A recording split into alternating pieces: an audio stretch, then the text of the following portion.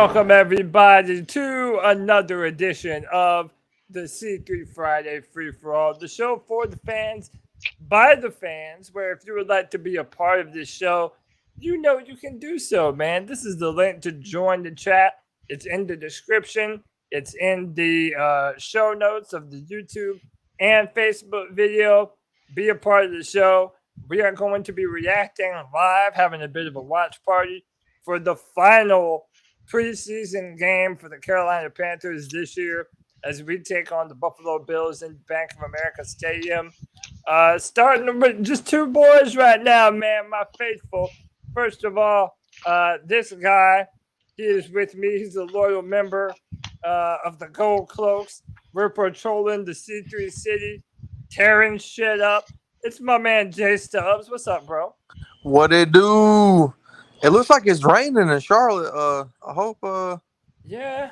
There's a little post on Twitter about maybe lightning strikes headed that way. I hope not, but yeah, okay. I got my window open. It's looking a little bit here's weather, but they're in shelter in place right now. Yeah, everybody that's it. is. Yeah, Panthers 1 minute ago put a lightning's been detected. They're in shelter in place protocol.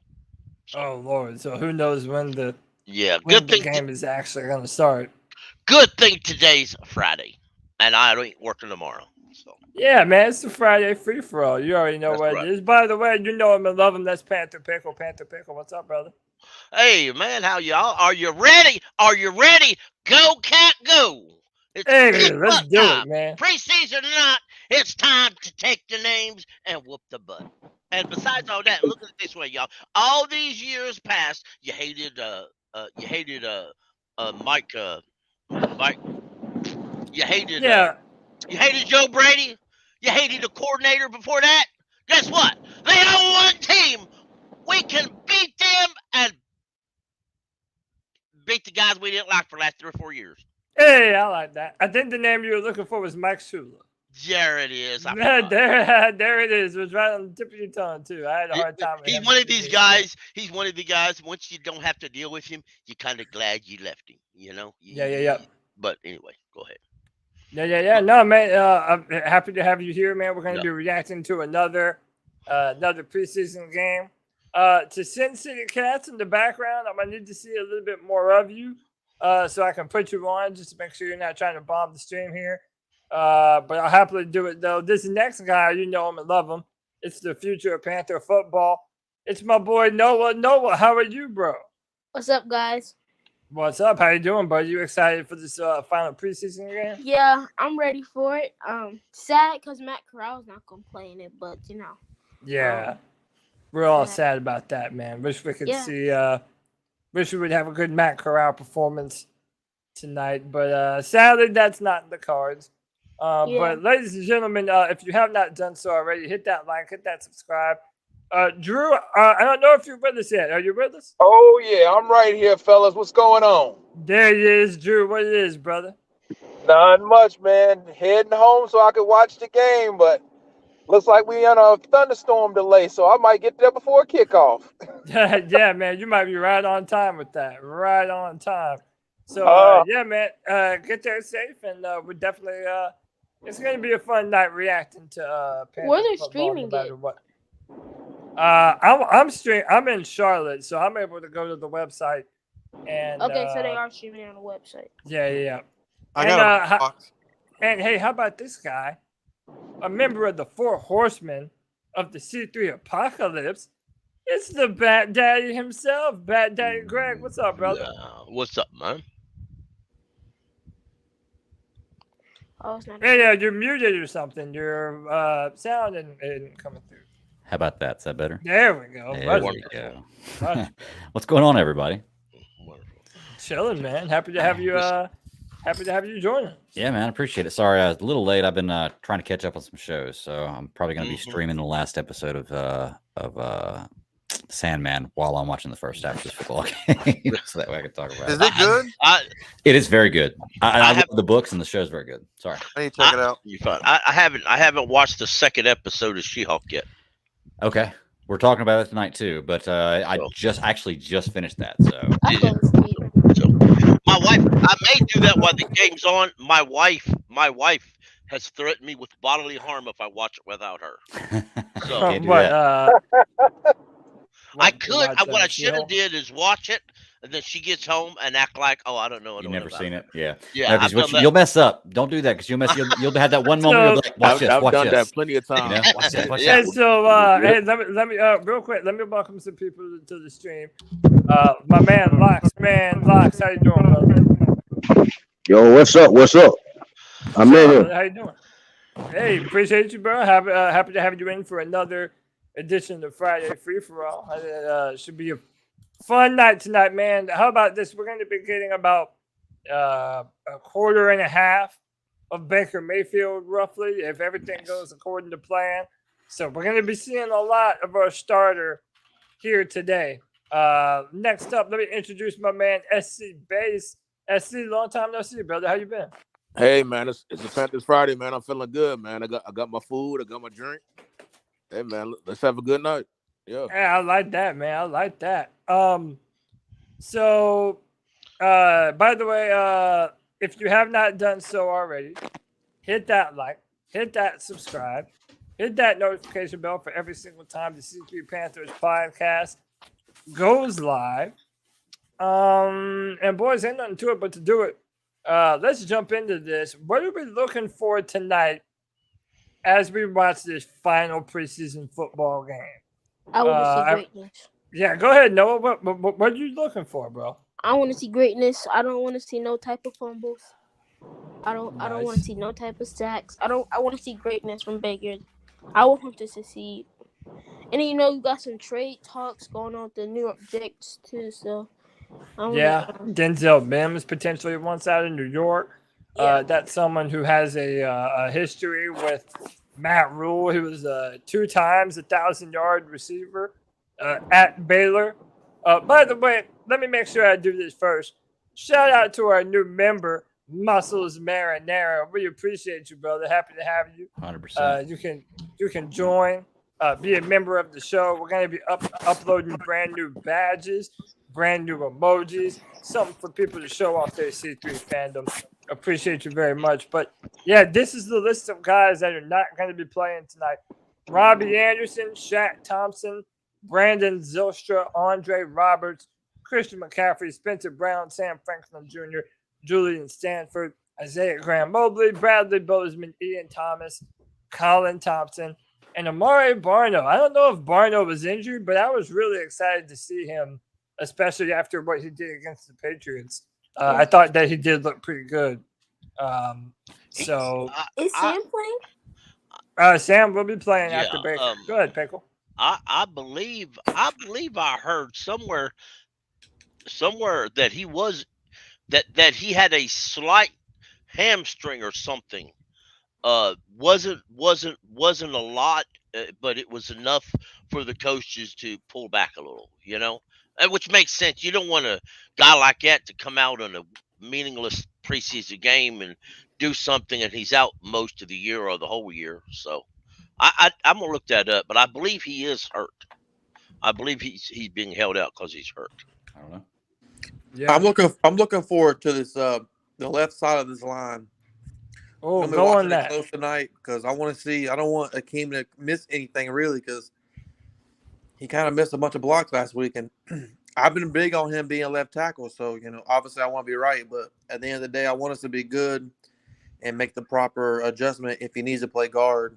So what does your gut feeling tell you? Do we think that Icky's going to have some growing pains playing left tackle? Oh yeah, most definitely. I mean, Myles Garrett week 1, boy, that's a tough task. Yeah, that's a matchup Mm-hmm. right there.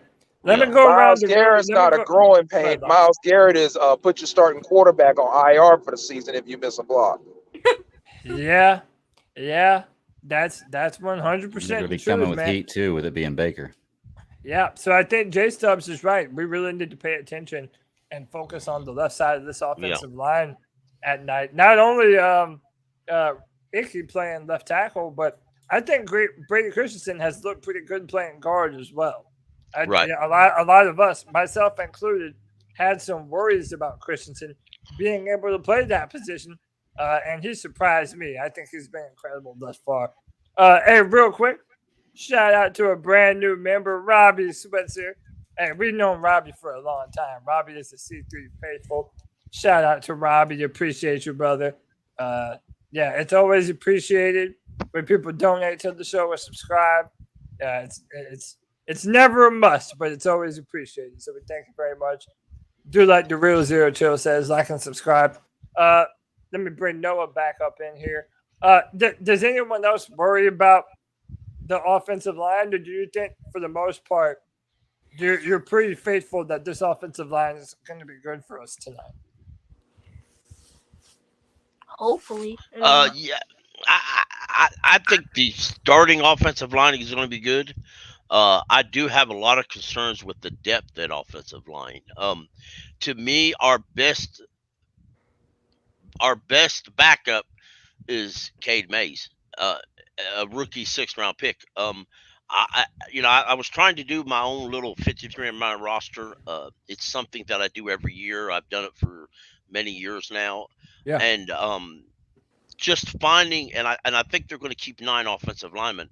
Just to finish that 9 out is very hard. If you want to, sometime y'all go and look on the roster and figure that out for yourself. It's very tedious because I ended up keeping Cam Irving and Pat Elflein, not because I wanted to, but I consider them better than the other losers. You look at yourself, Michael Jordan, Dennis Daly, or Cam Irving. If you add them two together, or you add them through Dennis Daly, Michael Jordan, or Cam or Cam Irving, and you think, well, Cam Irving plays tackle. Cade Mays can play tackle, but can't play on side. But if you're strictly going for depth, there's no easy answers there. I mean, we're really low as quality depth goes. Hey guys, do we think Deontay Brown is gonna make this final roster this year? I don't think so. I hope it has. I hope if he plays good, he may. But Matt Rule hates him. It's a to look at it this way. Somebody in a hurricane, B. Yeah. Well, hold on one second. Let me try and get Locks in here before his microphone. Locks, go ahead, brother. You outside? I was. Oh, hold on. Yeah. You sound like you're in a tornado, bro. Can you hear me now? Yeah. Much better. What's up? I was saying Deontay Brown is not going to make the roster, and I was seeing that thing over there. Is it like a 30-minute lightning delay or something? Yep. Yeah. So looks like it'll be raining for a while. This is from Bash Hurt Carolina Blitz. She said we'll likely delay the game. For every lightning strike, there's a 30-minute waiting period. So who knows how long it'll last? It doesn't look like it's going to be too much longer, though. So I don't know. We'll see how much time it ends up taking off the clock. But hey, no, let's go back to Deontay Brown, though. Why don't you think Deontay Brown will make the roster? Whoever wants to jump in on this, Deontay Brown, does he make the roster or no? For me personally, we'll bounce around. But go ahead. We'll go Locks first. Oh yeah. For me personally, like I was saying in the chat, and I know Cody has been seeing my chats. I said I think he's a little bit too big. He's a little bit too slow. I don't think he has the versatility enough to be a every down or even a backup right now. I think he has to get his weight down to at least. I'm gonna say I'm not gonna go too far down. I'm gonna say at least 320, 325, because if he's 350, 345, 340, nah, that's a little bit too big. But that's my opinion on why I don't think he'll make the roster. And Cade Mays, he's more versatile, and it seems like they're in love with Michael Jordan. So I believe that makes him the odd man out. Yeah, my thing is this: aren't there just athletic big boys? Like there are some dudes that are naturally like 340, 350 some pounds that can move and they're strong. Like those players have existed before. I'm wondering, is Deontay Brown too big and slow, or has he just not been given an opportunity to really show what he can do on an offensive line with Taylor Moton and with Bradley Bozeman and the rest of those guys. I kind of think it's an opportunity thing, but it wouldn't surprise me at all if Deontay Brown goes off and becomes a great player for some other football team somewhere. Right. Just being real. Lance Kubiak. Appreciate it, Lance. Lance, appreciate you, brother. Lance Kubiak, brand new member to the C3 Faithful, man. I appreciate you. Yeah, man, if you would like to hit that join button, join for just $1.99. We're going to be uploading a bunch of emojis and badges. Check that out. But who else wants to jump in on this Deontay Brown conversation? I mean, I'm just gonna say I think y'all pretty much said it's funny just hearing everything. I really don't know what to expect from anything because everything we hear ends up being different. So, I mean, it's just kind of a wait and see thing for me. Like, I really couldn't tell you what it's finally going to be whenever we have the final roster. You know, I'm clueless on it. And I think they are too, to be truly honest with you. Yeah, I mean, that's pretty much how we've been feeling, you know, like a lot of the people that Panther Pickle mentioned, you know, guys like Dennis Daly and Cam Irvin and Michael Jordan, like you hope that those guys are just going to be depth. You know, we don't want them to be this a fixture on our offensive line like it seems Matt Rule is trying to make them be. Well, from what I heard today, Michael Jordan is in that spot. So... But I just heard that was on Skip and Shannon, and I don't know, or the Undisputed. I don't know how well they were informed about the actual. No, they're not informed at all. I didn't think so. What did they say? They have no idea. They said that Michael Jordan was in that spot. He was a starting. Yeah, plus that's because most of your depth charts out there says that. Yeah, and that's probably what they're going off of. Exactly. Skip just want to make a Michael Jordan joke. It probably is what it was too. I agree. That probably is what it was. You know, but that's something you got to look at. If you look at the depth chart, then you know there's 6 are going to make it basically. You know the starting 5 and Pat Elflein. All right. Then if you say Cade Mays is a lock, he's played good, he's a rookie, he's a draft pick. Okay. Then who are you going to pick after that? Michael Jordan, Dennis Daly, Dante Brown. You're going to pick Sam Tecklenburg, Mike Orton, or Cam Irving. You know, I mean, the selection's not deep, and they all suck. Exactly. So you're kind of. I mean, granted, somebody in the chat mentioned it. You do have the waiver wires, and if I'm correct, the Panthers have the 6th are in the waiver wire in order because of the draft picks right now, because we're still using the draft. Hey, did y'all touch on the Denzel Mims report? No, not yet. I mean, let me ask this though: if would you be willing? Okay, so now that we bring up Denzel Mims, I feel like a lot of people have been assuming that there would be a trade and that Terrace Marshall Jr. would be involved. Now, I don't necessarily know if that's what they want to do. A lot of people feel like we need to go and get a D lineman before we do get another receiver. I agree 100%. So, yeah, let me ask y'all, what would you think about Denzel Mims? Would you be okay with trading for him?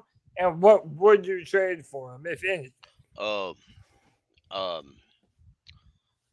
was just on talking to somebody else about that.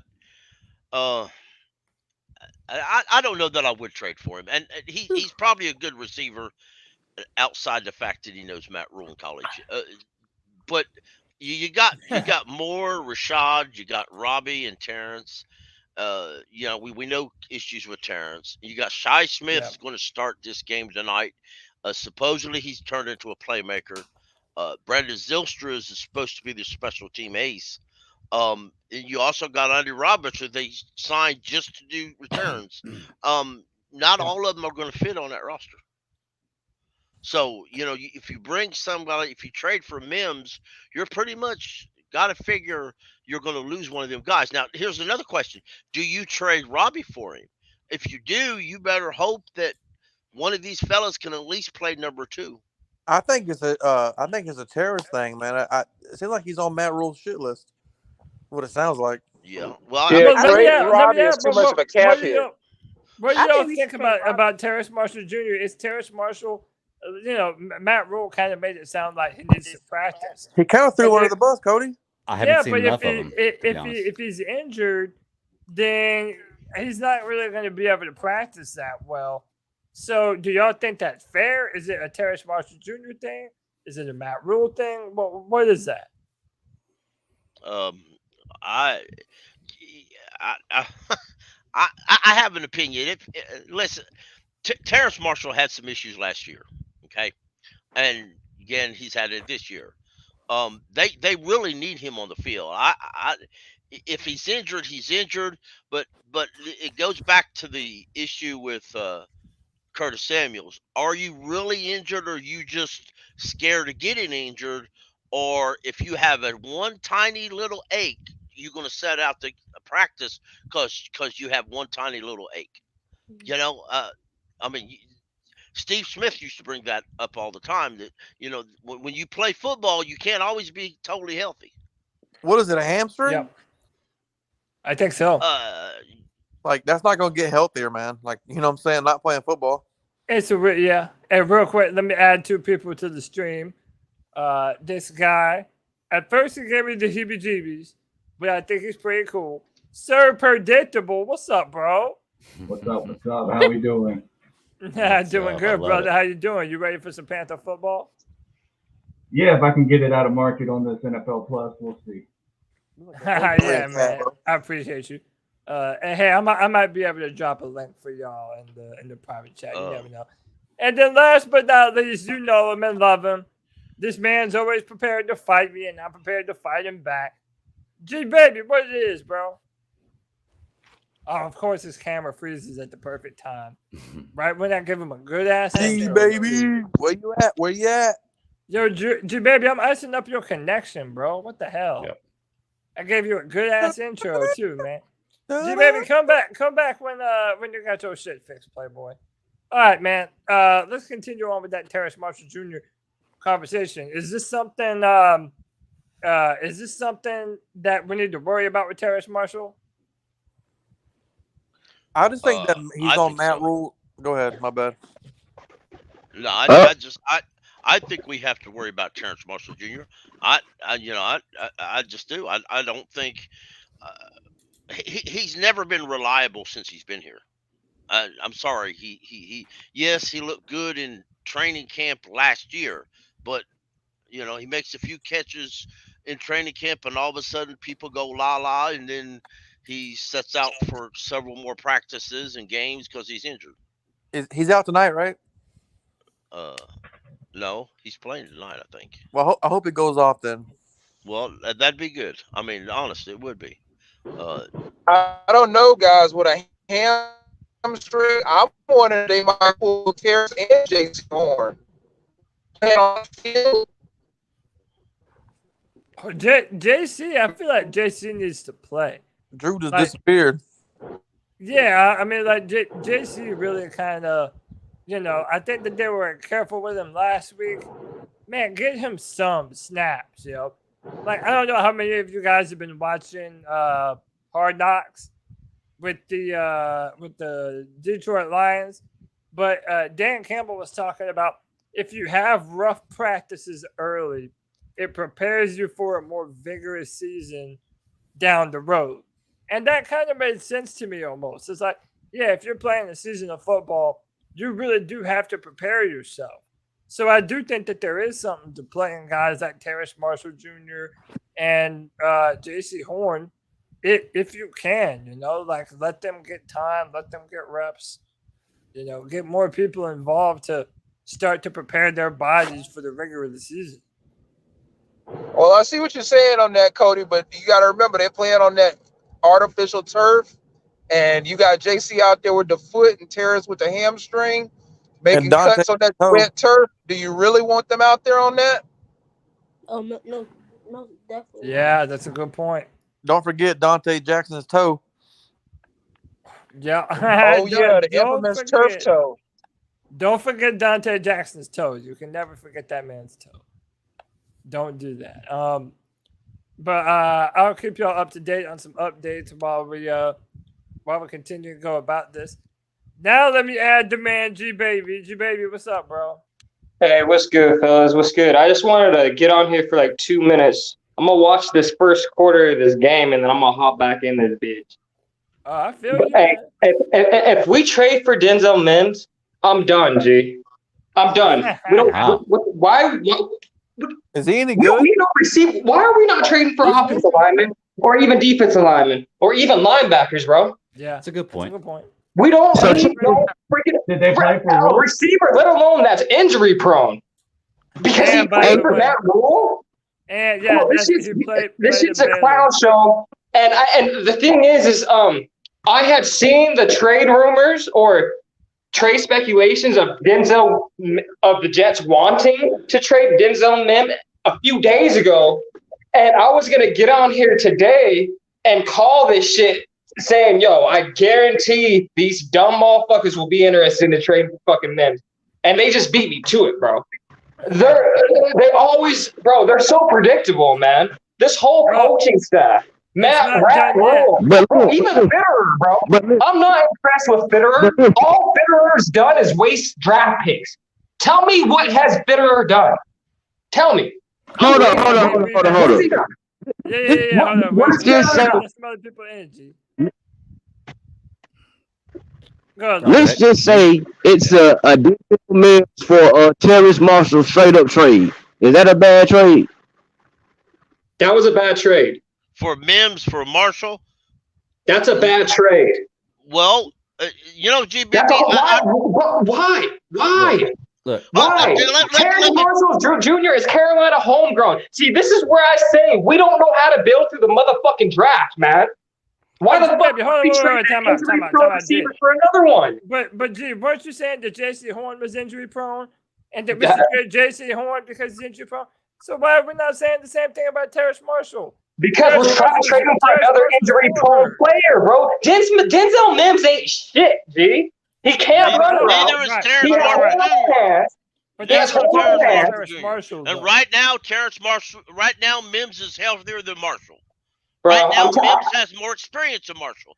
And That is true. listen. In my personal opinion, I don't want to trade for him. Period. But if I'm bringing Mims here against my will, then the Jets ain't getting nothing better than Terrence Marshall. Okay, so let's Yes, waste more draft picks.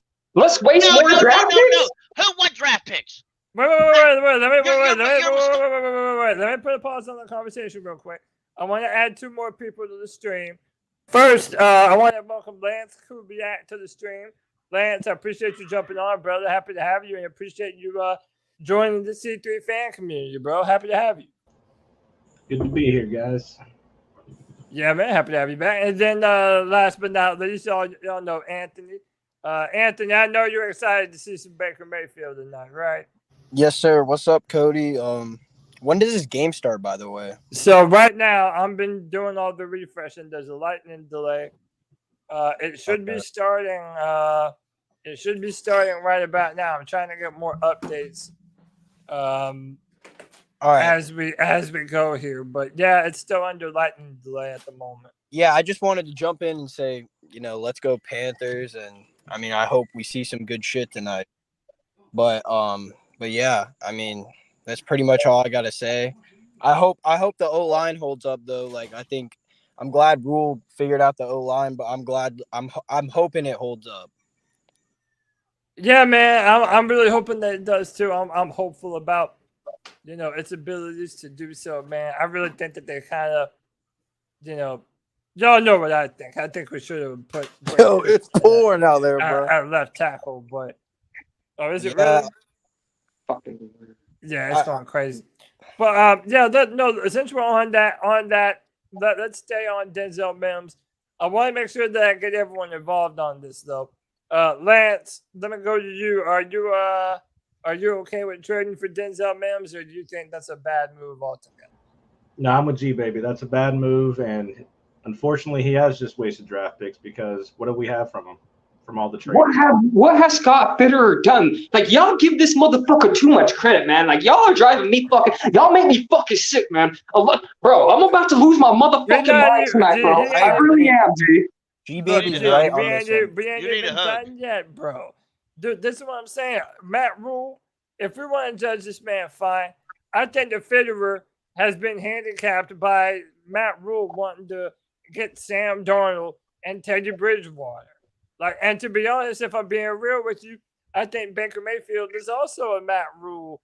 I think Matt Rule is also the one that brought Baker Mayfield here. So yeah, I can't really blame Fitterer for that, man. And if you look at J.C. Horn, where I think he's going to be for us, I think C.J. Henderson is going to be a shutdown corner for us. I really think that Ikem Ekwonu is going to be a damn good player for us. That dude can't even pass block, bruh. They have not proven themselves yet, but you have to give them the opportunity to do so. There hasn't been enough time, man. When's the last time we heard the Panthers had an outstanding fucking practice, bro? You're not going to hear that. I mean, not on offense. You're not going to hear that. They don't want you to hear that. They don't want you to hear that. They don't want you. If it was up to the current staff, those in charge, in the future, once they ever decide to build a training camp, they're going to close practice to all fans.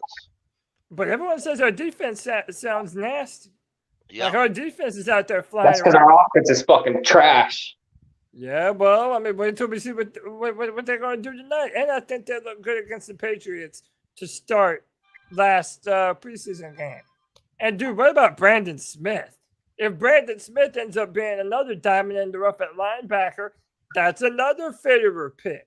Dude, I'm telling you, you'll have to play. You want to know why? Because Rat Rule's the fucking head coach, and he don't want to play young fucking players like he should. I agree. 100% I agree, man. It's a fucking problem, man. This whole coaching staff is a fucking problem, man.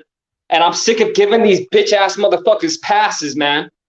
This year is the year, man. If they don't get it done, I want everyone gone, bro. There's no excuses, man. And I feel like Rat Rule will be gone by week 5, man. I truly believe that shit. I mean, David It's Tepper put up or shut up, man. It's put up or fucking shut up, man. Is the one that gets the season's right around the corner, Cody. Like, come on, dog. If we play the Cleveland Browns, dog, we better fucking come to play. That's all I gotta say. Listen. I've been saying forever, it's a prove it season. Everybody has some shit to prove, man. Literally everyone. And I'm just waiting for them to go out there and do it. My thing is if this offense is going to take a step forward, it is not going to be because of our coach. It's going to be because of Baker Mayfield. If you love him or hate him, this dude has to be the man for us this year. Because it damn sure isn't going to be Sam Darnold. So the Panthers are going to go as Baker Mayfield goes. Truth of the matter. And I stepped away for a moment, but I just wanted to touch on something that was a question was asked earlier: is what has Fitterer done for us?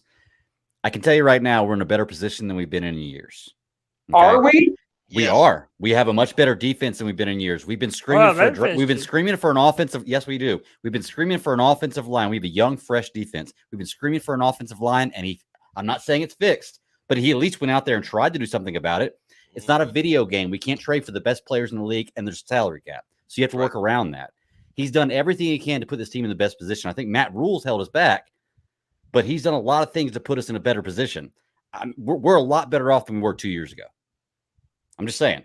Yep. 2 years ago? Yeah, he's been 3 years, right? Yes. He's been our GM 3 years. So I mean, we're a lot better off. This is his 3rd year, right? Yeah. The 2nd year, right? Oh, maybe 2nd year. I'm just saying. This is like, Fitterer's. I feel like we're in the same position. I get it, G, baby. It's not perfect. It's not perfect, and it may not work. But you don't know until you try, and he's making moves to try to do that. We do have a good, solid young Especially defense. if CJ Henderson works out. Well, yes. CJ Henderson, we got Jeremy Chin, we've got J.C. Horn, who's the guy we just traded for, Rhodes. Brian Burns is legit. I'm saying we can't have a perfect player in every position. And like I said, it's not a video game. We can't trade for all the best players because it just doesn't work like that. And by the way, but we are in a better position than we were. Yeah, and to add to that, I feel like Fitterer, he didn't have any say-so in Matt Rule. And he should have. Like, I'm a firm believer that your general manager should be a part of appointing your head coach. Mm-hmm. Fitterer did not have an opportunity to do that. So this is the coach that he had been saddled with. I feel like Fitterer has done a good job considering who the head coach is. None of us believe in Matt Rule. Some of us believe in Fitterer. And G baby, I don't even blame you if you don't believe in Fitterer because Wasting has to picks, pay bro. off. He's been wasting picks. But I'm not here's my saying you're deal. wrong. I'm Here's my not. deal. But You have to give those players time to either prove themselves, boom, or bust. We have not had enough time yet to know that about J.C. Horn, C.J. Henderson, and Kevin Kwanu, Brandon Smith, even Terrace Marshall. Bro, we need more time to know who any of these dudes really are. All right, G-Baby. Good. Scott Fitterer would look a lot better without that Darnold trade. That was Agreed. the worst move. Agreed. That was a bad move. You guys forget he's the one that picked up Cam Irvin. He's the one that picked up Pat Eflon. He's the one that you're not going to hit everyone. You're not going to hit we're everyone. not going to see his potential till Rule's gone. And I think Matt Rule wanted Sam, to be honest. He even said it like he looks like Matt Stafford. Yeah. Everyone makes mistakes. Everyone, when they start a job, they screw up once. There's only one Best GM I GMs can in think the of that's world hit every screwed draft up. pick over the last few years, and that's the guy in San Diego. He's hit every draft pick in the last, every single person he's drafted has been phenomenal. But you don't see that very often. Hey, but before we go forward, let me add the man himself to the conversation. You know him and love him. He's the runner and owner of the C3 Cat Chronicles podcast. Tony Dunn, how are you, brother? What's up, you fools? How you doing? He dizzle. Chilling. How you doing? The game's delayed. Lightning? Yeah, it's lightning. So the broadcast has started, but it's still under lightning delay. So okay, all right. So I guess obviously I know you guys have been leading the conversation and doing that, but I was trying to think of things that were on my mind. I mean, obviously we're going to talk about this game in a moment and like what we want to see, what we expect to see, or do we want to see anything? But I think today's the news about Denzel Mims is, I mean, obviously you guys have talked about it. What's the feeling and the sentiment? And how do we have a Super Bowl champion, Lance Kubiak, in here? Isn't that a coach? And actually Sir Purr is in here too? Yeah, awesome. man. Like, we got what? everyone in here, man. Tonight? This is fucking dope as fuck. Why am I late? Yeah, why are you late? Where have you been, man? I'm trying. Dude, that's what the Friday Free for All is, man. It's just always a rip roaring good time, you know. Sir Purr shows up. It's crazy over here, man. Yeah, I got some breaking news. Okay. I believe that when I signed up for NFL Plus, I screwed up. Why? Uh-oh. You did the year. Because I did the year. Oh my God, Pickle! No, you didn't. Right. I did. Can't hide money. But you know, hey, you only live once. Yeah. And if I told you this was my only financial screw up, I'd be lying. Tell me. What? It's just I was expecting more than I'm getting. And maybe I shouldn't have expected so much. You got to think of it like Game Pass. Did you get the premium or the basic? The premium. Okay, so here, this is where the value in that is not watching games as they're happening, but watching them afterwards. Yeah. It's all about the coaches tape and all like the condensed games and the shit like that. That's why this is what I'll do is I'll watch. On Sundays, I just focus on the Panthers so much I can't divide my attention. But so far, or at least, and then we're doing the post game. I'm not watching the 4:00 game, so I'll go and the next day watch like 3 or 4 games on that condensed joint. Yeah. So you can watch them and they're 40 minutes, 36, 40 minutes, and you just blast through some games. That's where the value is. Other than that, you're just watching on TV. To go back to the Denzel Mims thing. The Baylor connection. Is this something that the Panthers need? And gosh, I mean, this is really a referendum on your boy, Cody. Terrace Martin. It shows me Rat Rule runs this fucking organization, bro. Maybe we should stop. It shows me Rat Rule is the one that got rid of fucking Cam Newton. It shows me that Rat Rule is the one making all these motherfucking decisions, bro. Hey, but wait a minute, hold on. I love how Terrace Marshall Jr. is my boy whenever he starts to have issues.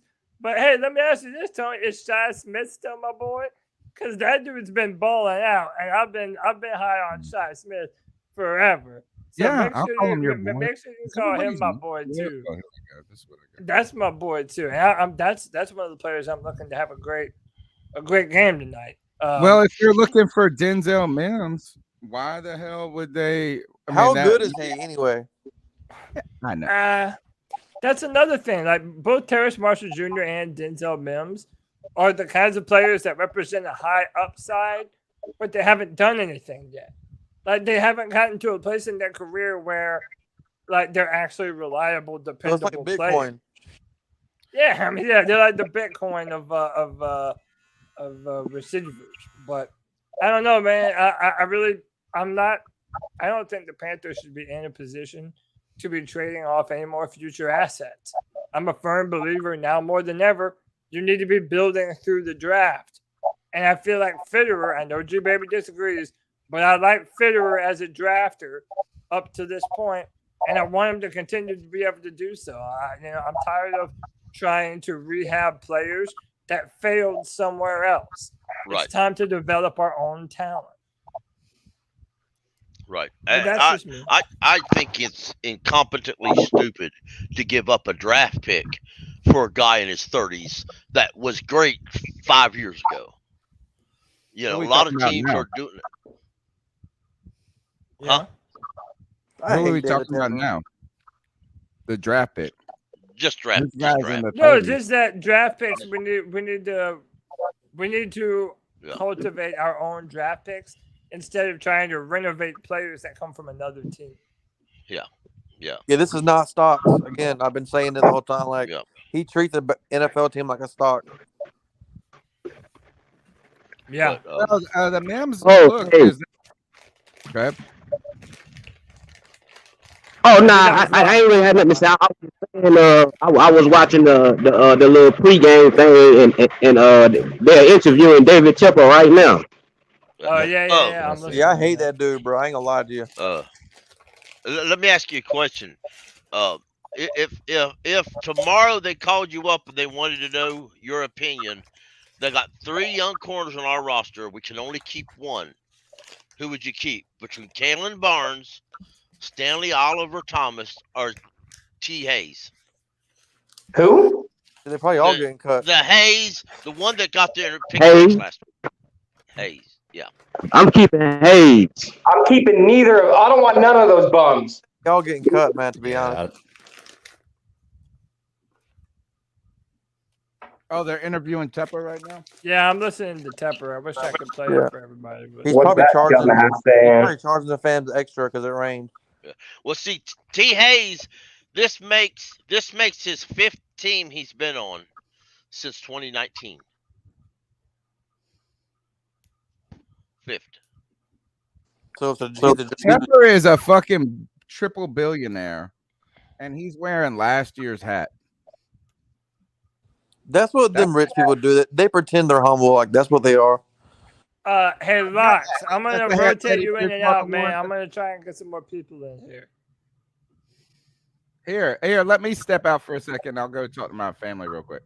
Well, all right, that's fine. Sir, you about to bring some stuff right, fellas. I'll be right back. All right. It's just funny that Tony leaves right now. He's going to talk to his family because here is his bastard son. White chocolate espresso. And My dad's always running away from me, man. I know. I'm ducking that child support. I'm trying to get him to. I'm really trying to get him to spend some quality time with you, and he just refuses to do it, man. I don't know what you did. I'm gonna go talk to my family. Yeah. Not this one. Yeah, but you're not a part of. Know your place. Redheaded. That's why I'm drinking Trulies now. Yeah, I feel you. You must have been a bad kid. Probably. I mean, most likely. Yep. So, by Kevin, the way, what you looking for tonight? He's a South Carolina fan, so he's not, Y'all are going to lose to Georgia Tech. Shelter in place. That Sea Lion is on meth or something, dude. I'm looking forward to kickoff at playing well. 7:36. 7:36. All right, bet. What's that bear? Yeah, can we see your face, G? That's so predictable. No. His face is too damn ugly for this podcast. You can't see that. Yeah, you like an Elden Ring dungeon cat. Uglier than me, dude. They ain't nobody on this podcast uglier than me. No, but hey, man, we have to start speaking positive about ourselves. We're some handsome ass Positive. men, bro. Give me a minute. I'll take my shirt off. I'll impress everybody. Yeah. Oh, God, Yeah, let's all leave our shirts on. But, you know. Hey, how about this? We're allowed to call ourselves some handsome ass boys. How about that? I'm a handsome ass boy, bro. I don't give a damn. Not me. I'm a man pure. All right. I can barely listen to what David Tepper is even saying. Oh, there he is. I was able to bring Tony back on. Tony, you've been ditching your bastard son. He's got a mouthful of food. Did his son? Dad? He's ignoring you. I'm the baby's pappy. I'm not baby. I'm that baby's pappy. He's the baby's pappy. He can't hear me, but he can read this. That's your father. Come on. Since when? I mean, he doesn't act like it, but you only get one, you know? I mean, some people get two, depending on what family you're in. Yeah. True. Those people are, they have great. When does the soccer season end? Do y'all know? Not soon enough. No, I really don't know. I couldn't tell you one player on the soccer team. I ain't gonna lie to you. Hey, y'all remember when y'all were naming best bank robbing movies? Y'all didn't mention The Town. The Town? Yeah, The Town was really good. Wait, why does that sound familiar? Bro, that's got Affleck and what's his name, Jeremy Renner, in that bit. Oh, I don't know if I ever saw that. Yeah, you got to see that. Oh, you missing out on that. Yeah, That I'm was a gonna have to damn check good that movie. out. Hey, by the way, all the Oceans movies are kind of like that. I like the Oceans movies. Yeah, I mean, not really. The Dark Knight is kind of a bank robbing movie. The whole thing's based around robbing the mob. Yeah, a little bit. Reservoir Dogs too are really good, man. And by the way, whoever has noise in the background, mute your That's me. microphone until you're Did Steve Smith look like he's about to punch Tepper? No, dude, that's his number one fan. God, I hope he does. I mean, y'all knock him the fuck out. Y'all, I love Steve Smith, but let's be honest with you. He's a Imagine that propaganda was piece going to now. happen. Imagine that would happen. You know how many? We'd get a lot of notarization in y'all. I want to see Steve Smith versus Pac-Man Jones while he's talking shit. Yeah, Garth Brooks. Smitty would knock his ass out, man. But you saw Pac-Man talking shit though? Yeah, I seen that. He couldn't even handle Smitty on the field, man. Smitty always whooped his ass, man. I would pay to watch that fight. Pac-Man Jones was a punk when he was playing, and he's worse now. He ain't messing with no Asian 89. Come on now. Hey, Brad Holt, did he really say that? David Tepper said the stupidest part of his job was looking at Twitter. I told y'all this man understands what we're saying on Twitter, y'all. He keeps his ear to the ground. Cody, I be telling you, man. We be know. bullying him. I know. I think these teams have spies all over social media. I hope they do. We I bully hope them. spy on me. They That's do. what I'm saying. Like, that's why I like to go on Twitter and just speak my mind and start saying shit. That's the truth. I know it's going to get back to them at some point when people are tweeting the same thing. Yeah, you know they do. They got on old PMP Rashad for the posting the training camp video. You're right. Yeah, and that had a ripple effect. No one was able to. That's why they no one can't. was But I able don't to- know if it's the reason, but It was the definitely idea the that reason. you couldn't take video and pictures at training camps. That's a new thing. Yeah, because they don't want nobody to lie. They want to have the narrative. That's what it is. They want to control the fucking narrative, man. Well, I don't even say the narrative. They just want to own the money. Well, they want to own the stream. Yeah. They don't want you to have eyes on the Panthers that don't come through them. This you know, is talking about Pac-Man, I will say this is, the only time the Bengals made a playoffs before Burrow and them got there was when somebody got arrested for a felony charge. Like they would bail Pac-Man Jones out of jail and then go make the playoffs. I miss those times. I know. Simpler days, huh? Yeah. I actually don't dislike Pac-Man. You know what I'm saying? Like he was wild. He was a wild motherfucker. You know, Steve Smith was wild as hell. Dude. I dislike Pac-Man more than I dislike Kid Believe. Right. Steve Smith was a straight dog, man. I miss Smitty, man. I know. Well, you still got. Oh, did you? I didn't get to watch the Amazon stream last night. Did you guys watch it? Nah, I didn't watch it. Nah, that game was probably trash. The reason I'm asking is because I heard a lot of positive comments about Al Michaels and Kirk Herbstreit doing the broadcast. They were talking about the people that they got in there, but one of the people that was supposed to be involved in the Amazon production was the Akib Talib, whatever his name is. I always call him Talib Kweli, but the rapper? Yeah. He calls him Talib Kweli. I always call him that. Just to get by. Hey, a lot of people don't even know who that is, man. That's old school right there. So did Collinsworth retire? Huh? Who does Sunday Night Football now and Monday Night Football? I think they didn't Drew Brees. I don't know who's on the Sunday night broadcast now. There's been a big mix-up at all the major networks. Isn't it Matthew Berry? It's Matthew Berry, ain't it? Who the hell is that? I don't know. Oh, the fantasy football analyst. God, I hope.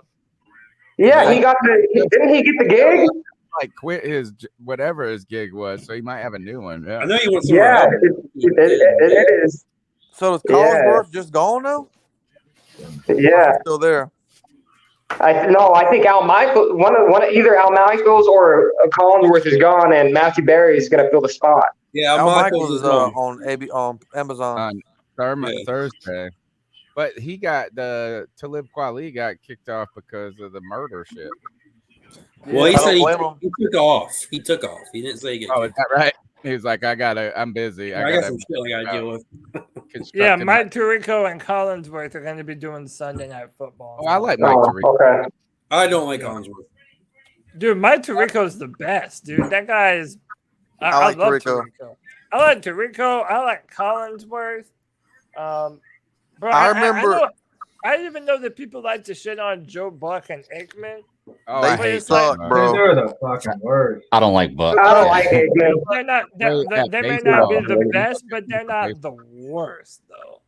No, they're not the worst. Look, I miss John Madden. We're petty, dude. The reason why I don't like Joe Buck is because I was a big Randy Moss fan back in the day, and Randy, and he and his celebration was he wiped on the post. And Joe Buck was like, "What a disgusting act!"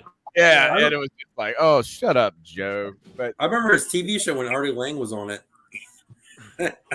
Dude, you know who used to really annoy me on the commentary booth? Joe Buck is great at baseball. Phil Sims. Phil Sims used to just annoy the hell out of me. Jonathan Velma, man. I hate that motherfucker. Yeah. Or the other dude from the Patriots, that Rodney Harrison. Rodney Harrison, yeah. Oh, yeah, dude. He's so anti-Cam. He's the number one Cam Newton hater, bro. Yeah. Drew Brees is the worst. That dude, like, legit, he sucked. Like, they kicked him off. I don't know. I think the network. Jason Witten might be the worst. He went right back to this. No, I think Drew was worse than Witten. Mikey. By the way, the game will kick off in 10 minutes at 7:36. They're showing Panthers warming up right now. Brandon Smith. Yo, how about this? There might not be a player on the team that I'm more excited about this year than Brandon Smith. And I really mean that. I believe he's going to be a major part of what our defense does this year.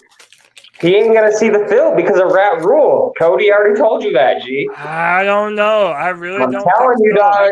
On the But defensive hold side on, of the hold on, ball, they have been more willing to play rookies. And I don't think Shaq's gonna be healthy. They have been far more willing. That's true. Yeah, That's I mean, true. remember that Jeremy Chin started his rookie season. So did I mean, every defensive player that we have Derek drafted, Brown, JC. yeah, Derek Brown, J.C. Horn, they all play right away. So that's what makes me hopeful about Brandon Smith. I think they want a fast, aggressive defense, and I think that Phil Snow is going to be a big part of Brandon Smith seeing the field. Shout out, JD. Well, we'll see. That's I perfect like to call, see what he perfect can. I mean, he's so fast, right? I mean, that's helpful. I mean, they're gonna send him on some blitzes. That'll be nice. We'll see. We'll see. I don't know what to think of our defense yet. I know everyone is going off of last year, and the defense was our strength. And everyone believes that J.C. Horn is the next second coming. That's for G, baby. But like, there's a chance. Like, I mean, I do think the defense is going to be good. We need to see it. You know, that like we're going to have to see all of this stuff to see what they are. At the end of the day, is that the defense was better last year than we expected it to be. I expect Derek Brown to have a good year. I like him. Can we just stop the run this year? That'd be nice. It's gonna be We haven't been able to stop the run in years. Which is crazy because It used to be our thing. Defense at the top five defense. It's gonna be a top five defense. We're gonna have a top five pass defense, and we're gonna have at least a top 12 run defense. And I think the run defense is I think the total defense is gonna lead the Panthers into a wild card. And I think it may sound crazy, but I think the Panthers are going to keep 12 defensive backs. 12. Wow. 12 defensive backs? That's a lot of DBs, Yeah. Tell me right, this bag is legit. Sorry. So Baker Mayfield's out there warming up. Dude, brother, there ain't no way they keep 12, my friend. My math's off way bad. Because 12, that means if they keep 4 safeties, then they'll keep.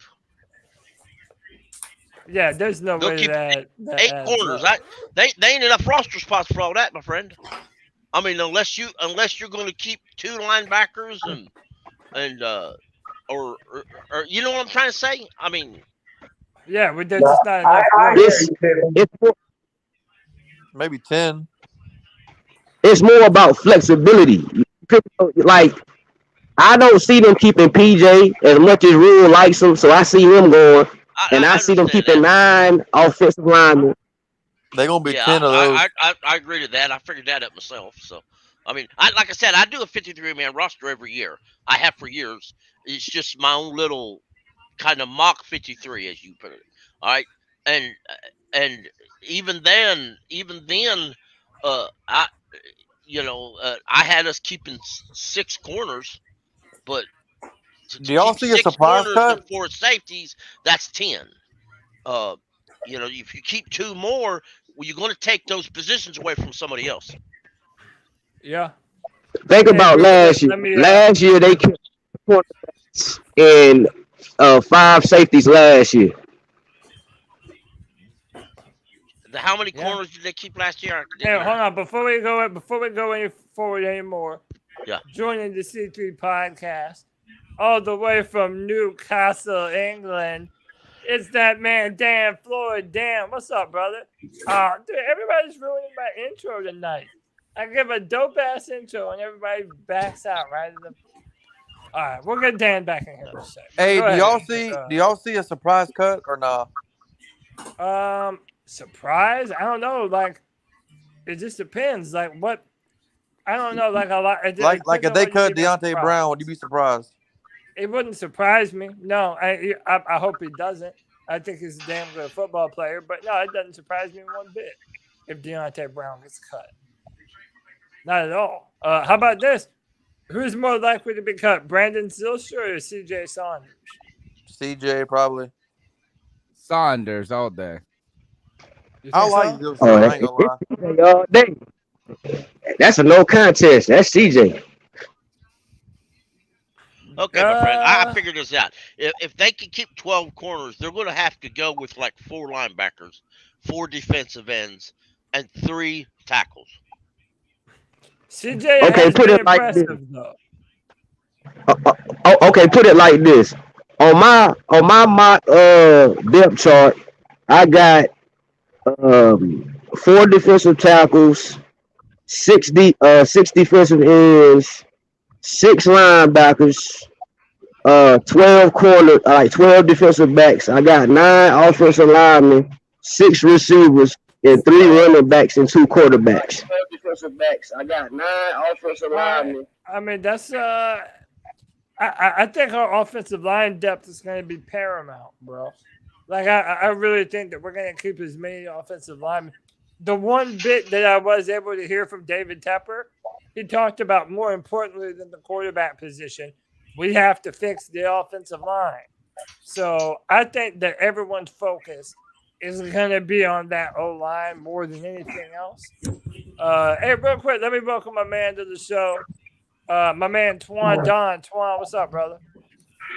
Yo, what's going on, fellas? What's happening? How you Friday, doing, man? you know what I'm saying? G-Baby's already mad as hell. Always. He's in rare form. G-Baby's on one. I just don't understand why the fuck we would keep 12 defensive back. That don't even make sense I to don't me. see that at all. Like, do we not put emphasis into the fucking linebacker position no more, man? I mean, did you guys? Did Luke Kuechly and fucking John Beeson and Thomas Davis and all these other great linebackers just poop and we just forget about them? Like, I just don't understand, man. Give him a chance, G. Brandon Smith is that dude. Let's go. Hey, hold on. Let me try this one more time, man. I tried this earlier, but I'm going to try it one more time. We'd rather get receivers. Joining us across the pond from Newcastle, England, Dan Ford. Dan, what's up, brother? What up, Dan? Yo, what you saying, C3 Panthers fan? Doing good. Hey, wait, hold on. Hey, I feel some kind of way. Cody didn't give me that type of fucking introduction. Yo, I gave you He was like, damn here's intro, Twan. bro. Hey, I said, Oh, hell, man. That's some David Tepper shit. Oh, That's some everybody David. knows And Tony ran away. That's Come some on, David man. Tepper shit. What's happening, boys? Doing good, man. Doing Damn, good. How you Cody. feeling?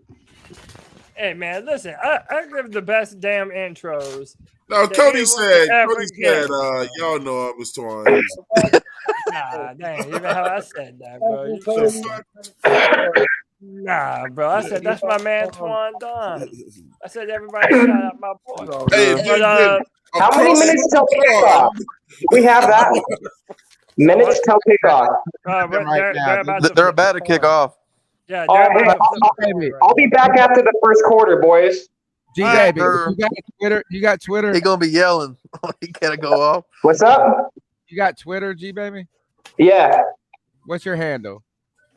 I think it's GBaby1 swag, I think. I haven't been on it in years, though, G. I stay on the Instagram. I know you're on Discord. And I'm on Discord. Okay. Yeah, I'm on Discord. I'll put this joint in Discord. You'll laugh. All right, G. I'll see you boys after the first quarter, all right? All right, how about you, G? I'm Hey, excited for G-Baby. this left side of this line, man. I want to see how it holds up tonight. Same, Get back same, up. same. We should have challenged G-Baby that he has to say something positive about the Panthers. You know, like G-Baby at the crib. Who did G-Baby want out this week? Who did G-Baby want to go this week? What player was it?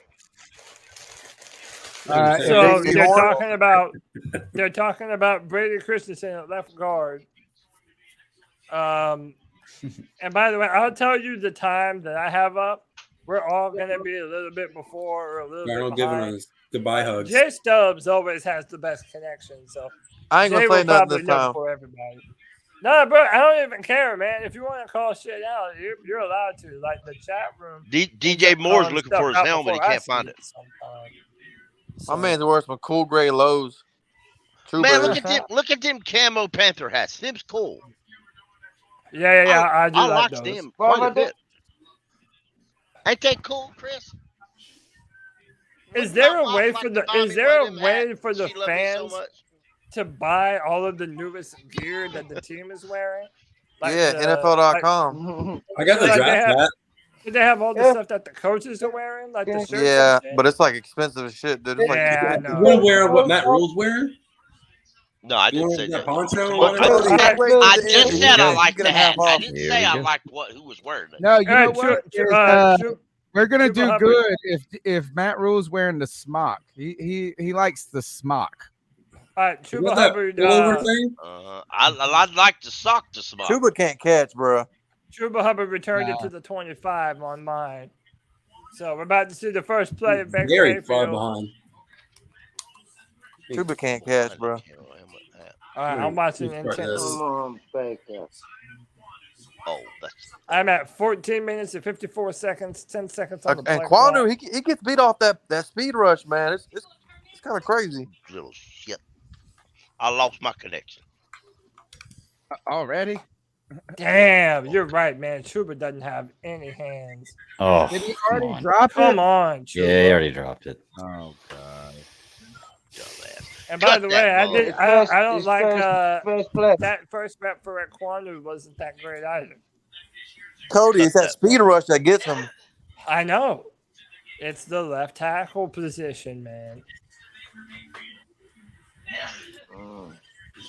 I mean, would it be better to put Timo on the left and Icky on the right for a bit? Because that's traditionally more the run stop side. Dan, I wanted to do that last year, and everyone Just made before- fun of me. I wanted to put Taylor Moton at left And we tackle still are. and put Christensen at right tackle, but they don't ever take my advice on what to do with the O-line. man. That's a bad play. All right, third down. I don't know what I missed 3 plays, y'all. It's all Matt Rule's fault. third down and 3. It's the last Come time I on, say man. I It's- like his hat. This is our first team against their second team. Pick up 2 yards.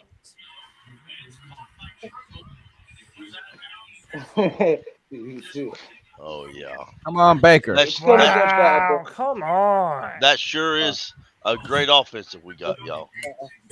Now let me ask y'all this. Can I put out there real quick though?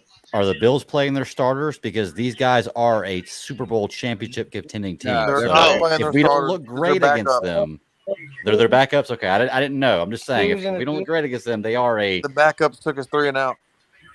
okay.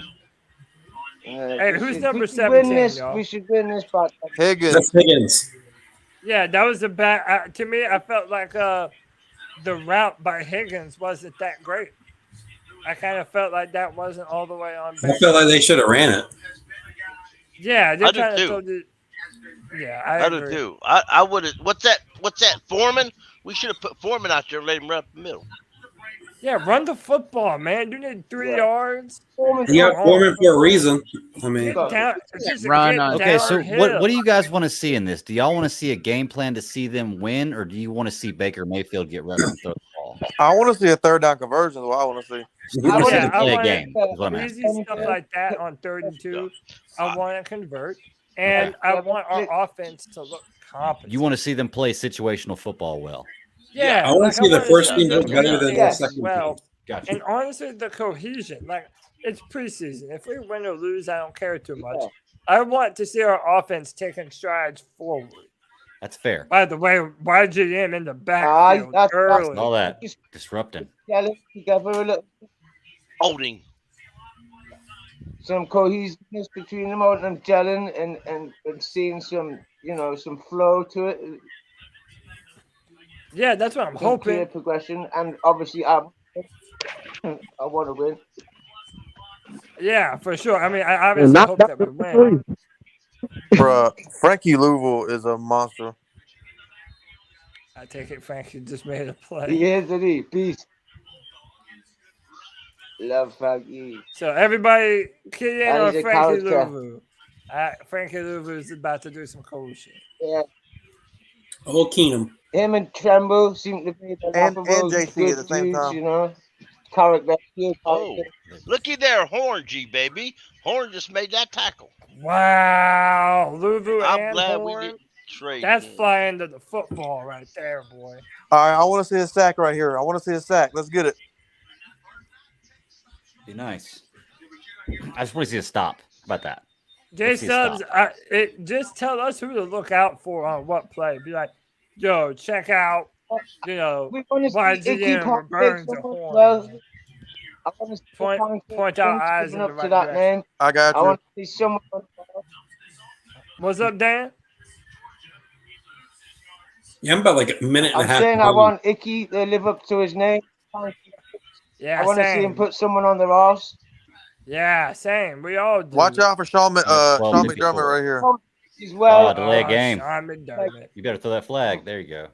Sticky Icky. Yeah, Icky. Ooh wee. I want him to make us ooh Put it wee. in the air. Put it in the air. Put him on his arse. Did y'all see the new hats today? Do y'all like them? Yes. The new what? Camo ones? Yeah. Yeah. I do. Eh, I can't like the find them Bills hats online. better. I was gonna see how much I they don't know are. if you can see the Panther. Can you see the Panther on here? This is it's Barely. a black Panther, you see? I Black didn't on get black. the blue. Yeah, I like that. But you can, but I want to, like it should be Black Panther. All I black. respect people that leave the sticker on, bro. I It's leave my bad, like- sticker on my hats, but I don't bend my bills. Yeah, I still do. I do the same thing. There's some cheese in the Yeah, refrigerator if you want to dip 'em. I started There's cheese in slowly the doing it, refrigerator and if you it's wanna like in between, like If where you I enjoy would 'em like normally that, you fold. Or, but It's called fashion. One of my friends, I think it's Kyle Cotrell on Twitter. He always gives me shit about having a sticker on my hat, like because I like to leave on the underside. That's what I like to leave that underside sticker on. Makes me feel young. With the price tag, like, yeah, bitch. Yeah, it makes me feel like my hat's new still. Yeah, I paid $35 for this mug. It makes me feel like Steve. Now, bro, they're 50, bro. Are they really? If you go to Lids and get a hat, it's $50 now. I mean, they have the 35 hat, but the one you want is 50. I saw one hat my son we were in Lids the other day, and he goes, Yeah, "Oh, I like this one." I said, "Oh, let me look at it." It was $70. Like, what Man, cover me for a sec, For a Tony. hat? I got you. $70 for a hat, and I love a hat, bro. I Still love slow one. It adds 3 speed. The hoodie was 50 quid. What's that? $70? $70 for this? Is that £50? $70? Is that a pound? Hey, I got a question. Carolina Panthers. It's Phil. If y'all didn't notice, J.C. Horn and C.J. Henderson were the starting quarterbacks, but Dante Jackson is in uniform. Dante Jackson. Do you reckon they'll see him at nickel? All right, guys, watch the pressure up the middle. Look at this. It's all the former wouldn't you Panthers put coaches JC there. on it, Nick? He could play, couldn't he? All right, Derek Brown. What we running a 3-5? Is that what that is? Brown collapsed that. Oh man, we couldn't get that pick. You'd think we'd have got a pick with all him What's that White then? shirts standing back. I mean, Brown took 2 guys with him. Yep. I think people are unnecessarily tough on Brown. This dude came in, started from game 1, and has our defense has improved ever since we got there. Yeah, they shot blocked my man Burns, and now they get 15 for it. Nah, we Well, going. what about Thibodeau? What about Thibodeau? Two linemen every time he ever play one. Why was that a penalty? Chop He's block. not going to shy. But handled it well. No, that's when chop block is when you're somebody else hit him too. Is it because the other guy touched him? You can't go high low. I don't think. Yeah, you can't do both. But that Thibodeau, Whatever that's called. But that wasn't an alignment. That wasn't an alignment. I think because it was an alignment. Or they weren't squared up. Oh, yeah. That's the quarterback that did You can't that. go Y'all low notice like that. Y'all notice who did that punt? Look at that. Barkley? Yeah. Oh, because the guy, the rapey guy? Is exactly. So Barkley's going to have to do the punting for this game. The rapey The guy. Bills. Yeah, the Bills punter who they just drafted, who can punt it like 80 yards. Yeah. Just got charged or accused of being part of this. Okay, guys, watch the left side of the line here. Rape underage girl and it was like a gang rape too that they're calling it. So all right, Baker, turn me into a Baker bottom, damn it. Watch the left side of the line here. You got I heard that was like a lie or something. Cody. That's some bad shit. I heard that was a lie though. Like, it turned out it was. But I'm not, like, especially after Deshaun. Like, yeah. You know, every person who's been charged with rape says it's a lie. I swear it never happened. Looking for these sex. Hey, watch Sullivan. Watch Sullivan. All right. It might be a secret gang. And they're like, yeah, just, he's one of us. He's like us. Let's get him in the NFL. Join the rest of us. The old something that I don't like. I am down on Chuba Hubbard. I don't like him. Yeah. Oh, nice. Nice. Look at that. Go, baby. It's a good throw. And by the way, that throw had some touch on it. He had to layer it over the head of that big watch the right side of the line. Right side of the line. Watch the right side of the line.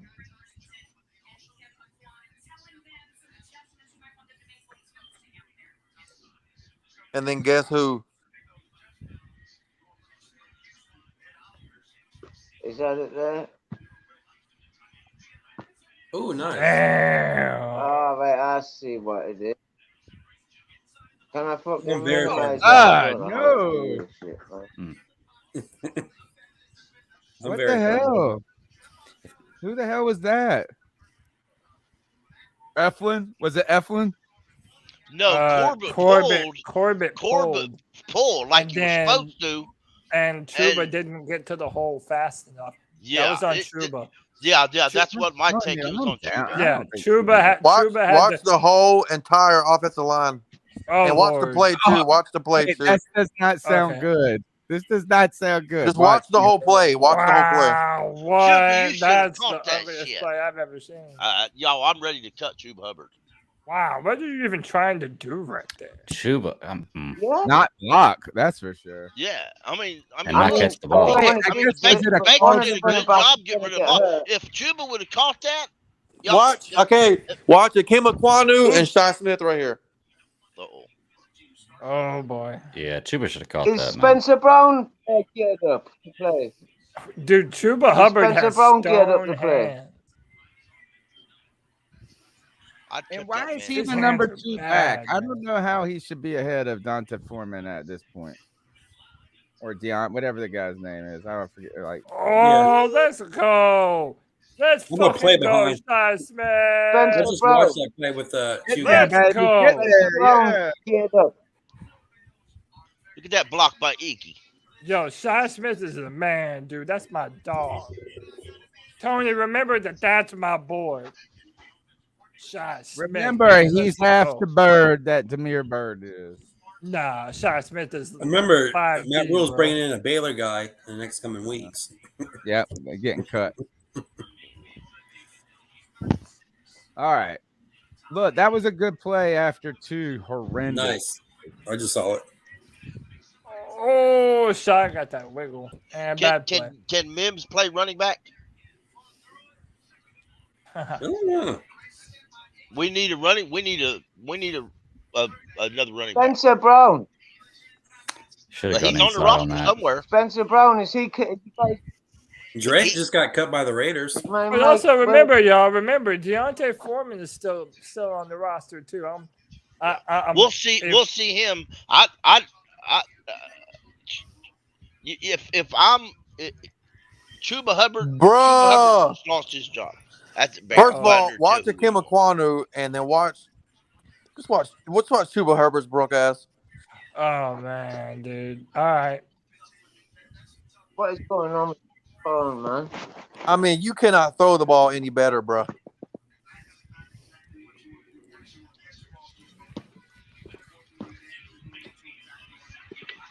John Matt was doing Oh, his God. Yeah, cut his ass. I mean, like right in the hands, dude.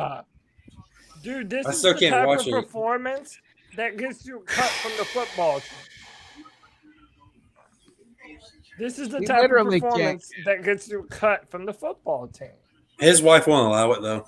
Watch the replay, bro. Like he literally threw it right to his hands. Whoa. Lace that in there too. Oh, yeah, Goodness you look gracious. at C-Mac. C-Mac said, dude, that'd be a touchdown. Riverboat rule. Why not? Yeah. Oh, I just saw the pass. Guys, is Spencer Brown There got his wasn't much room uniform for on? error in that pass, there was there? Good guy. Boy. Get there. That's Oh, I'll he give caught it to that. Baker. Hey, I'll give it to called Baker. it. Baker has been on the money thus far. Because he's good, bro. That's good to Ooh, hear. right between the two corners too. I Good just to saw. hear. We're gonna all be Baker Bottoms by the end. There might be a hole. I hope so. Baker, but He's still on the got to defense. prove it. I love Baker, but Oh, we have to sing It's a gonna Baker be like a Bottom song. reverse like Offside. Bukkake. Oh, he's making checks at the line of scrimmage. Hey, Automatic Chuba first caught down. something. Chuba caught it. Good for him. Oh, what happened? Hey, to Offside. those in the chat, you see that Baker icon right there in the chat? If you was a member, you could have that. It looks like That's a perfect point, Panther Pickle. it looks If like I you can Caleb post want that to Moton. because use I'm the a member. Baker Bottom emoji, feel free Yeah, to I join. got. That's right. I want someone to draw up an emoji of a baker getting something out of the oven, but his butt all out, like so it's a baker. No, what? I don't even know if you're allowed to do something. It looks like Aquanu and Moton are really settling in now. All right, Yeah. let me see. That's going to be the hard part where they haven't done that in a real game. That they need to gel. They just do. This is where Yeah. I think all this quarterback competition and shit hurt the team. Oh, that's a smart play right there, boys. Oh, Watch out. At least watch at out. least go, Baker don't Tommy panic. Tremble. You know what I'm saying? Yeah, Sam would just exactly. panic. Exactly. Oh, get him, Tremble. I'm Yeah. trembling. Superhero I'm name. Got a I'm little telling fight you. in him. trembling. Said, "Get off me, bitch." Come on, guys. See You that? got Tommy the new Tremble. O line to run the ball. Let's run this thing. You just played your last NFL game, bitch. I thought we'd get more push on that one, guys.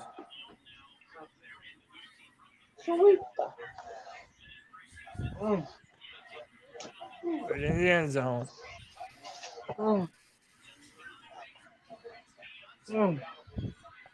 Is Foreman in? Oh, yep. Yeah. Yeah. Oh. He's about to the 1 yard line. Yeah. On that play, I'm assuming y'all saw it. Looked like Foreman eyeballed to go right behind Icky. I thought Didn't he? Aquanu would be more dominant on the run game than this. Hey, what do we feel about He's Ben also got backup McAdoo's running play backs running call? behind him. It's been good. Don't they, man, just crush that dude. Yeah. We're gonna I think- get in. We're getting in. Run it 3 times in a row. Riverboat rule. Ah. We're gonna run it 3 times in a row. Go for it, Rule. So what do you do here on 4th down? He's going for it. Yeah, you got to You go get, for it. yeah, you got Hit him Foreman. back I on the 1 would yard go line. for it, but I would do like a play. Hey!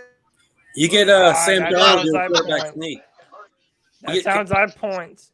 You gotta Watch get Sam Foreman. Darnold. You get a quarterback sneak in. He's awesome at it. That's terrible vision by the running back there. He had the Yo, outside Jay wide Stubbs, open. if this is a pirate ship, you're in the crow's nest.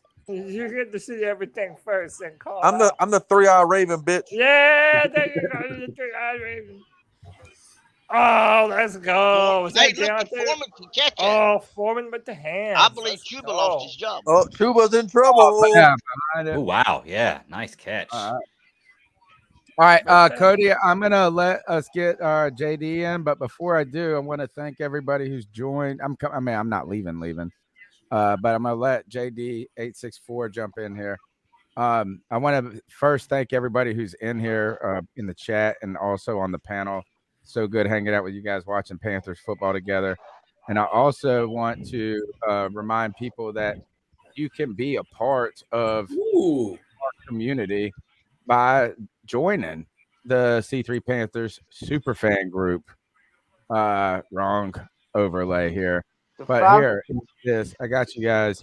For just $1.99, you can support and show your loyalty to the C3 Panthers.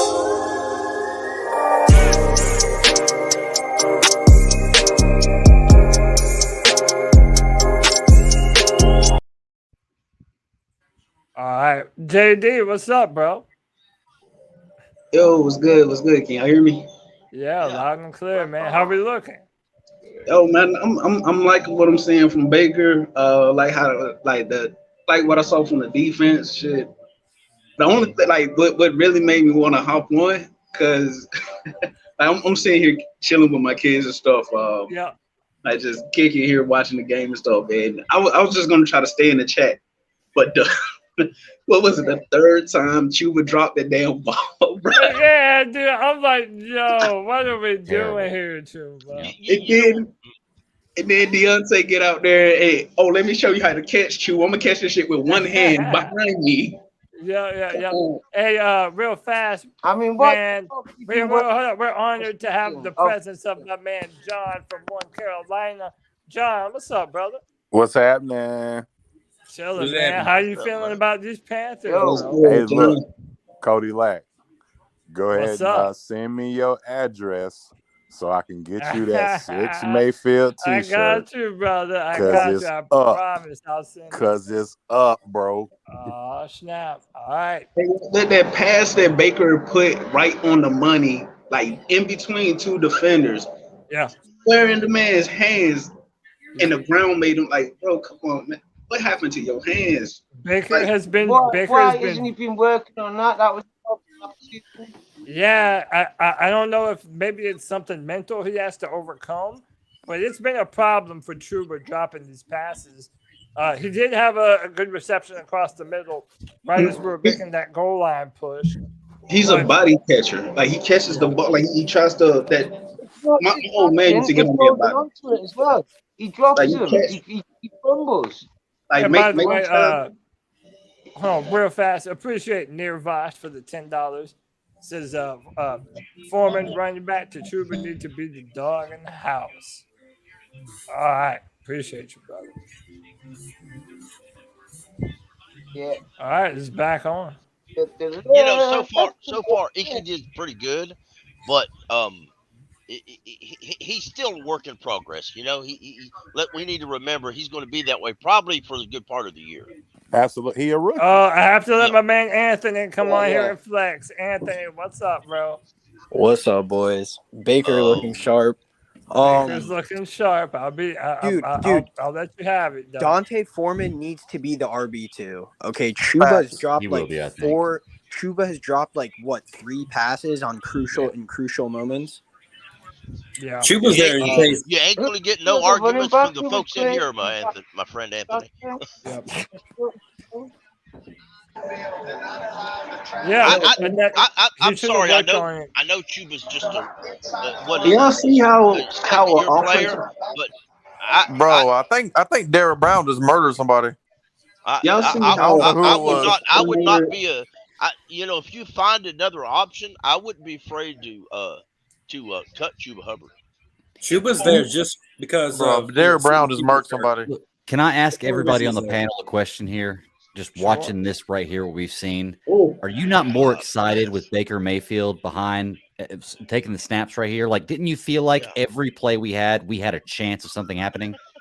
I haven't felt that in a long time, but I felt like watching that drive right there, we had a chance every play. We are playing the second team. Brown just took that man. Yeah. He has looked good for what he Yeah, but has been DJ asked and Robbie to ain't do. playing either. And he has been True. asked to do a lot, and I feel like he has done well to this point. Yeah, he's done what he's supposed to do for sure. I'm just saying it feels good to have a chance. I feel like when we're out there, we're not just losing automatically. You know? Hey, Cody. Yes, sir. Y'all notice on the offensive drive that the tight ends actually got involved because our offensive coordinator actually is like, "Hey, tight ends can catch the ball too." Yeah. Cody, Derek what I Brown's told tearing you? them up, y'all. Yeah, hold on I one like second. that. Let me go to John's question. Go ahead, John. Cody, remember when I told you if Derek Brown was in a dedicated 4-3, how he would look? You just saw it. Oh yeah. Yep. He get double Going teamed through the anytime luck, they go dude. 3 down linemen. He double teamed like crazy. Yes. So when you saw True. Brian Burns get cut blocked like that, Derek Brown was double teamed. Yeah. But when he's 1-on-1, it's more than likely that he's gonna win that matchup. Now he just got beat just a second ago, but like more often He's than the not, first he's gonna one win off that the one-on-one football. matchup. I have noticed that Brown is the first man off the They football. doubled him. As soon as the ball is snapped, That Brown is what? watch the this replay. I believe Brown that is the O-line got a first little one hold off there the- on off Dante, the- y'all. when the I ball- agree. Brown looks more physical this year. Yeah. Definitely does. That offensive lineman. Watch out for Littleton. If you get more one-on-one, Littleton? Where's Littleton at? if you get a lot more one-on-one, Number 55. Oh, he's at the middle. All right, Mike. All right, good job filling the hole.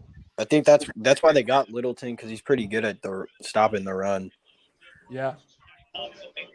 So with Littleton, like when he was with the Rams, obviously he's playing behind Aaron Donald and that defense line that they have. But he's Okay, watch out for Derek Brown and Ioannidis right here. So Littleton plays the run very well, and pass coverage, he's better in the zone than having him man up against anyone. He's not really an explosive athlete. I think coming out, like he ran a 4.6 or a 4.7, but in the zone, he's real. Like his pass coverage abilities in the zone is really good. So Derek Brown Brown at 1, Ioannidis at 3. Bro, Cody, Oh. I'm trying to tell you. Derek Brown be saying anybody else got my ass. When I tell you the secondary, If would have had a running mate like Ioannidis last year, Derek Brown would have went crazy. What's up? Oh my God! Let me.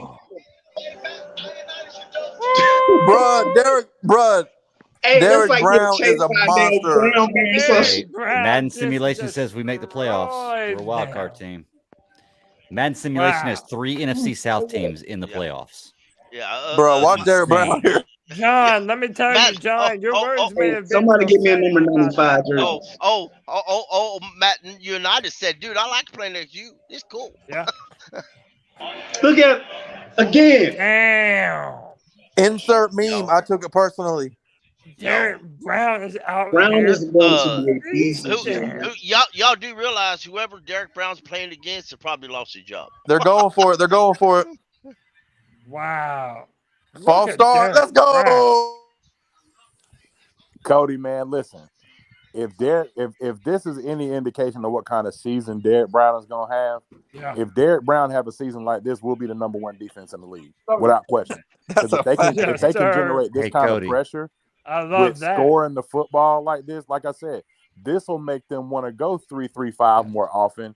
And that move right there, that was no teammate there. That was just a good swim move by Derek. Like if you get a guy that size playing that physical in the middle, man, the secondary is going to eat. Yep. The last time we had a defensive tackle play that physical on the inside, if I'm not mistaken, John. Star Latulele. Yeah, exactly. And KK played that physical. That led to a lot of really good games. Who's one motherfucker that's never given up on Derek Brown? This what guy. up, Tony? Hey, Cody, can I ask a question real what's quick? up, man? How you doing? I'm good, bro. How are you? I'm all what's right. up, Greg? I'm all right. Hey. And I learned my lesson I'll with go to Star. you.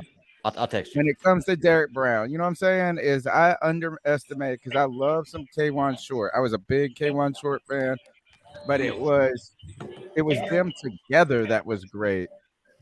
I underestimated how I won't say maybe a little bit, just underestimated how important Star was because it didn't always show up. And I said this, or basically I've tried to remember that with Derek Brown, right? It's like this guy is a beat man. He was drafted as a rookie. He played every fucking game, dude, except for the one game that Matt Rule tried to make a point with him.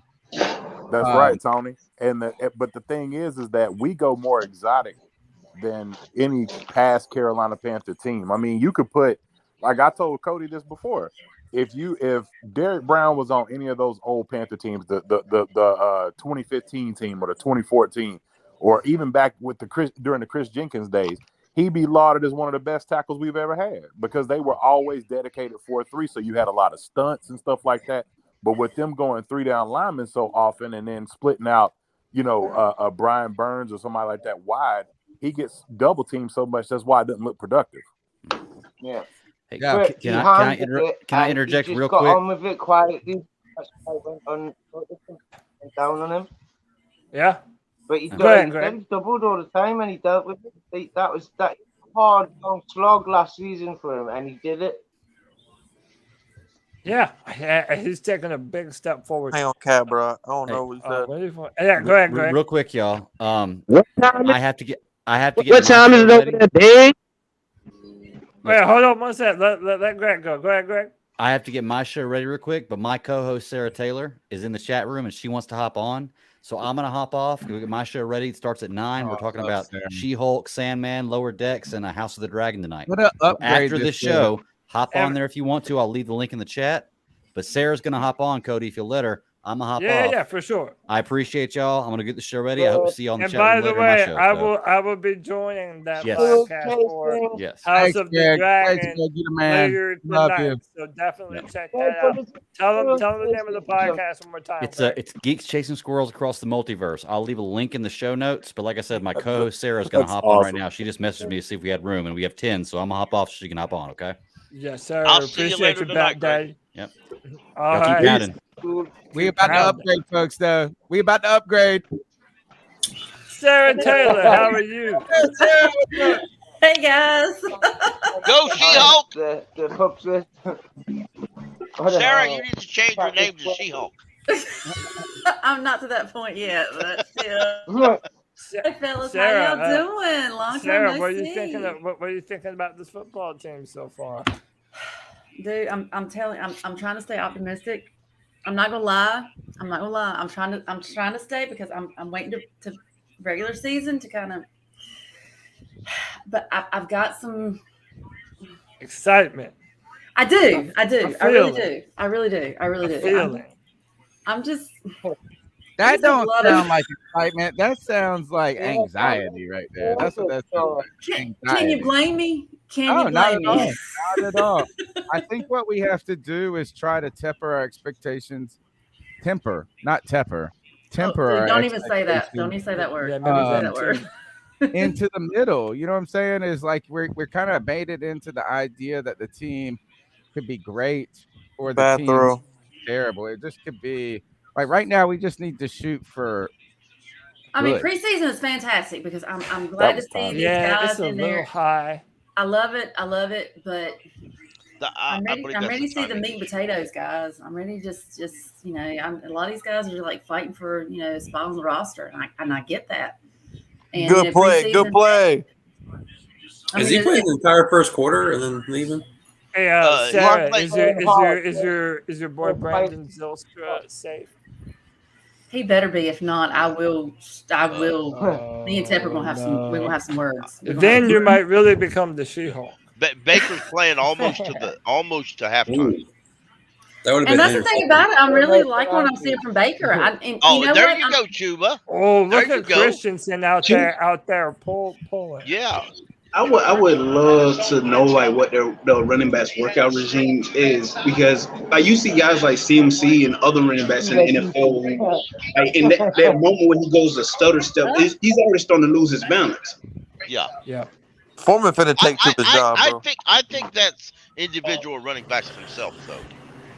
By the way, I just want to put it out there. I feel like our offensive line is moving very well. Yeah, like they're pushing in, right? Around. Hey, Chuba caught. Yeah. Now, we may not be a run up the middle. We may not be a run up the middle team, but yet, but yeah, maybe we can get that down before December. Pickle, that's just going to develop the chemistry, man. That's just that's You're right, John. Yeah, You're absolutely right. Just like that Shy Smith, Baker's not that inaccurate. That was timing. Baker got some wheels, don't he? Yeah, that was a little timing though issue, wasn't it? Yeah. And I don't want to like try to rain on everybody's parade, but remember, we're not going up against their starters. Exactly. So, but it is dope to see the team like. Let me live my lie, brother. Let me live my lie. Well, but at the same time, what makes a team? I mean, we might not be going up against their starters, but we're going up against their. I like that, y'all. I like that a lot. What makes a team a potential Super Bowl contender is how deep they are on the roster. So I ain't discounting what we look like against this team. Or you know, they're getting chemistry down too. Their offensive line. That's the key. That's the key, dude. I'm telling you. I mean, I don't know how you guys feel, but how you feel about Baker being our starter? He's playing well so far. Oh, my apologies for not monitoring the chat. But I think Baker Mayfield has looked good so far, Sarah. I mean, do you feel like he's got the leadership? Leadership is what this team's missing. Right. Well, so far, based on what I've seen, I can't say a negative thing about him. I mean, I want to keep in context, like what JD was saying. Mm-hmm. Yes, we're playing their backups. And we also know that Sam Darnold went 3-0 last season. So I think we have to take things moment by moment. And so far, from what I've seen of Baker Mayfield, I have no real criticisms of him. I think just a minute ago, he kind of sailed a pass to Shy Smith a little bit. But that's really been the only inaccurate pass that I've seen Baker Mayfield throw thus far tonight. But Cody, rarely will you ever see him throw a pass that inaccurate. That is 100% timing, just because of how high it was. He's got to get his rhythm, dude. I think Steve Smith said that Shy wasn't ready for it. So that sounds like a time. What player I wanted to point out, Tommy Tremble, and that in the red zone when he caught that ball, dude was he wanted to smoke. Like, he legitimately was trying to go through any and everybody he could.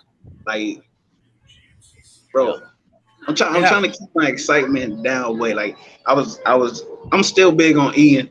A lot of people don't think Ian is all that good. I was hyped as hell for Tommy because it's rare that you see an offensive guy who goes to block as if he's a linebacker going to tackle. So having that desire, that want to put people on their butts, and he's a tight end, like that's him in college, and he's bringing that to the NFL. If he's able to develop as a pass catcher, and I'm assuming he's going to be the same way when he's running. He catches a ball and he goes to run. Like that's a recipe for greatness right there. Like he catches it, he turns, he's not shying away from contact. He's looking to put his shoulder in somebody and step on you run you over and then step on you as he's going.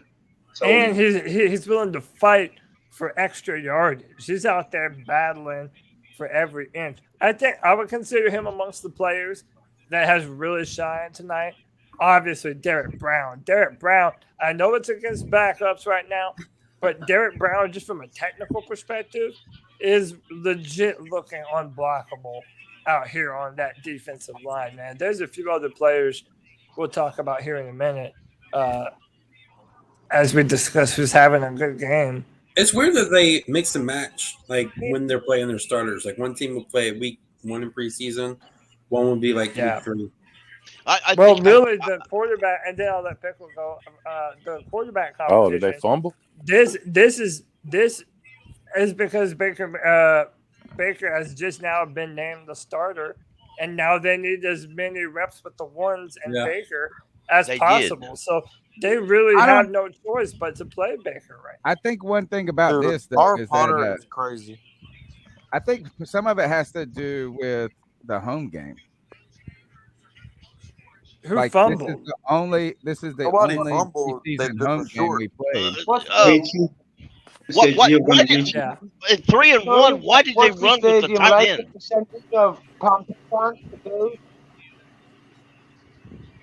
How many Hey. Panther fans are still in the stadium compared to Bills?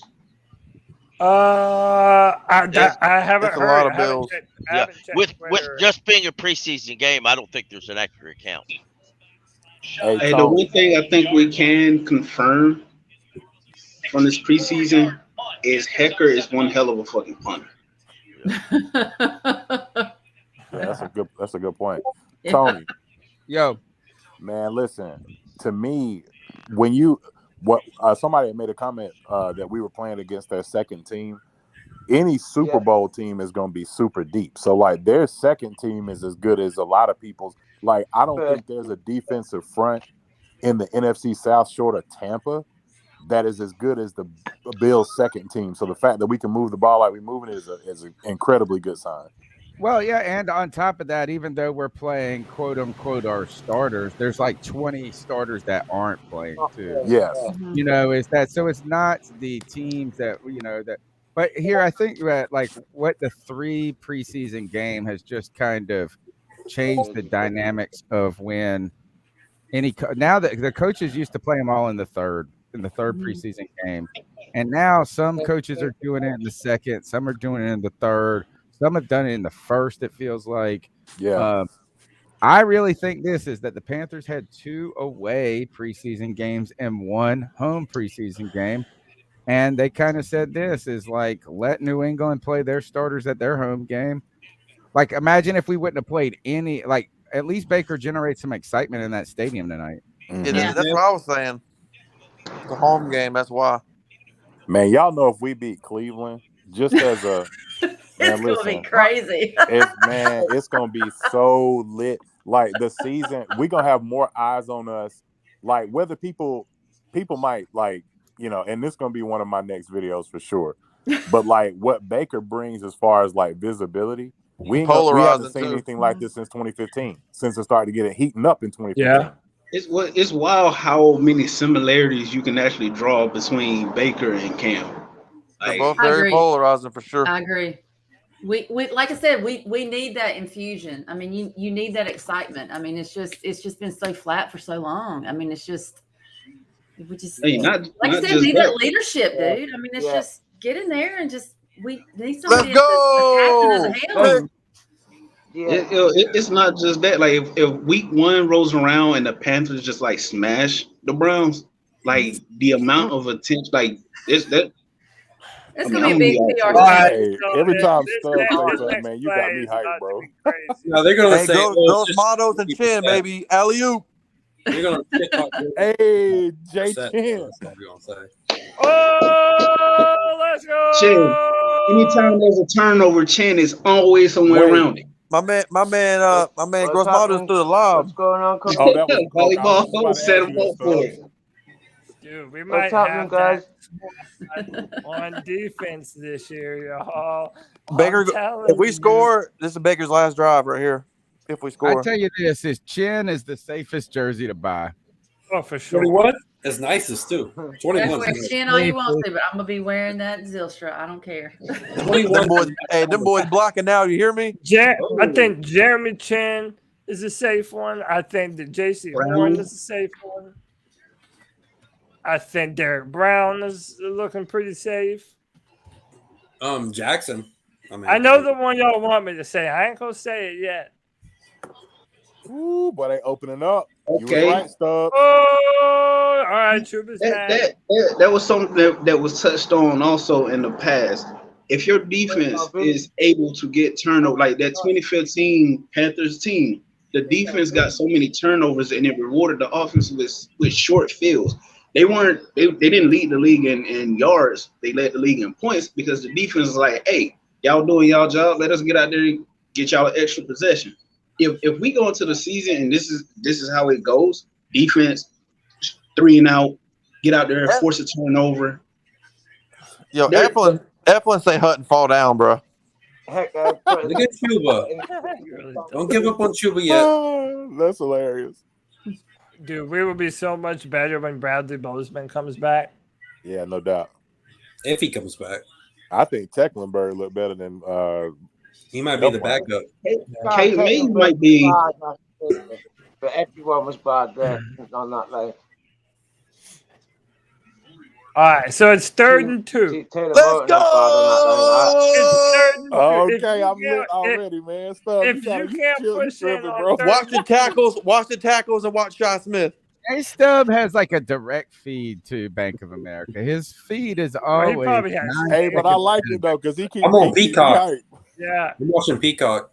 That's that 3-eyed Raven, baby. Let's go. Oh, that's a touchdown. Hey, look, man. I'm Cody. at 12.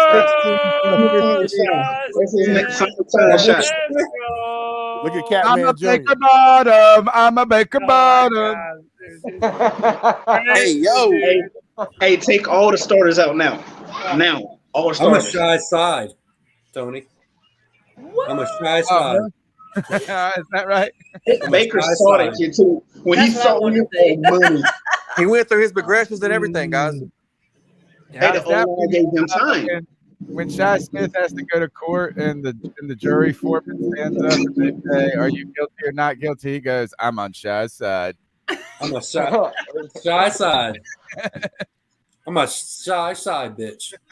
Yeah, I think Shy Smith is a day one starter for the Carolina Panthers. He should be number 2. I mean, Hey, look, man. Look, Panthers culture on Twitter said something about set things on fire. He said, if Shy, given Shy opportunity, I'm paraphrasing the way he said, but he said Shy was the best receiver on this roster. I heard it. Yeah, I heard that. I'm going to take DJ Moore, B. I can tell I'm you. not going to go that far right now. To be, I think DJ is poised to have an incredible season with Me too. DJ and Baker. I think that's going to be a good connection. But I'll say this. There is no other receiver on this squad that I'm more excited about going forward than Shy Smith. Damn right. And I I'll think go a Shy step Smith further. is I can tell you as a Gamecock fan watching Shy for the time that he was in college. So like the dude, he played with bumps at quarterback. Yeah, Hey, where G-Baby at, man?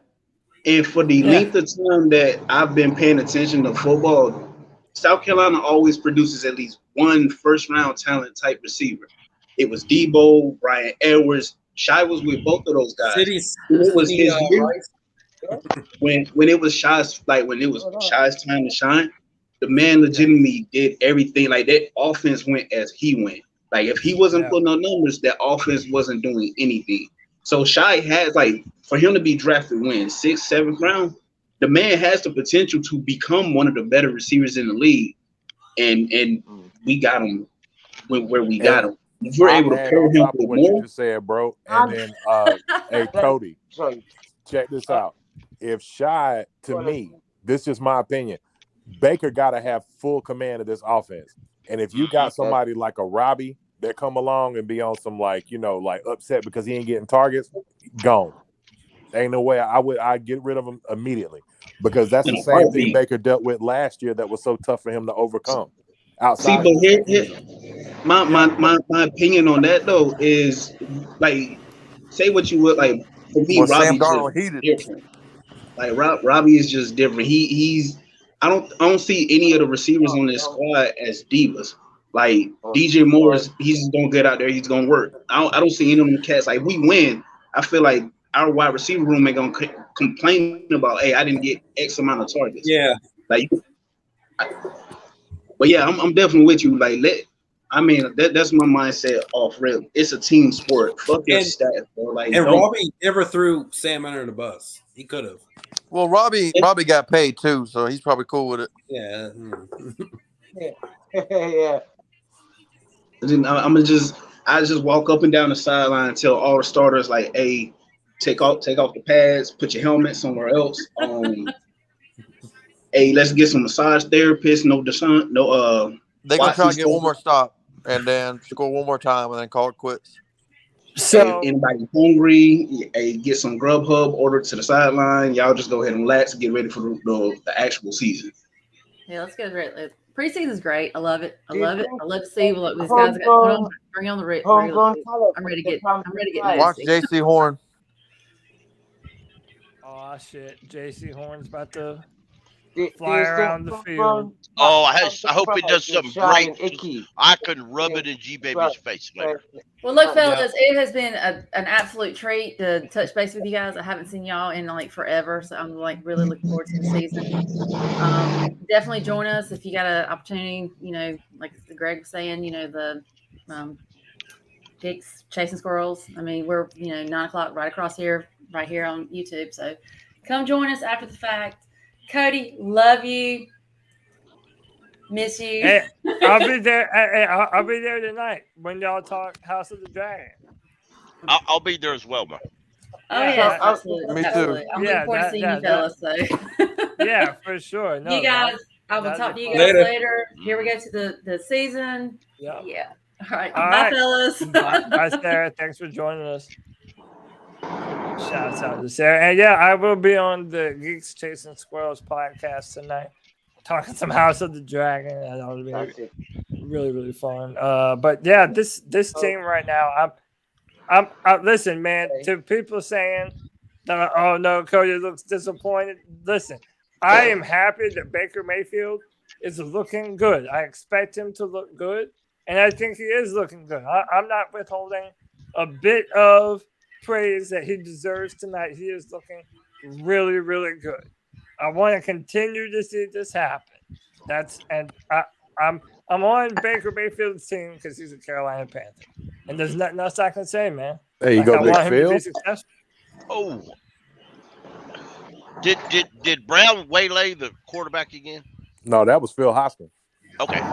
He needed a good game. I know that play actually yeah. all them linebackers just didn't. I liked Phil Hoskins when we drafted him. Yeah, So he needed a apparently good game though because he on the because McCall actually looked a little better through the preseason, but yeah, I'm like you, Pickle. I like Big Phil too. Yeah, I'm hoping if we don't get to keep McCall, I'm hoping he'll squeeze out of waivers. But John, I think I don't think he'll make it past waivers. One of them 3-4 teams is going to watch and pick him up somewhere. I agree.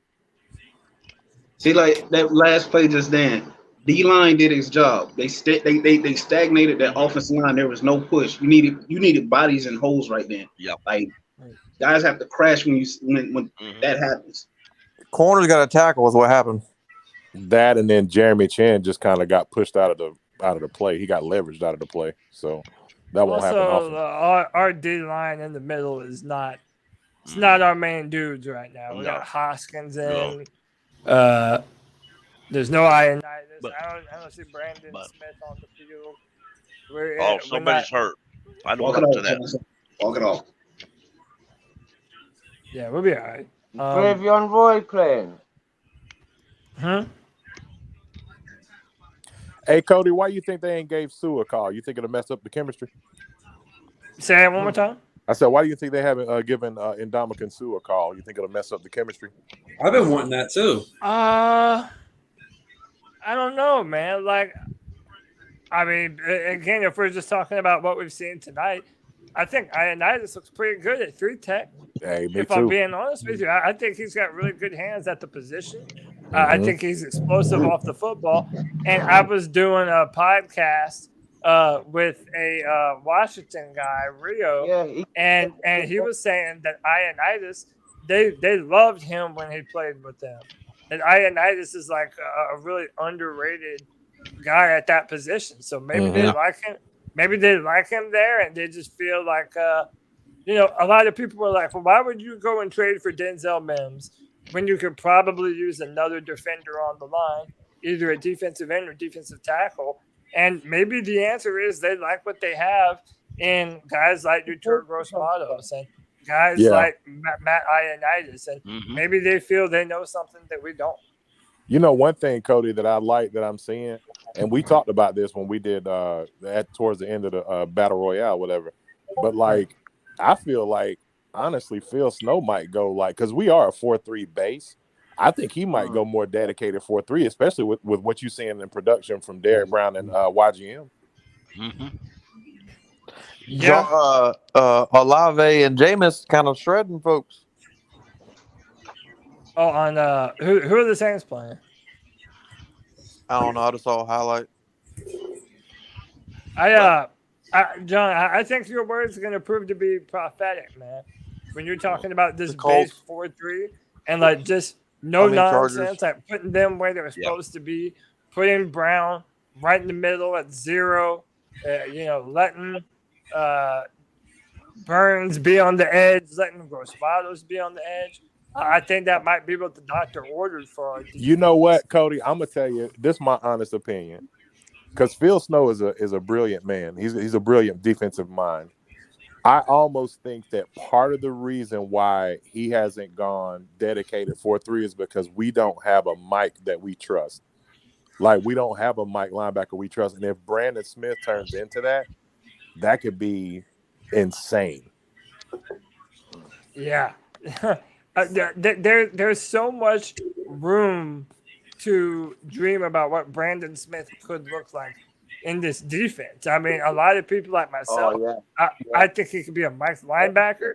I would love for him to be just being able to cover tight ends and drop back in coverage, but also be able to use his physicality to just beast you at the line of scrimmage and the A and B gaps. Like, there's so much versatility with Brandon Smith. Someone even mentioned the Michael Parsons thing, like a discount Michael Parsons, using him on the edge, kind of similar to how they do Frankie Louvu. I said that on Twitter and got murked. Yeah, I said it like the other week because everyone's like, "Oh, he's no Michael Parsons," but we'll see. Yeah. This year's Parsons, I said, and people were like, "No, Watch no Hartsfield right here. He's no Parsons."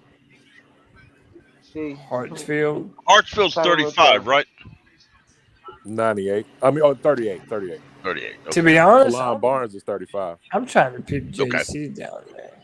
Because 35 almost got that sack a while ago. Man, this DB room is so Hartsfield deep, it's flies ridiculous, around. bro. Yeah, it is. It is, John. That's what we had the conversation a while ago. It's almost it's so deep. It's going to be hard on cuts. You're going to cut somebody that should make the roster. Is what you're going to do. Hey, Pickle, real quick sidebar, man. I heard you talking on Twan's show about having some issues with your channel. If you ever need any help, man, just DM me on Twitter. I'll be more than happy. I will. I will. Good man, top man. That's cool. I like that. All right, let's see what we're looking at. Good play by Buffalo. Fourth and 2. I'm looking at the coverage. That was still good coverage by CJ, though. 10 set back. You've got JC Horn. Is that who's on that right there? Oh, nice break. Who's that? Is that Henderson? Yeah. Yeah, CJ Henderson's 24. Yo, it wasn't even that bad of a cut. That coverage wasn't even that bad. No, that was just good. That was just designed by the offense. By the Frankie Louvu, he active, B. Right? Good little comeback route. All right, I'm looking at Louvu. He's just playing on the far side linebacker. Man, Frankie ridiculous, bro. See, this is where Chin needs to play, dude. Up in the box. No, look, he dropped back. Like, I like him playing safety more than Watch that. Frankie Louvu again. Yeah, I like that too. Yeah. Watch Yo, Frankie Louvu is playing like a man possessed. Louvu has quickly become one of the. We're playing Jeremy Chin right now, though. Like, why aren't we just putting Burris out there or something like that? But you know, when was the last time we had a 49 on defense that was a star? Whew. Have we ever? I don't remember one. Louvu is a monster, y'all. Frankie Louvu is destroying. I only know it number 49. I don't mean to cut you blocked off, real well Ken. for not being the Louvu has biggest. quickly become Frankie Louvu one again. of the cornerstones of our defense. This is where we got to do the what? The haka? No, she just said it. It's the Samoan version. No, of the haka. that's No, New that needs to Zealand, be an emoji, Tony. whatever that is. That's the Maoris in New Zealand. New Zealand All Blacks, the rugby team, do it. The haka. Yeah. Check out a film, Once We're Warriors. Zealand based, very good film. The guy who plays the clone in Star Wars, Boba Fett. Yeah. Jango Fett. Sorry. That's him from New Zealand. He's Jake, the most of the character, but once we're warriors, it's a drama. It's pretty hard hitting, but it's a very good story. And they get one of the sons gets all the tattoos, you know. Yeah. Yeah, it's really good. I love those, like learning about ancient war cultures and how they used to fight way back in the day. They said So that's part of the reason Was it Tamar Morrison? Did he catch that? Yeah, he when caught the that. English went there, I think so, Oh, they thought Henderson, the that was a Musket- good the play. Musket Cody, went in until they met Sorbear with the big wood stick. Oh yeah. Oh, even on Matt Rule's getting excited. Cody, you ever watch that was show? good. They coverage. picking That was on a Henderson. Really good catch. Yeah, and he's standing up for it though too though. And I'm listening to you, Kevin. Oh, you see that show where they had like the ancient warriors, and they like have two people talk about each ancient warrior, and they have like a computer symbolized thing where they go at each other and see who would be the better warrior. Like Yeah, that. they have like a samurai warrior versus like some That's a bad Knights design on by the the table Bills. versus samurai. Yeah. I think it's called Ancient Warrior. Yeah. Yeah, it was fucking awesome. I used to love that. And what did you say, Dan? The Bills are going to screw up eventually. They're going to keep picking on Henderson, and somebody's going to get a pick six. So if they pick on CJ, that might burn them. Xavier Woods, I think he's looked a tad slow today, but it's all good. Miles Hartfield's ridiculous. He's good, dude. JC I going mean, when on was one. the last time CJ played? Look at that. Third. Henderson? I know I'm behind you guys, but setting up 3rd and 2. Come on, right guys. Stop the run, damn it. Uh-oh. That means that they didn't. Deadliest warrior? That is something I like to see. Yeah. Put McCall in, boys. I want to see what McCall does. Who's 69? I was wondering the same thing, Tony. Whoever he is, he's nice. He's a dirty I man. think that's We McCall. all love some defensive tackle that ain't gonna do shit this year. Now I will say that CJ Henderson on that play, he was a little bit Come on. slow to the edge. Oh, Man, linebacker was there. 69 I is know Austin. we had it. 69 is Austin Larkin. See, that's the difference. Like, man, let me tell you, with Luke Kuechly, his brilliance, his athletic ability was one thing, but you could tell 57 kind of was unsure of himself when he shot the gap, and that's why he missed that tackle. Oh, I didn't realize he was still on the roster. Yeah, I mean, Luke was on the level. Luke was. Is Frank? He pretend he wouldn't know what's going on and then turn back around mid route and be right there. Exactly. Oh, That's what I'm saying, Cody. Cody, we need a mic, man. We need a mic that can trust his ability. That's fine. That's fine. Look, But that's man, what I'm saying, John. Like that's why I would really like Brandon Smith to get some reps at that position. Me too. Imagine if you put someone with that kind of Speaking athleticism. speaking of that, Cody, watch your TV. Uh-oh. Stubbs, you killing me.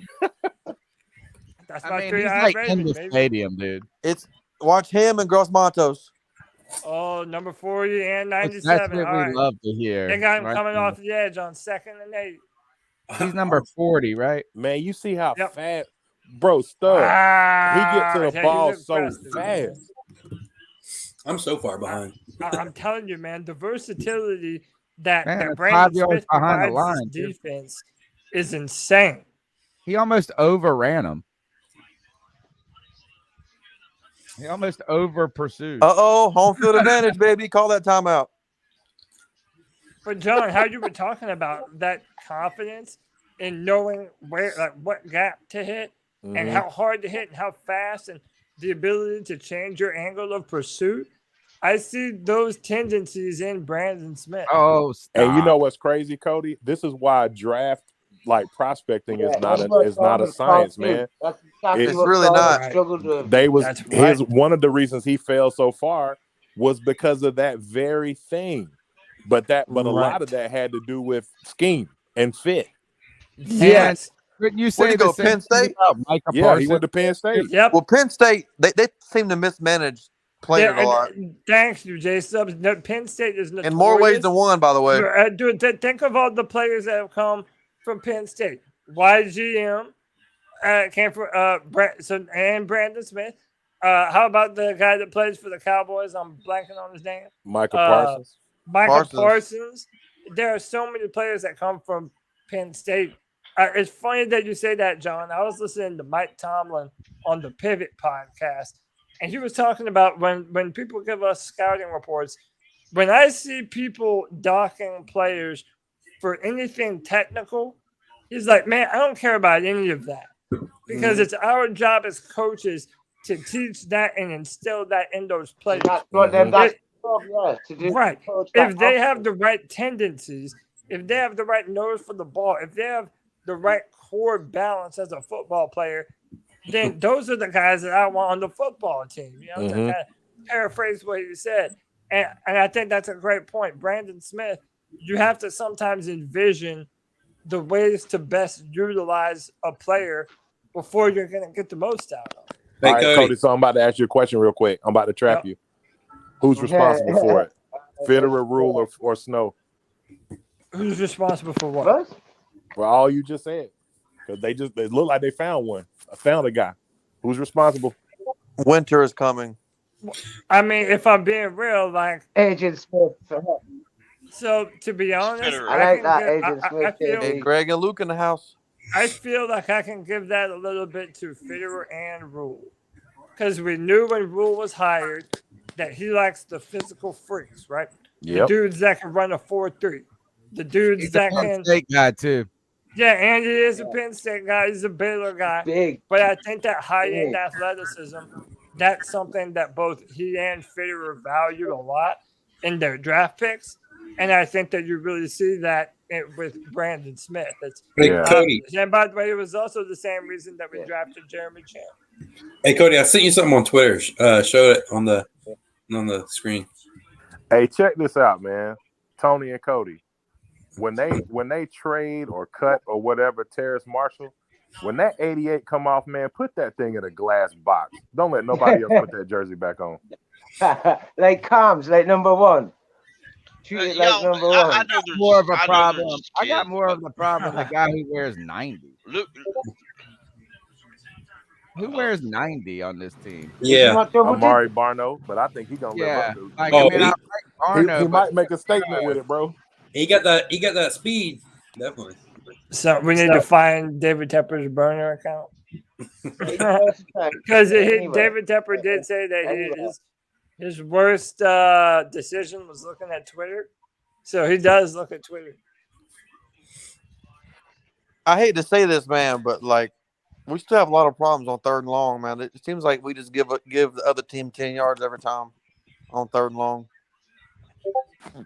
Where were we weakest there? No on 3rd. Where are we showing up weakest?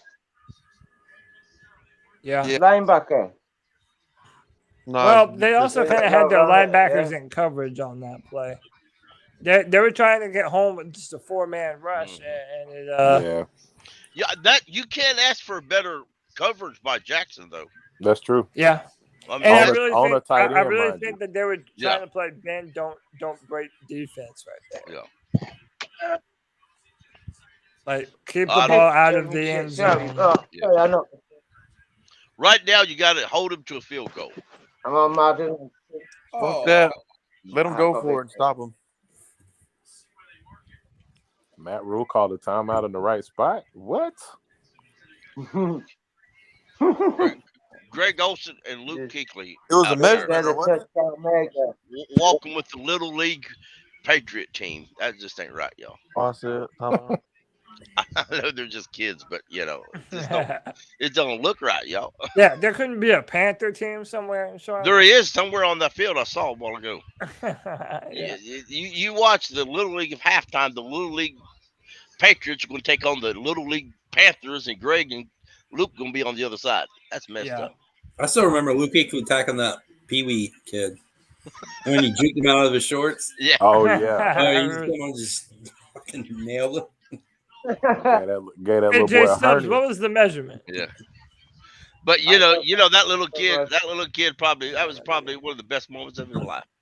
I'm sure he was scared shitless too. Yeah, after he got out the saw him hospital from coming that out.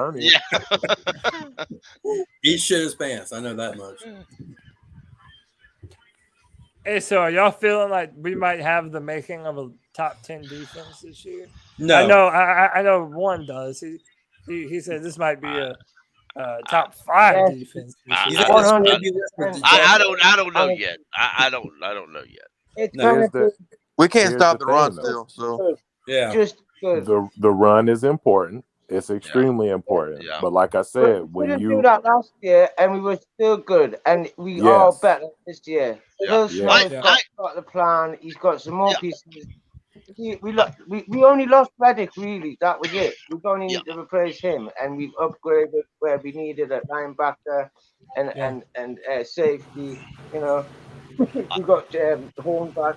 JC Horn's going to be a massive boost. We're going to be I think so at too. least as good as last year. Yeah, I believe it's a part of the way the defensive systems are designed. Ron was a lot like Fox, and their key to their defense was stopping the run and forcing the pass and disrupting the pass. Phil Snow's is to attack the passer and stop the run on the way there. And the game changed too. So, yeah, you're right. So there was just a And different now aspect of it. And nobody really runs anymore. Like it's the passing league. Well, but also Baltimore and I think runs. it's important to remember too. Yeah. Once we get to a point, everybody wants to run. like we also have to remember too, like once we get our main guys on the field consistently, you know, I really do think that we need to judge once our D line has been out there for more snaps than just what we're seeing. And again, there's no Brown. Right. I think and that's then important. too, you gotta think also. Hey, watch Luvu and Xavier Woods on this play, please. All right, alert! I'm watching Bow Time right now. Watch the tape.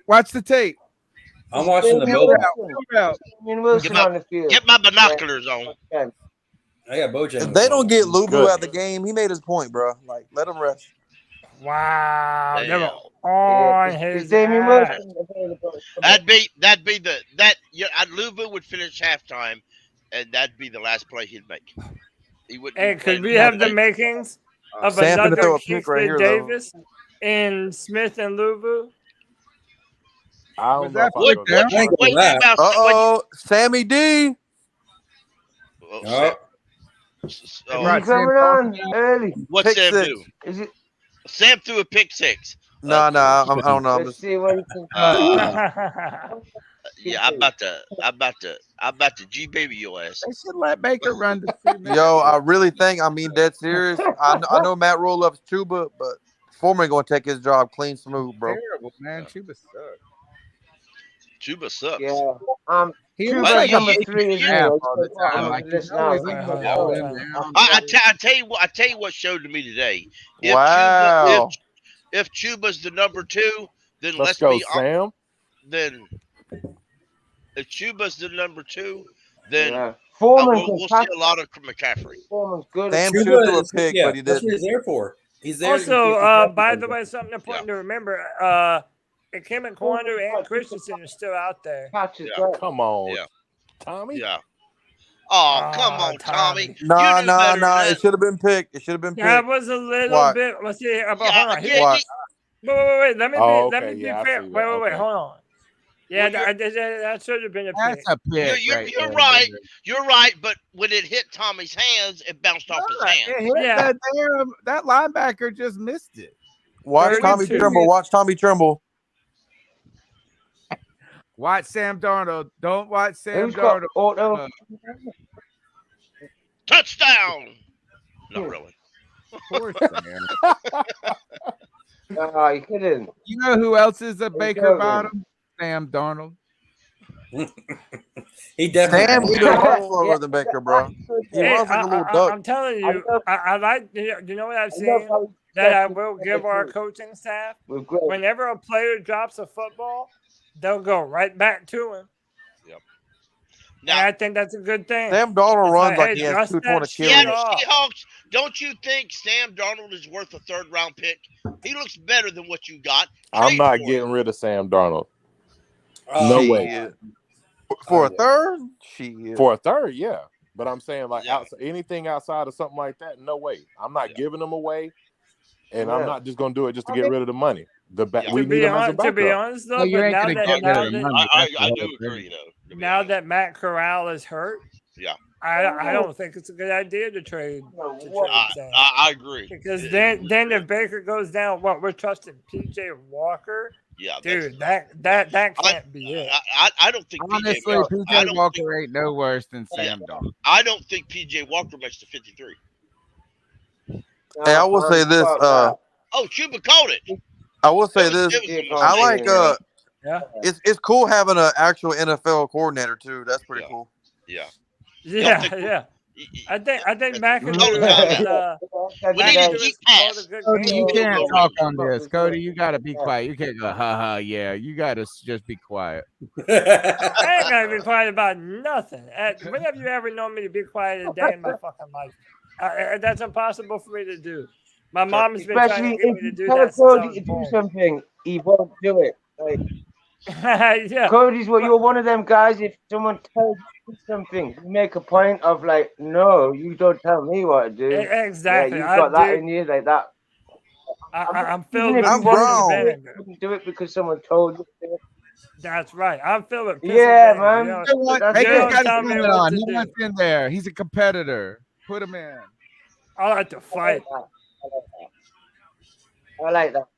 You know, serious notion. I once had a cousin, and he was little at the time. His mother his whole family screamed at him not to go over and touch the electric fence around the horses lot, right? Baker looked and he said he was going to do it. And nobody could tell him not to. So his mama said, leave him alone and let him do what he wants to do. And he grabbed hold of that electric wire, and he never touched it after that. Hey, Stubbs.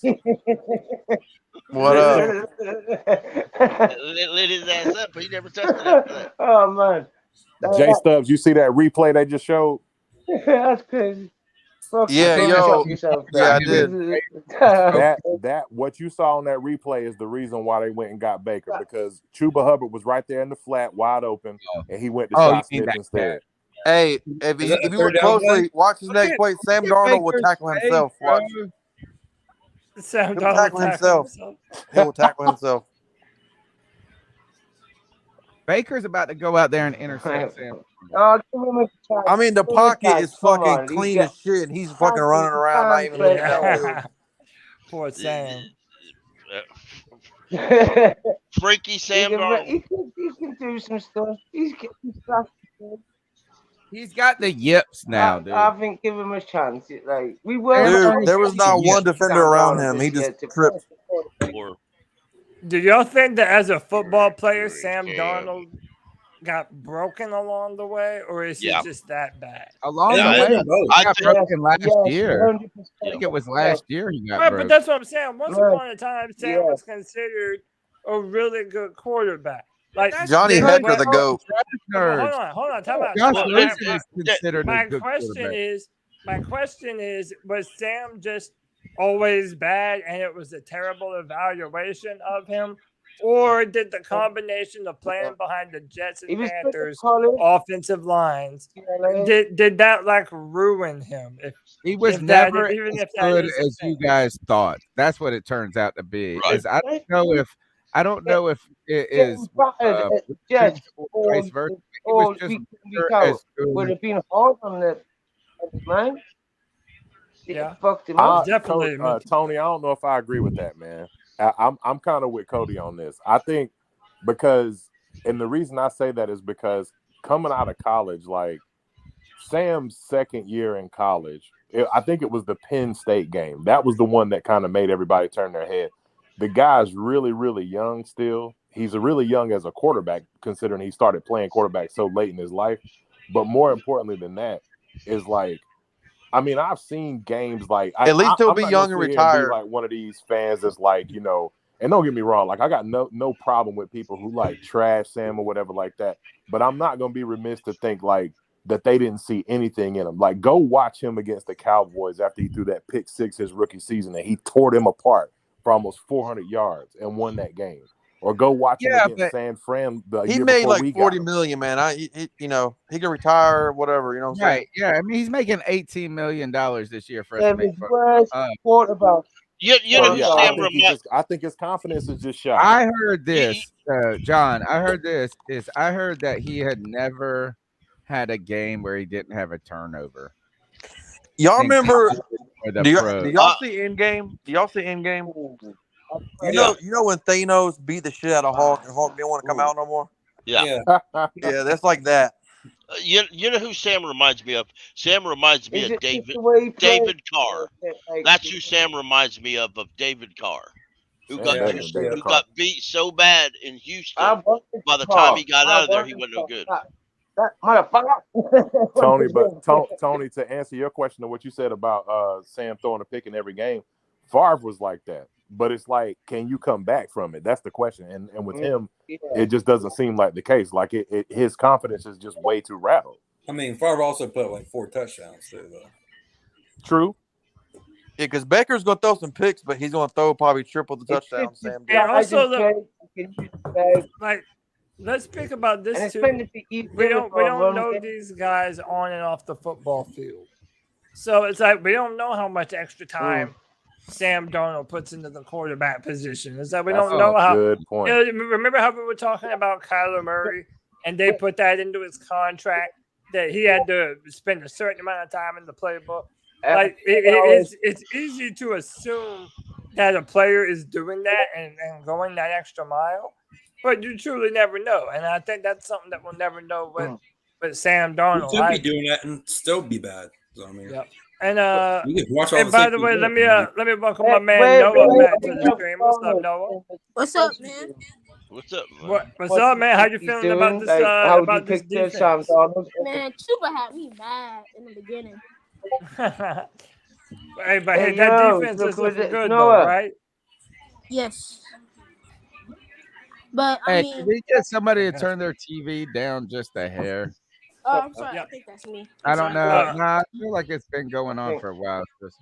But hey, Jay Stubbs is getting ready to leave us. Jay, I appreciate you being my 3-eyed Raven today, man. See, I told y'all there's a little league Panthers and a little league Panthers playing. All right, guys. Yeah, Jay Stubbs. You got anything you want to say to the podcast before you peace out? I'm just gonna say, in the words of the great Pat Coltrane, it's just preseason.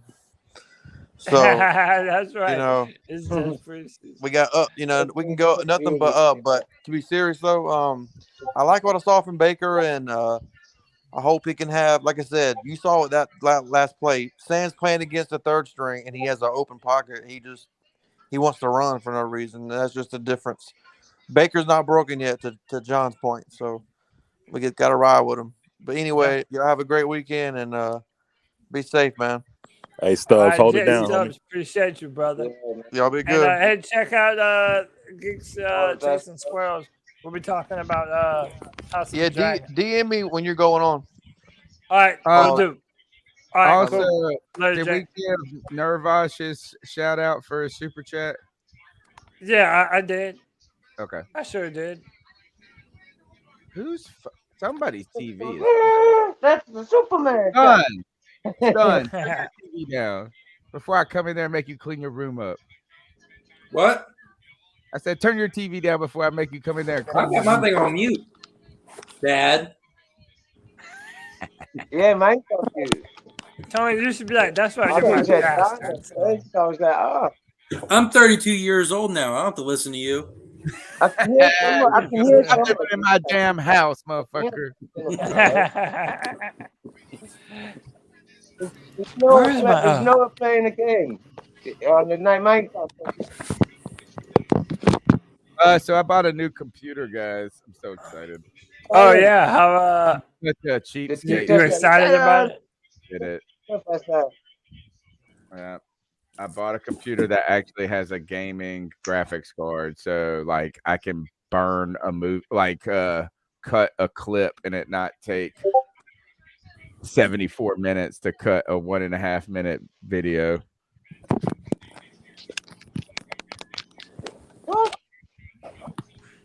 And by the way, to a hero's path, when did I ever tell you that Sam was anything other than garbage? Did I ever tell you that he's a franchise quarterback?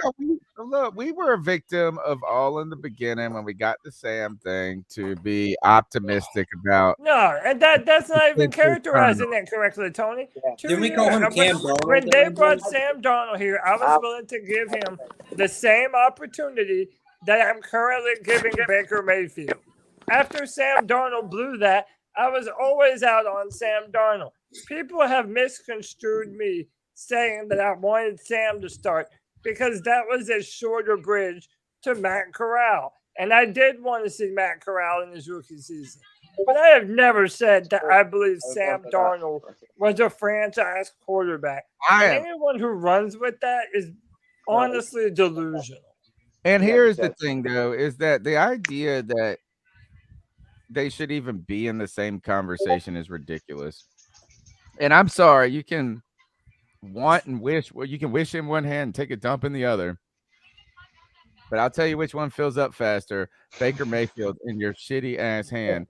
Because here's the thing. I mean, Sam Darnold, shitty ass hand. Baker Mayfield has had success at all levels, dude. Saints left.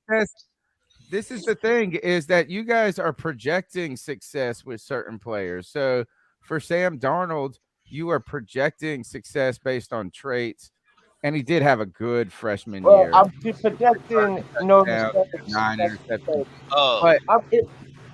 But Baker has won a Heisman. Tony, it was more like, what, you can't be as bad this year. That's what it was. You can't be as bad this year as last year, and so we're going to roll with Sam, and it has to be better. It can't be worse, surely. That was sort of my thinking. I think that Baker, people shitting on Baker is it can't be worse. It can't be worse. It's so overblown. Is that Baker Mayfield? The idea that you say he's mid and terrible is because he threw a bunch of picks on the worst fucking team in the world. People cobbled together these weird arguments about how good the Browns the team was. Well, when Baker had one of his best seasons as a rookie, and arguably actually one of the better seasons as a rookie ever in the history of football, because he threw like 30 touchdowns or whatever, he did it on a team that won one game in the last 2 seasons before that. So I don't want to hear this argument about their squad was so good. That's like a revisionist history that tries to compress all 4 of his years together into one. I mean, but no, hold on. Let me say, I obviously disagree with you, Tony. I'm trying to look past it. You and I disagree on what Baker Mayfield had around him. And we're honestly not going to agree on it. I think that Baker had some really good players around him. You say it was the Browns, and I understand that. But at the end of the day, Baker Mayfield now has a clean slate. And like I said, what I was willing to do for Sam Darnold, I was going to let Sam Darnold prove me that he was a really good quarterback. I'm going to do the same thing for Baker Mayfield now. But all I'm saying is that Sam Darnold went 3-0 last year. Sam Darnold, at one point, a lot of people thought that Sam could be the guy until things went off the rails. Remember my theory, Tony. You really don't see who the good teams are in the NFL until around week 6, week 7. Around that area, that's when you know if you have a legitimate squad that's ready to contend. If Baker gets us to that point and we're looking good, then I'll really start to change my tune on Baker Mayfield. But until then, it's still prove it season, baby. I want to add my man Mike, the supreme leader, to the show. My brother, what's up, Mike? Man, what's good, fellas? It's Friday, it's halftime, and we ain't got shit to do. What's good? Hey, man, I'm Looking feeling at good. Trudy's This team's looking good. Panther, Pickle, it's your TV, man. Turn it down in here. You got them damn headphones on, you can't hear it.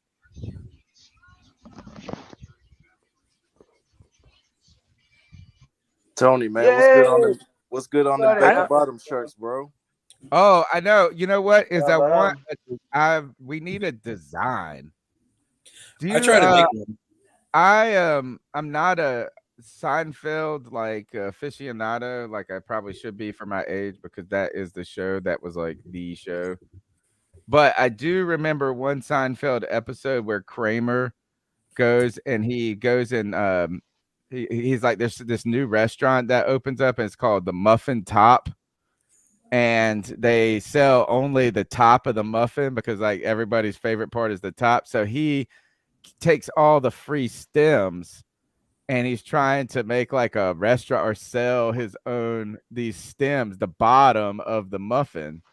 So I feel like somehow we got to just do like the baker holding the bottom of a muffin. I don't know. I just need a design for baker bottom. You've seen Arrested Development? I like that. The baker on the bottom of a muffin. Have you seen the one where Tobias goes as the Blue Man Group? No, I have not. When he's all blued out, just use that. Okay. But yeah, I'm on the baker train, and this is why while we tried to while Cody's backtracking on the Sam Darnold stuff right now. I'm not backtracking on anything. You are. Yes, you are. I am not backtracking on shit. Yeah, you are. You're covering your tracks. You're taking that little leaf and trying to cover your tracks as we're walking down the dirt path. What am I covering?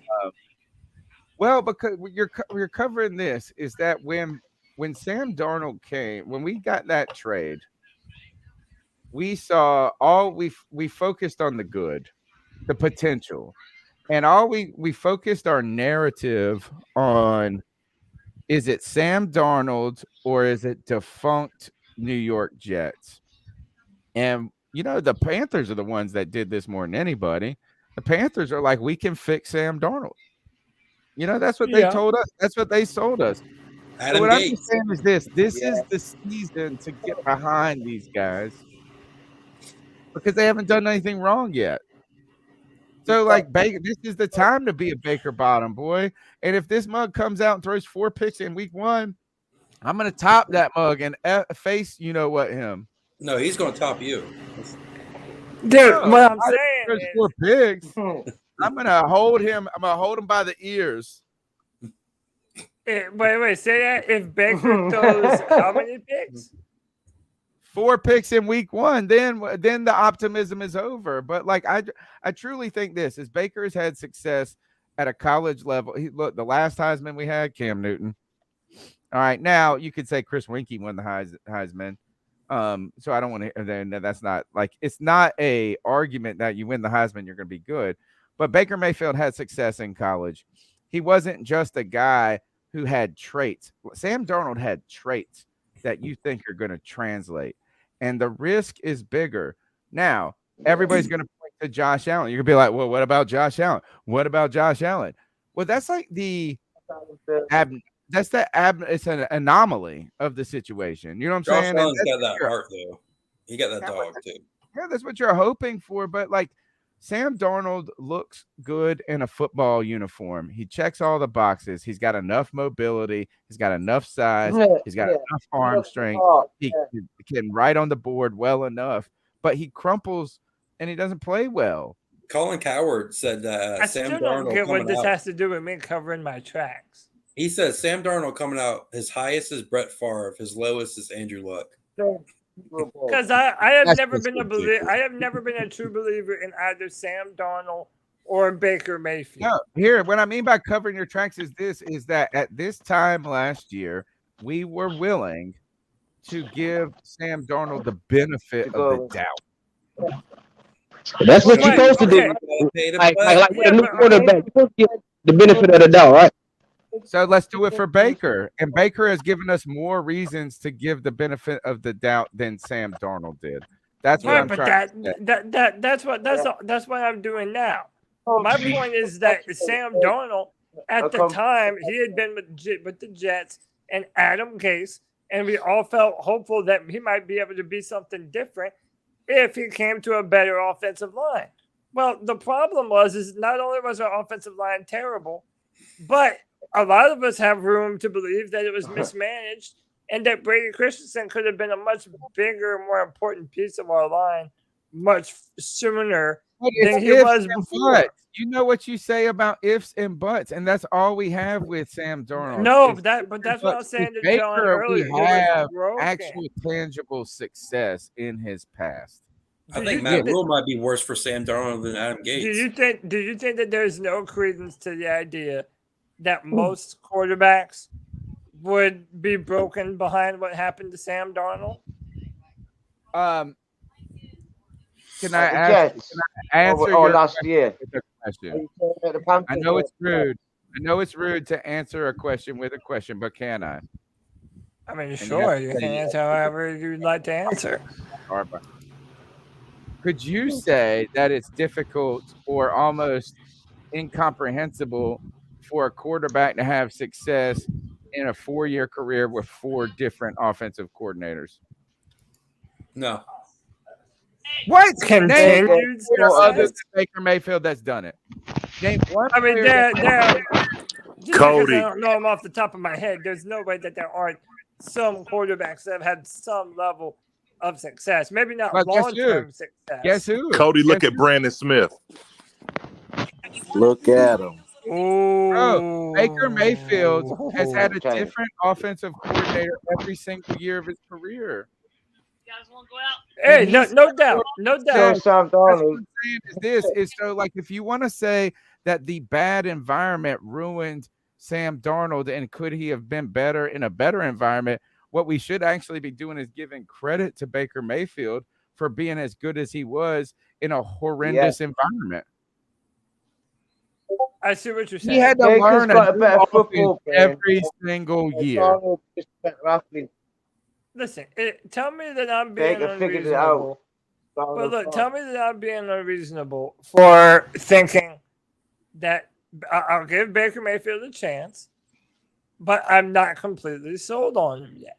That he still has to earn that from me. And I think that he's looking good. I think he's looking damn good. I'm not trying to take anything away from him. I would just say still want to see what it would be in theory right now. Isn't it almost kind of insane that we have Baker Mayfield? And what I mean by that is like we didn't draft a quarterback. We didn't draft a quarterback in first round either year. So we didn't address this in the draft. How is there any better possible situation we could have truly had at quarterback right now than Baker Mayfield? Now, you don't have to love Baker Mayfield. You don't have to think he's the answer.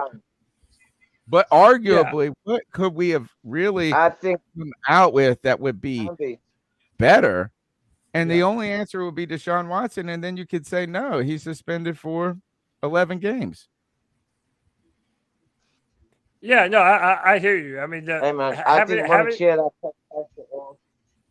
having Baker Mayfield, we are definitely better having Baker Mayfield than we are with Sam Darnold. Yes. Right now, yes. Cody. I would say that. Is that Barkley? But that's easy though. That's not hard for me to say. Cody, real quick, let me. You're mad corny in the chat room, you know? Anyway, go ahead, John. Real quick, I was just gonna say, like, not to rain on y'all quarterback parade, real quick, but Phil Hoskins and Davion Nixon, I don't think they're gonna make this roster because McCall is the real deal. Yeah. Is that number 78? McCall made one play, man. Come on now. You talking real crazy, John. You talking real crazy right now. Is that number 78? Yes. You was on live with me. You must not have been paying attention when we was on live watching that first preseason game because McCall was all over the place then too, bro. Yes, he was. Hey, look. The best McCall gonna do is make the practice squad. No, he won't. He won't be there for the practice squad. One of these 3-4 teams will pick him up. He's. Oh yeah, that too. Hey, but John, real talk, I would be very upset if they cut Davion Nixon. I would too, man. But I don't know if it's the injury, bro. But he's struggling. There is another team currently in look for a left tackle. The Saints. Yeah, I saw that. The Saints. Trevor Penning was carted off the field a while ago. Cowboys need to talk. John, I want to ask you about this. Every year, and so who was you said McCall? That was his name. Uh-huh. That was a cool one. We could be like McCall, with, like every time he gets a sack or something. With McCall. But yeah, we always fall in love with some defensive tackle who does nothing. 2 years ago, it was like every year we get some rookie guy or some nobody who's gonna they're gonna step up. We got this 6th round, and then they disappear the next year. Where the hell's Bravion? Where the hell is these guys that everybody we thought was gonna be good the next year? They all hit that sophomore slump. I don't know anything about McCall, but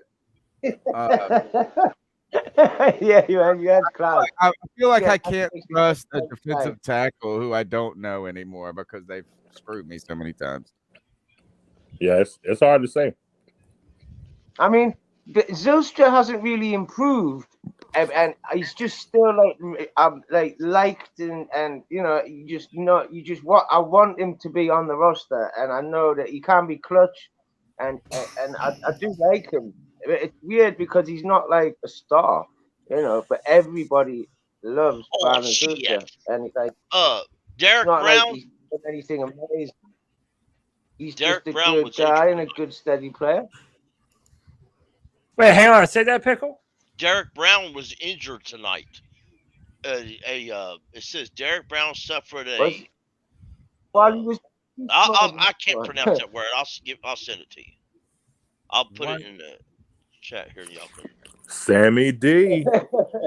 Put it in the chat. I didn't even see it. This is what we need. We need Sam Darnold. Yep. Sammy D. Fumbalaya Jaya. Hey, Big Mike, give me a thumbs up so I can know that you're legit, man. Okay. Yeah. Okay. Thought she was talking about me, Cody. Here you go, bro. No. You go, Our Panthers fan. Hold on 1 second. Sorry, we don't trust people that. No, hold on. I got an idea. They're you know what's on here. No. I got you. He looks cool. He looks cool. It looks like he has football stuff behind him. Yeah, he does. I just have a safety net. So what I'll do, put this. Oh, this is awesome. You put him in the corner underneath the chat. Yeah, just Banter. simple. Oh, what happened? I missed it completely. Oh, that is a safety net, bro. That's dope. Yeah, that's what I'm saying. Big Mike, how are you, man? What's up, Big Mike, you there? Got the mic. Take the mic. Yeah, I'm here. I'm trying to hook up my iPods or earpods or whatever you call it. Hold on. Good. Sorry for our suspicion. There are a group of people on the internet who like to join random streams and then show their penises. So we have to screen every individual. Yeah, we have to try and err on the side of caution. Looks like some orange in the background. Are you a Browns fan? Not only am I a Browns fan, but I run my own backer chapter here in Central Ohio. Oh, okay. Tell us a little bit about it. A little bit about us? Yeah. Well, there's about 238 of us here in Central Ohio, southeast of Columbus. It's my job to enhance my members' experience with their beloved Cleveland Browns. And believe me, this year has been extremely difficult. I can imagine. Who's 37? Completely fan grassroots organization. Oh, Hector's hurt. Man, please, no, that's Gonzalez, bro. Yeah, that's Zane Gonzalez. So please tell me. By the way, for those of you who missed it, our kicker Zane Gonzalez was going to kick into the net on the sideline, and it looks like he's holding the inside of his thigh, his right thigh. Maybe that's a groin injury. This dude always get injured when he's kicking the fucking ball, man. What the hell is wrong? He kicking the net on the sideline. Well, what's the chance of that shit? Man. Yeah, dude, last year when he was kicking a damn pregame field goal. Okay. Non-contact injury. At least we got Brandon Zylstra who can kick if we need him to. Okay, yeah, from the 20. Who's number 37? He's running like you guys ran Mike off. I was about to try to ask him questions. No, sometimes their connection goes in and out. He'll come back in. But dude, that's gonna suck, man. We're gonna continue to have these field goal problems forever. It feels like. Like now, ever since we got rid of Gano. Is John Lovett. He's looking good, man. If we can bring Joey Sly back. John Lovett? Isn't We that bring an back actor? Joey Sly. All crap. Isn't that- Yeah, but I'm not wrong. Road that is an actor, right? John Lovett. Yeah, he's a critic. I think Joey Sly is available, to be honest about it. Is Graham Gano? I think he was you guys. I only use 90s references, which none of y'all would get.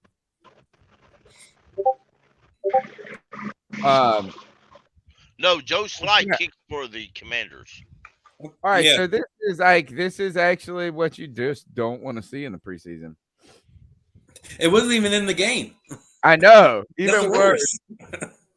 It was like Man, I would hire Roseanne to kick kicks before Joey Sly. He's bad, bro. I would. Damn. I kid you not. I would prefer Zilker to be the kicker. Let the punter kick. He does. Did you see the Commanders released the Commanders released Alex Arma today? Oh, poor Alex. The nepotism runs so deep in the NFL. Y'all remember when Alex Arma? Wait, who they released? Yeah, it was Alex Arma. Yeah. Remember when someone Who was tried the to fullback? Okay, keep going. someone tried to carjack him, or did he put it up on Twitter or something, and they found him? like it was my ISL pick one night. Someone tried to. I think his camera on his car might have caught something, if I'm remembering that correctly. The other thing too. I told you Big Mike would be back. What's up, Big Mike? Sorry, guys. I'm trying to get my earpods to connect, and for some reason, it won't connect to your broadcast. It will. You're Everything good. else. You know what? He's If on the I card? think there's a problem, it's definitely our broadcast. He's I on the think- card? Yeah. Who's on the card? Yeah, what happened to Zane, bro? Is he really? I don't know. Yeah, Zilstra was practicing kicking into the net on the sidelines and fell down. Just go for it. Just go for it on full count every time. That's what I would do. Yeah. All right. So, Big Mike, you run this grassroots organization south of Columbus, Ohio, correct? Yeah, it's actually southeast of Columbus. It's Lancaster or Lancaster. Lancaster. All right. So, since we've acquired Baker Mayfield, we have had an influx of conversation with Browns fans that we're not used to, right? Like, I mean, it's just like our past different conferences. You know, we just don't usually cross as much since Josh Gordon slayed us a bunch of years back. And Baker Mayfield did on that one play that was incredible. Was that last year or the year before they did that, guys? Baker Mayfield, that 9-ass pass on us on the run. 2018, yeah. And so the experience I have with Browns fans is this. I have one personal experience is that my local my favorite watering holes down the street from where I live happens to be the town's Browns bar during the season.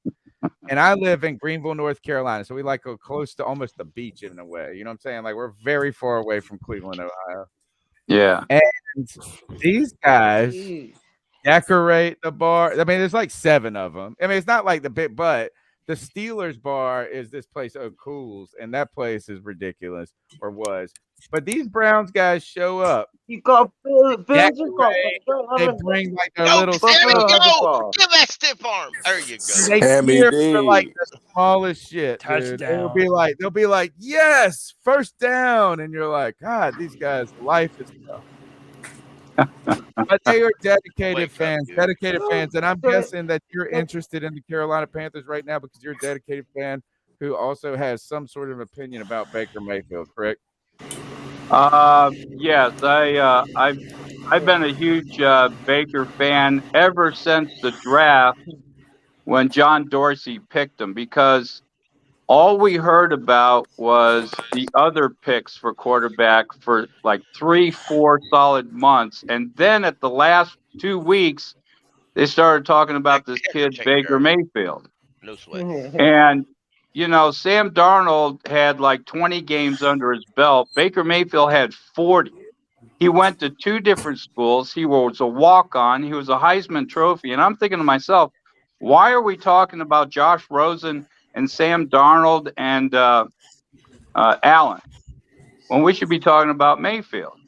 So lo and behold, John Dorsey picks Baker Mayfield. And he just walked into a ball of crap. I mean, with Hugh Jackson and what was going on, we won 1 game in 2 years. I mean, come on. 1 game in 2 years, and they extended the coach's contract? Come on, give me a break. And you're right. Earlier you were saying Baker went through 4 or 5. This is probably his 5th offensive playbook. And he's picked it up so fast. And that throw this morning, if you could, or not this morning, just a little bit ago, because I was watching some clips on YouTube, the defender was probably 1 foot away from smacking that ball away. But he was able to thread that ball. He was able to pick the speed, pick the receiver, and boom, you guys got a touchdown. And what I understand is you guys have been missing the long ball play, haven't you? Yeah, it's been desperately missing for a long time. We haven't seen it for at least 7 years. You're going to see a lot of it now. Well, that we love. If the ratio is 3 touchdowns, 1 interception, I'm happy with that. Yeah.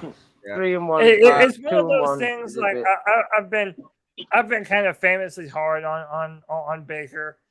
I'm a seeing is believing kind of guy. You have to understand. You know, we've had Teddy Bridgewater, then to Sam Darnold. It's like we've been asked to believe in quarterbacks a lot over here. So I've been. You're talking to a Browns fan, Cody. I know, man. I know. It's like, what do you mean? Those are like better than the quarterbacks we had 2 decades before Sam Darnold. I mean, Well, so what I'm saying is that I feel like Baker Mayfield, out of the position that he's in, he has done everything that he has been asked to do very well. He's dealt with the media well. He's dealt with the team well. And, yeah, through preseason, he has looked very good. There was never a competition between him and Sam Darnold. It was always Baker Mayfield's team. Yep. I'm trying to look at free agent kickers. I don't know if you can find them. Yeah, I'm trying to find some list of free agent kickers, or how many teams have 2 kickers. Right. What Big Mike? What do they call people who follow Baker Mayfield regardless Moose. of being a Browns fan or not? What do they call those people who love Baker no matter what?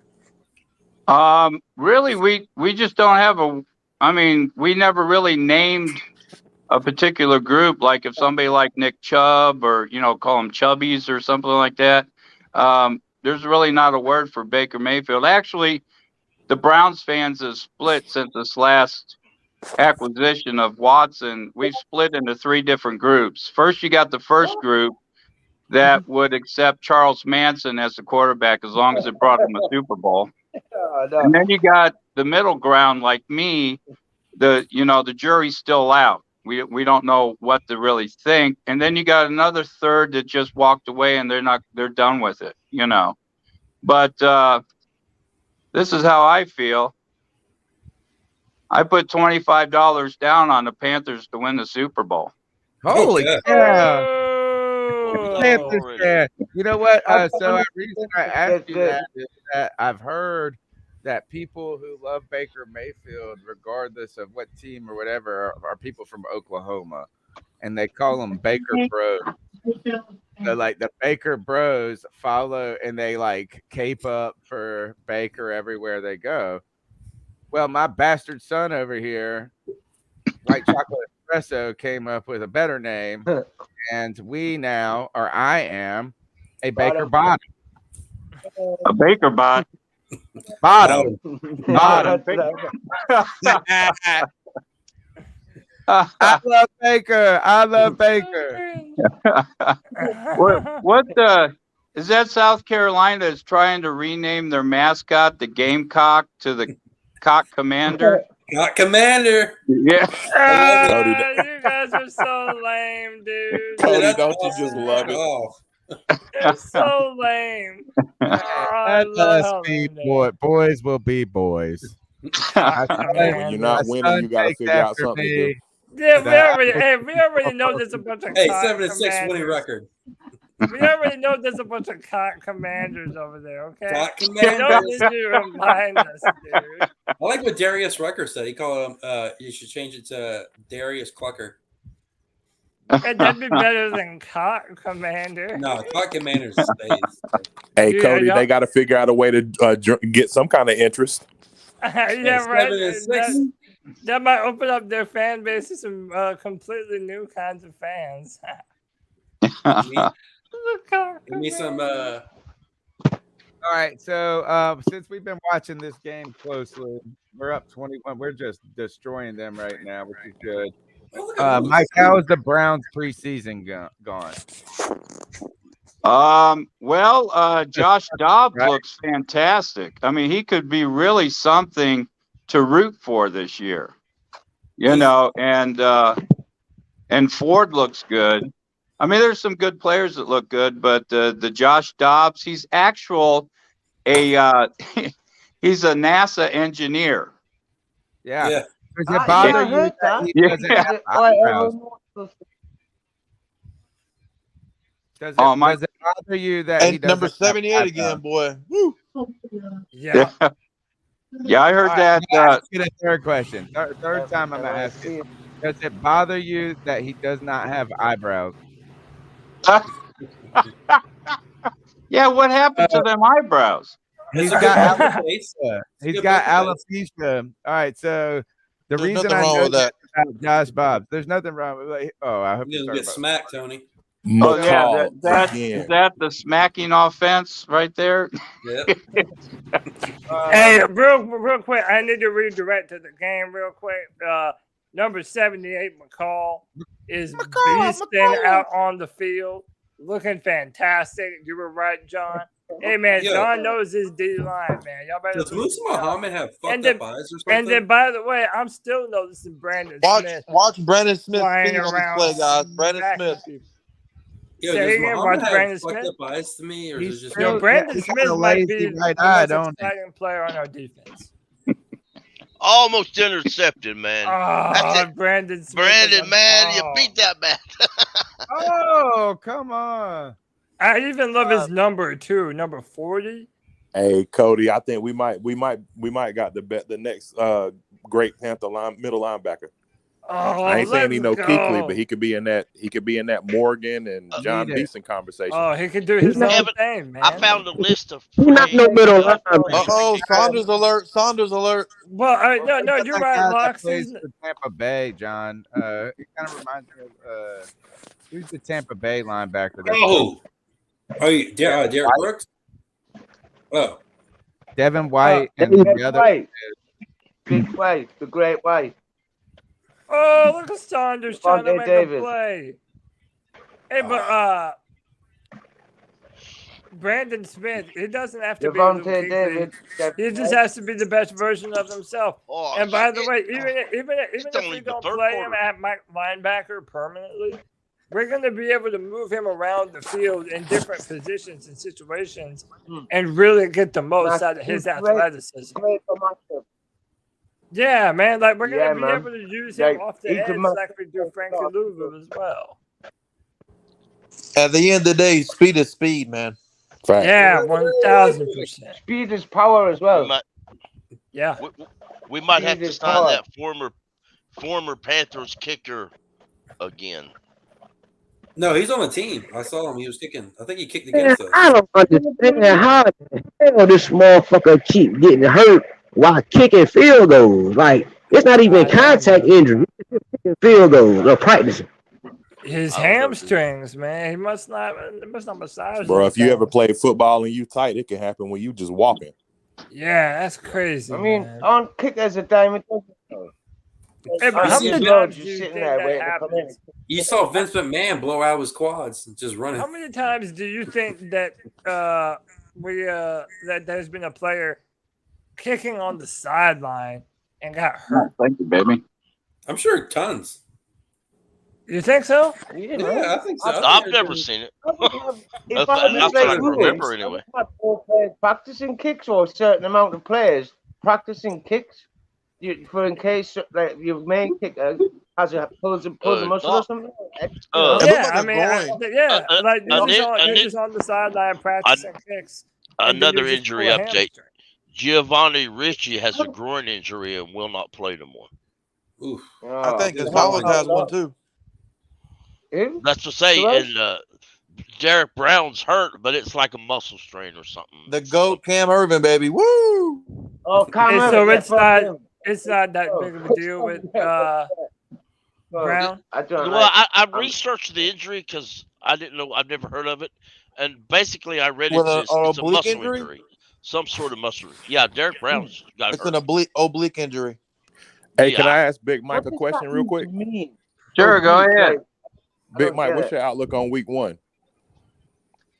After Baker throws his 6th touchdown, he's going to walk backwards from Stefanski and give him the stink eye. Moonwalk backwards. He's a big I was hoping Cam Irving would impress in this game somehow, long enough for the Cowboys to want him back.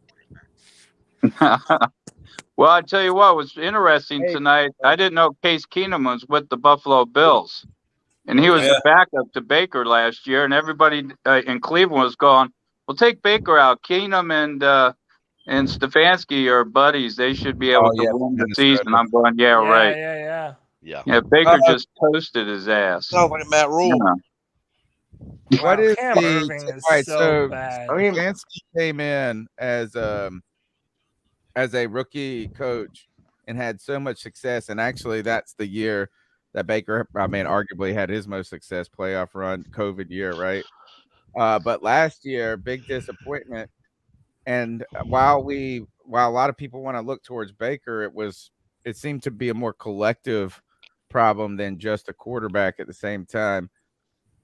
How much collateral or does Stefanski have from that first year as a coach? Like, how many, if this year is a disappointment, is it kind of considered beginner's luck? I think Stefanski had beginner's luck. I think Baker made him look good because I don't know if you guys are aware, but we've got this huge analytic department in Cleveland. They spent millions of dollars on these nerds. And Stefanski, when he got hired in January, he had to agree to turn his playbook over on Friday afternoon to the owner, to Andrew Berry, to Dee Podesta, and the analytic department, and they would tell Sam him got hurt. They would tell him what plays he could call on Sunday. Who got hurt? Cam. So I don't know. Sam. Oh, Sam.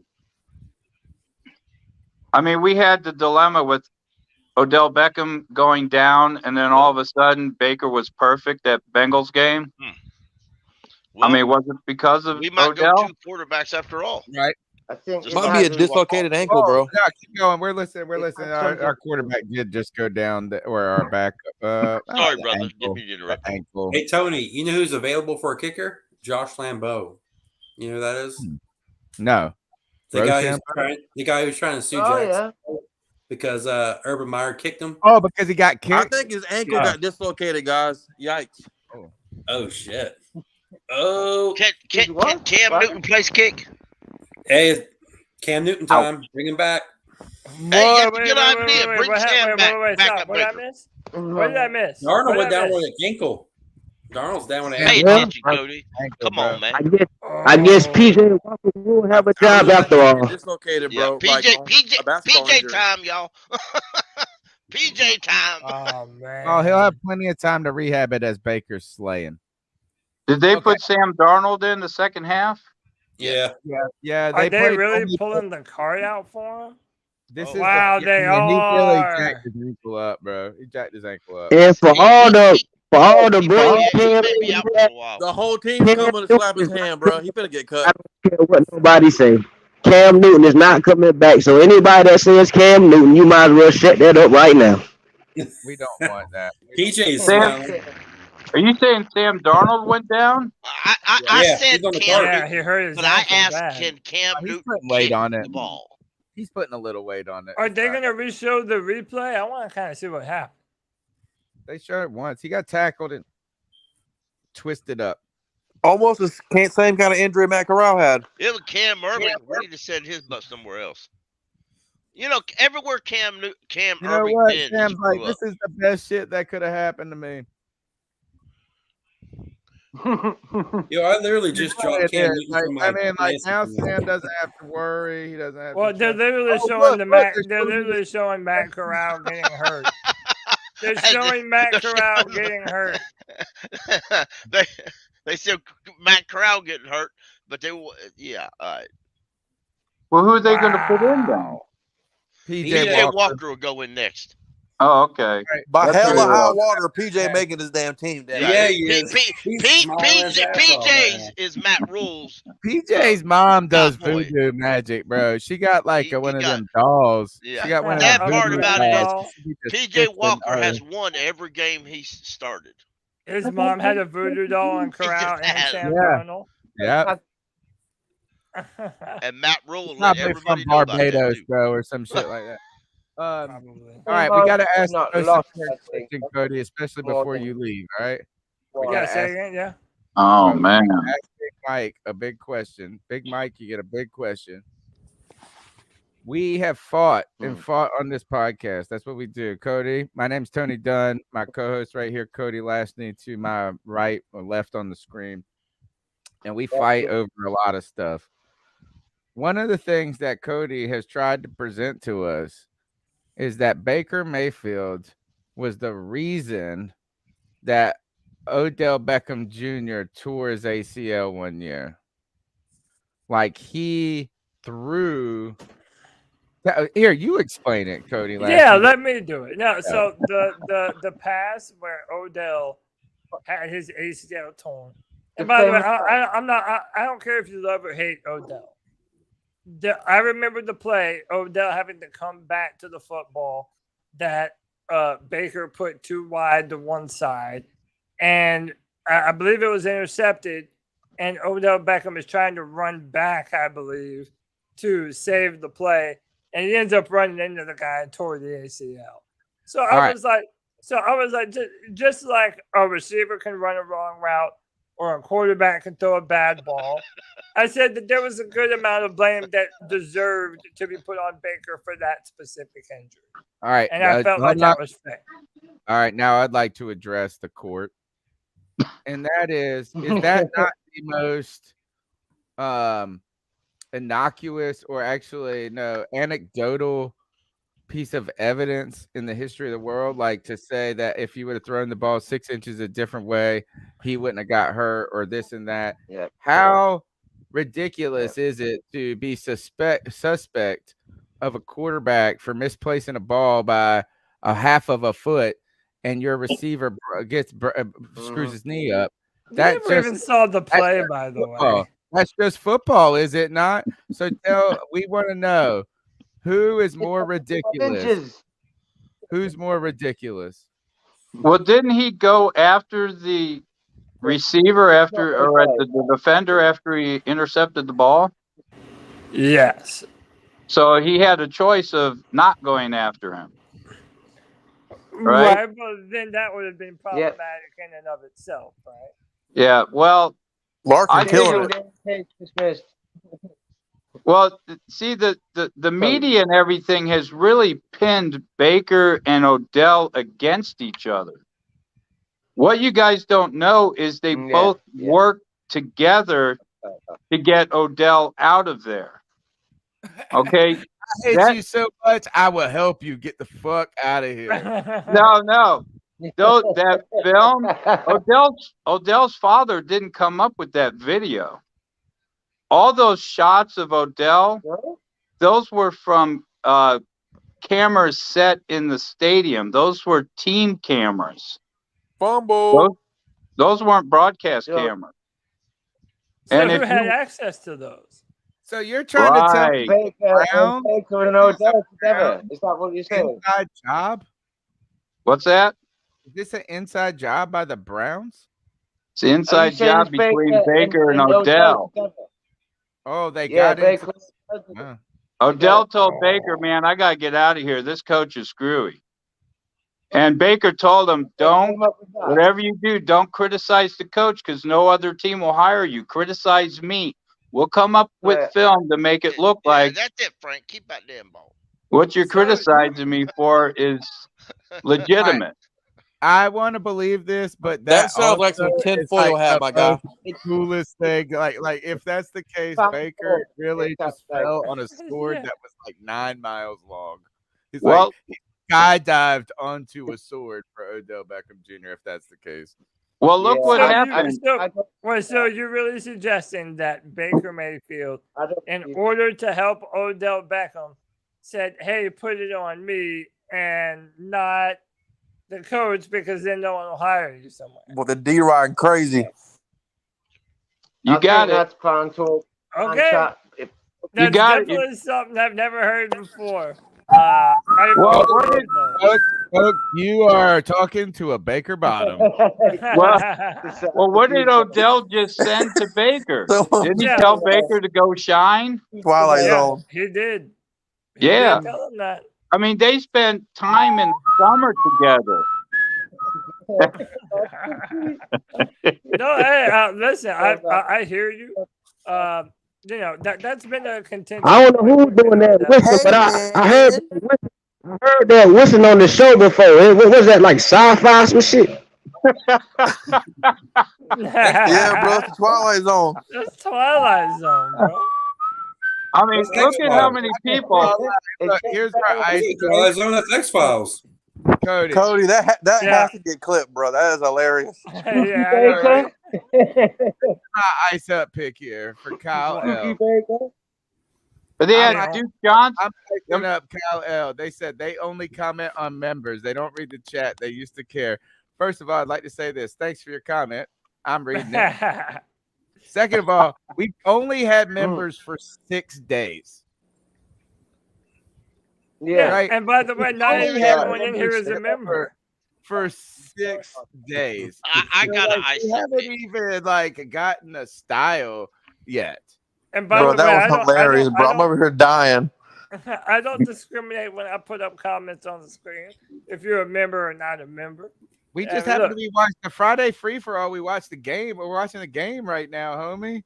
But dude, I'm telling you, Kyle L, he's like one of our biggest haters / fanboys. Like he loves to hate on us, but it's all right. You're allowed to hate on us, man. You know all the memes about dudes, people named Kyle, bro. Yeah, Kyle's a pretty. They're pretty crazy. They're pretty out there. Like the male version of Karen. Yeah, no, they like shotgun 4 months. Chad's got to be the Karen. Hold up, passion, and it's like sometimes. When I think of a Chad, I think yes, Mike, you really added a real new layer to the podcast with that conspiracy theory. Dude, that was hilarious, man. That was hilarious, bro. Well, look, you had. Well, wait a minute, guys. You had Duke Johnson. You had Duke Johnson request to leave. You had Njoku request to leave. You had Odell Beckham request to leave. Jarvis Landry just got. Why did we get rid of Jarvis Landry? We have absolutely no receivers. We have no receivers. Schwartz can't even catch a fly. I mean, but Jarvis was never like elite anyway. He was good. Yeah, I mean, yeah, he drew a lot of penalties after he caught the ball too. But you know, the People Jones, Baker made him look good. Baker made everybody look good. Baker's first year, he was throwing to receivers we didn't even know were on the team. That's how deep they were going. He shredded us his rookie year. I remember that. Oh, yeah. Rashad Higgins. You guys had Rashad Higgins. Oh, hey, if you guys are on Facebook, friend Rashad's mother. It's Nette, Nette, Higgins. She would love to have some Panther fans on her Facebook page. And she posts a lot about her family. Say it one more time. It's Nettee Higgins. Nice. Hopefully she's got a Twitter. No. Yeah, that's Rashad Higgins' mom. She loves fans. Antoinette Higgins? Net. Nette. Let me make sure. Hold on. Nah, I think she's on Twitter. Oh, she's only got 7 followers. Oh my God, this can't be true. Wait a minute. Hold on. If this is true, it's Net Wood. Net Wood. This is Facebook. Yeah, Facebook. Yeah. Nette Wood. Are y'all ready for this? Hey, Rambo. I pulled this up on Twitter. Was it your mom's Facebook or something, bro? Look at this. Wait until you see this. She's got almost 1,100 on Facebook.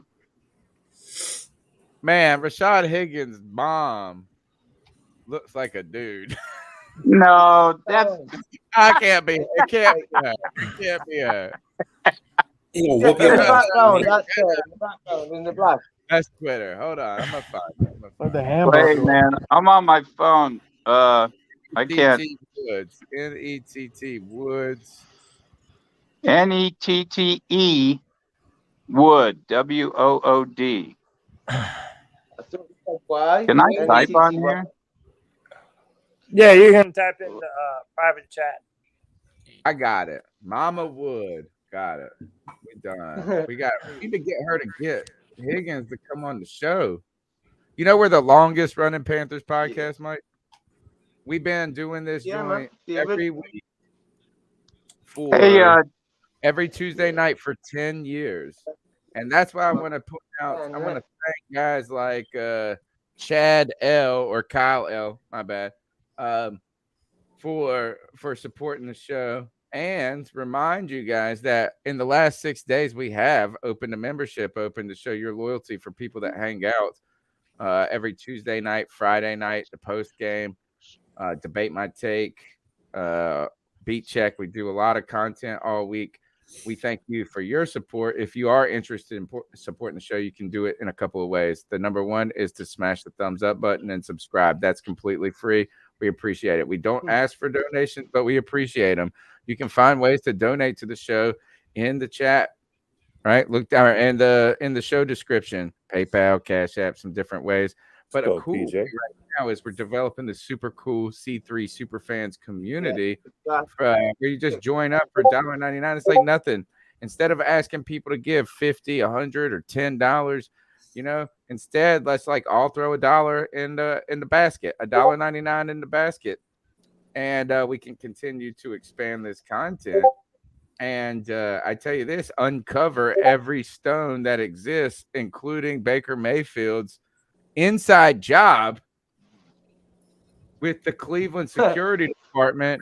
Now we're on to Net Woods. We need to get Higgins. By the way, Higgins playing very well for the Carolina Panthers, Big Mike. Yeah, he is. Oh, one thing about Baker Mayfield, don't ask him about the Cheesecake Factory. He likes it or doesn't. Let's just say he supposedly met somebody out in the parking lot and they helped air up his tires. Tires. Yeah, it was on social media a couple of years ago. I don't know how true it is, but supposedly he had a midnight rendezvous with somebody at the Cheesecake Factory. Oh, with a girl? Because it takes two. Yeah, doesn't it? I didn't want to say Cam Irvin, yay! Hey, I was muted. Time out. Are you suggesting that Baker Mayfield got caught doing the dirty in the parking lot of a Cheesecake Factory? Yes. Maybe I might have to let this guy. Big Mike has an open invitation to our podcast. Oh yeah, Mike, you're the man, dude. You're well, wait a minute, guys. How close are you guys to the University of North Carolina? I live an hour and 3 hours. 20 minutes. I live an hour and 20 minutes. I'm in Charleston. Okay, I know Didi Hogard that's in charge of the athletic department there. Nice. And what he does, he helps kids graduating going into the NFL. He prepares them for the draft. Oh, nice. And he knows, oh God, who's the quarterback of Denver now? Russell Wilson. Yeah, Russell Wilson. If you ever watch a commencement speech by Wilson, he actually, the last 15 minutes of his speech is dedicated to Didi. And Didi's a former Cleveland Browns, and he's a great guy to talk to. He'd be great for the show. Do you mean UNC or NC State? Oh God, I don't know. I'm from Ohio. Because Russell Wilson played at NC State. Yeah. So Okay, if he was given the commencement, it was probably at NC State. Okay, so how far are you from NC State? That's same, in Raleigh. same distance. They're exactly across the street from each other. Okay. So I mean, live in like- Charlotte. I'm right next to the stadium, so that's about 3 hours from me, both of them. And I think Michael Dean Perry lives in North Carolina too. Before we get into this, because we're uncovering a lot of mysteries and stories right now with Big Mike from southeast of Columbus and Lancaster, Ohio. I want to shout out Jay Grizzly, new member to the C3 Yes, sir. Club. Thank you, Jay Grizzly, for supporting the C3 Panthers podcast. Again, we tried to build a community. That's all we try to do is expand the community and develop a discussion for Carolina Panthers fans, by fans, for fans. We've been doing it for 10 years, and we just continue to do this. We won't shut up talking about the Carolina Panthers. You can't shut us up. You can't shut us up. In fact, not only do we have the longest running Panthers podcast, if you check us out on Tuesday night, it might be the longest podcast in the history of the world. It is so long because we get all these awesome yeah. I mean, like I'm falling, like people falling asleep, waking up. Hey, and Tony. back.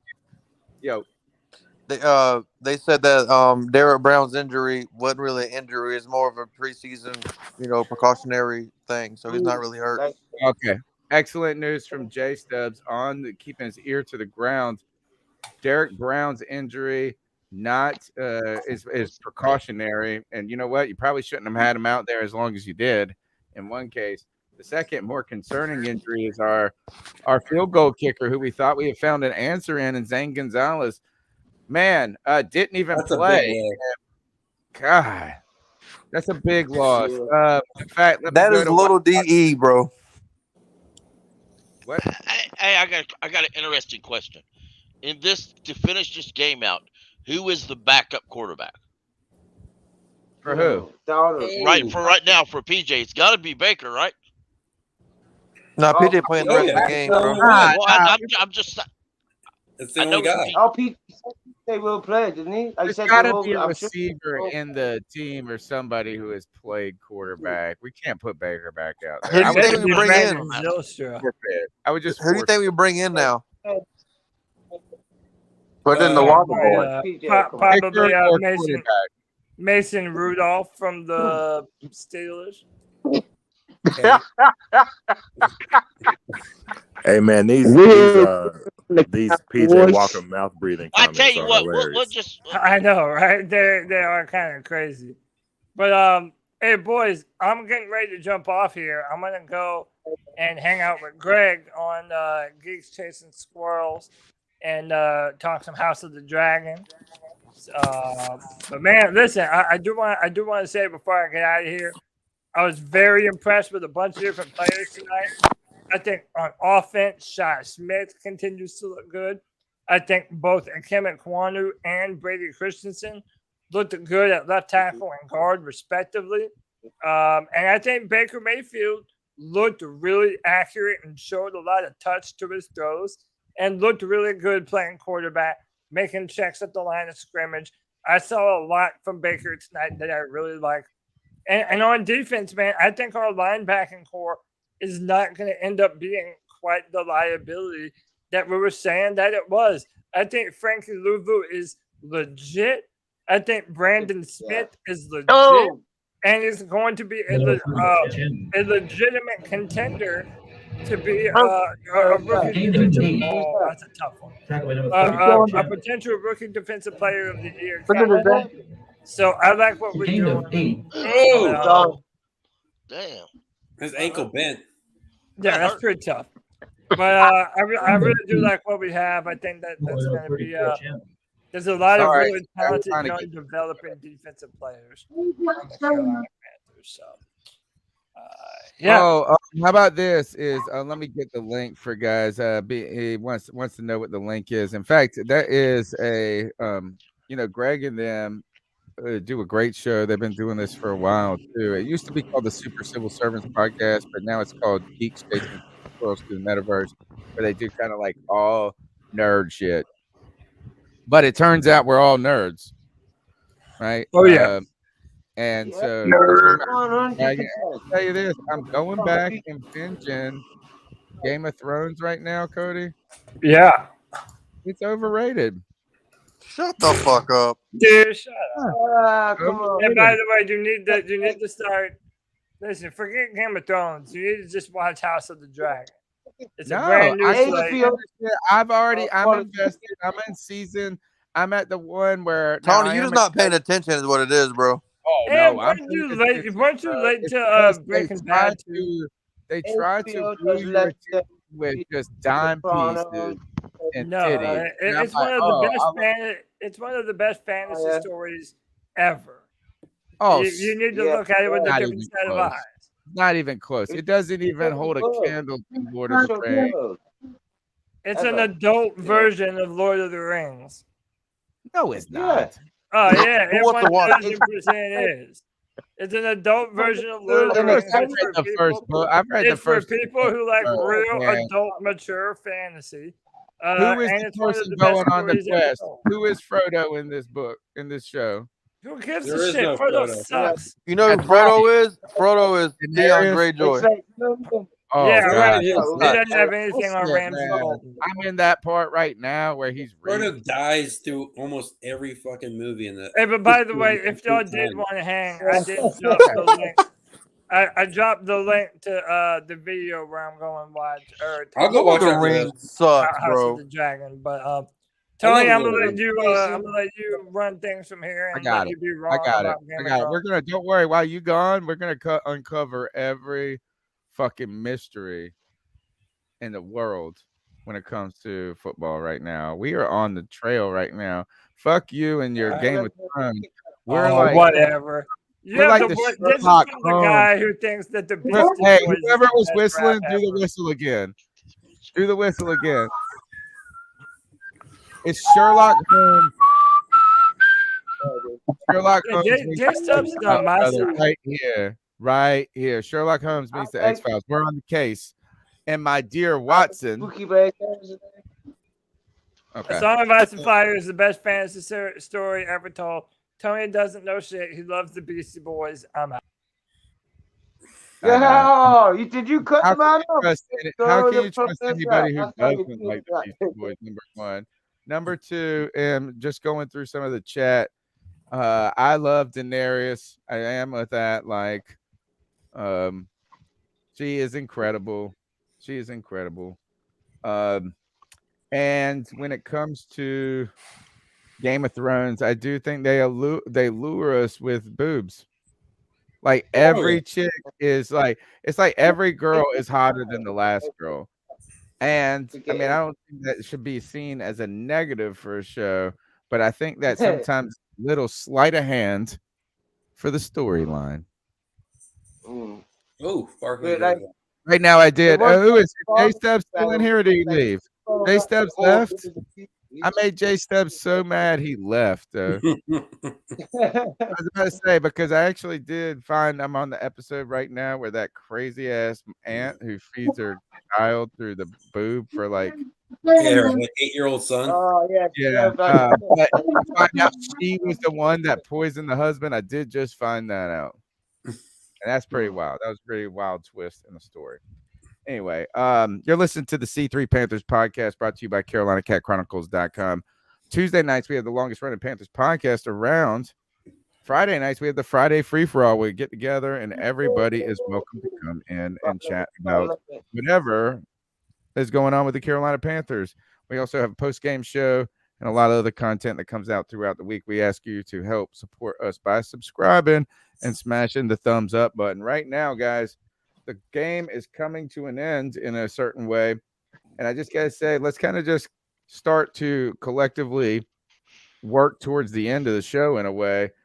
And what have we gathered from today? We saw a horrific injury, or maybe not horrific. Somebody said a high. God, that was terrible. You know, you see something. Yeah, you see your backup quarterback in Sam Darnold get injured, and that's going to be seared into our brain. But we also saw Baker Mayfield look pretty good tonight, and we saw the offensive line behind. It felt like Ike Ekwonu, as the game went on a little bit, sort of settled in and started to play better. And then a lot of people were excited about Brandon Smith on the defensive side and Frankie Luvu killing it. So, guys, who wants to talk about what do you guys like kind of general comments in the final segment of the final preseason game? We better start looking for a kicker. Yeah. Actually, that is the storyline. You're right. You're right. I mean, like that is screw the Sam Darnold injury. Zane Gonzalez injury is giant. You put a bunch of names up. Tell us, bastard son. Who is there? Anybody out there? I mean, I saw that name, but I haven't really looked yet. I can check them out though. Somebody said, "Oh, Panther Pickles said it." Liram Harahu, who actually picked Carolina Panthers. Thank you. Actually, I'll turn the mic over to Panther Pickle. Why don't you tell us, as we're talking about the Zane Gonzalez injury, how Gronkowski is available. How important is it for the Carolina Panthers? It's where, like, I won't say devastating. That's not the right word, but this is like one of the least persons you want to see get hurt. Exactly. Which, if you're going to have your kicker hurt, it's a bad way to look at it, but right now is a good time. Cuts will be coming pretty soon. You really don't know who's going to be cut and who's not. Excellent point. The Panthers are still, if I'm correct, the Panthers are still 6th in the waiver wire order. So that old Patriots kicker is available. Gronkowski, yep. Steven. Yep, and it does look like tonight. It looks like, do we go with 2 quarterbacks or 3 quarterbacks? It's kind of solved itself, so to speak. Right. So right now we ain't got but 2 healthy quarterbacks on the roster. Yeah. So listen, right? So say Sam Darnold is out for 3 or 4 weeks. Say Zane Gonzalez is out for 3 or 4 weeks, and this say the Panthers are like, look, we're not gonna cut them and risk losing them to somebody picking them up, so they have to keep them on the roster doing cut. So what do they do? They cut a kicker on the practice squad Monday. They could put Sam per se on what they call short-term IR. They could actually put both of them on short-term IR, which basically means they go on IR for like 5 weeks and then they come back to roster. They did cut a kicker on the practice squad Monday. Yeah, we could bring him back. Yep. JD, we're continuing around and kind of try to make some general assessments. John, let's go to John. JD, I do agree with that. Hell, I didn't know John was still on this motherfucker. He ain't saying nothing. I didn't know he was still on this motherfucker. Let's see if he is or if he's asleep. I'm still here. Yeah, nice. The man with the golden pipes has been putting out some fantastic. Yeah, he was already down when he fumbled. Got to go check out Win Carolina. Really, I mean, he's like one of us. He's like cut from the same cloth. If you like talking Carolina Panthers, you're gonna love his work. John, I guess one of the things that stood out to you, I mean, I don't want to put words in your mouth, but McCall. Yeah, McCall looks solid, man, compared to, I mean, when you look at him compared to the other backups. But really, More or less. I'm just I like what I see offensively. I think this team has an identity that, we haven't seen yet defensively, because they've been just running a lot of, base 4-3. But obviously it's going to get far more exotic as time, progresses throughout the season. But obviously Baker, looks amazing. I'm a little concerned, with the Sam Darnold injury as far as what they do with quarterbacks, as far as the backup, because Baker was hurt last year, but looks, to be pretty healthy this year. So obviously that shouldn't be too much of a worry. But, one of the things I was looking at, Steve Smith talked about something in the last preseason game. He was talking about these guys on the roster, running backs, who could, really pick up the slack for C-Mac. And it's not even so much about if C-Mac gets hurt, it's in order to provide balance. And Chuba Hubbard, not for nothing, this Lovett kid actually looks a little better than him. Has, throughout this game. And so, looking at Deontay, Chuba, and Lovett, it'd be interesting to see what the cuts look like there, who gets cut off the offensive line. And so, but I'm more excited probably about this season and more optimistic than I have been over the last 3 or 4 years. Some of my predictions always end up pie in the sky because I'm a fan, and I'm a fanatic. But in all reality, just looking at it from a, logic perspective, I'm far more optimistic about this team this year than I have been really since, Cam was, before Cam was injured as a quarterback. So we'll see what happens. Optimism? What is optimism in your mind? You know what I'm saying? Because I like that. I feel that way too. But what does that mean? Optimism to me is this, because one of the next videos, I'm not going to give away everything, that I'm going to say or put out, but I'm going to talk about just how, the difference of what one player can do to a franchise. And you guys talked about it a little bit, Sam Darnold, when you saw him in the pro day, before he came out of USC and he was throwing the football in the rain, he has all the physical attributes to be a guy. Skip Bayless said if Sam Darnold, if you could put Baker's mind in Sam Darnold's body, he would be a superstar. He'd be Josh Allen, because he just got all the physical tools. The thing with Sam is just, can you pull the guys up, man?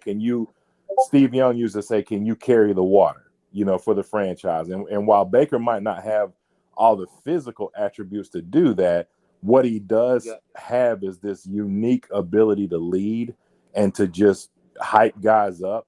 And that's just something that will spark a fire throughout an entire locker room, because you make guys believe. And so that's where my optimism comes from. It's literally, and I know it's weird to just rest it on one guy who had a, mediocre season last year, but we've seen this guy, go to a franchise like Big Mike said, won one game. I'm not sure who that is, but won one game in 2 years, and I mean, they've been through a stable of quarterbacks, and he stabilizes that franchise, and then they get to a point where they feel like they're better than what he is. And that's one, not for nothing, Tony. That's another thing that I, a PSA for myself to put out to other Panther fans. And look, fan how you want to fan, but we also got to remember, Baker not walking into a situation where, he's succeeding like Cam Newton, who was at the peak of his, ability. Man, we've been quarterback inept for a long time. So it's good that we have somebody on this roster now that can stabilize this thing, because that's what we need more than anything else, is stability. He's not arguably, he is the most accomplished quarterback that's been on the Panthers roster since Cam Newton. Facts. Yeah. Man, and you can call him mid, you can do whatever, but he is more accomplished than anything we've had to this point. I guess the only reason is you could make an argument for Jimmy G is because he's been in the Super Bowl, right? But if you have you heard that rumor? How he's just done it at multiple levels, man. That to me, I don't get the hate on him, Tony. I really don't. The dude, his winning percentage. I'm talking about Jimmy. Jimmy's winning percentage is nuts. Yeah, he's just all right. Going missing, and you can't get hold of him for weeks on end, months. The coach couldn't get a hold of Jimmy G. That's the new rumor. I hear there's another story going on with Jimmy G where they make him practice on the other side of the field and they don't give him the playbook. There's some weird stuff. I don't know. It's kind of weird. Yeah, like Kelsey said, I keep texting him and he won't return my calls. So And then we're not going to give him the playbook and you got to go stand in timeout. If they did, Tony, if they do that, you know how crazy that is, man. Just think about this. If he hits Emmanuel Sanders, like he missed Emmanuel Sanders in the Super Bowl, that ices the game. The game is over. It's a win. Yeah. And you're isolating this guy. Brett Favre already came out and said y'all making a huge mistake with Trey Lance. So I don't know if anybody watched that 49ers preseason game on Thursday, I believe. But the Niners didn't look like they could be got. Like I didn't see anything. But you know what? I felt like Trey Lance did well, or not well, but what he does, like what you thought. Like there was in the opening series, he rolls on a bootleg, right? And you know when you're running and you gotta kind of do you're off the ground, both feet are off the ground, and your body is this man damn in the net and fell on the damn knees. That's why you. I mean, but at the end of the day, look, if a team come to you and be like, look, this guy's our starter, you was the backup. I mean, hell, you ain't gonna want to be there either. So whether they put you on the other field or not, and they don't want to give you the playbook, hell, I'm the backup. Hell, I don't want to be here. Y'all don't want me here. So goddamn, I might as well just wait it out, and hopefully y'all get traded. But if y'all release me, hell, it is what it is. I thought when John was saying that he doesn't understand the hate, he was going with Baker. And what I think about with Baker, and I don't know, maybe we'll ask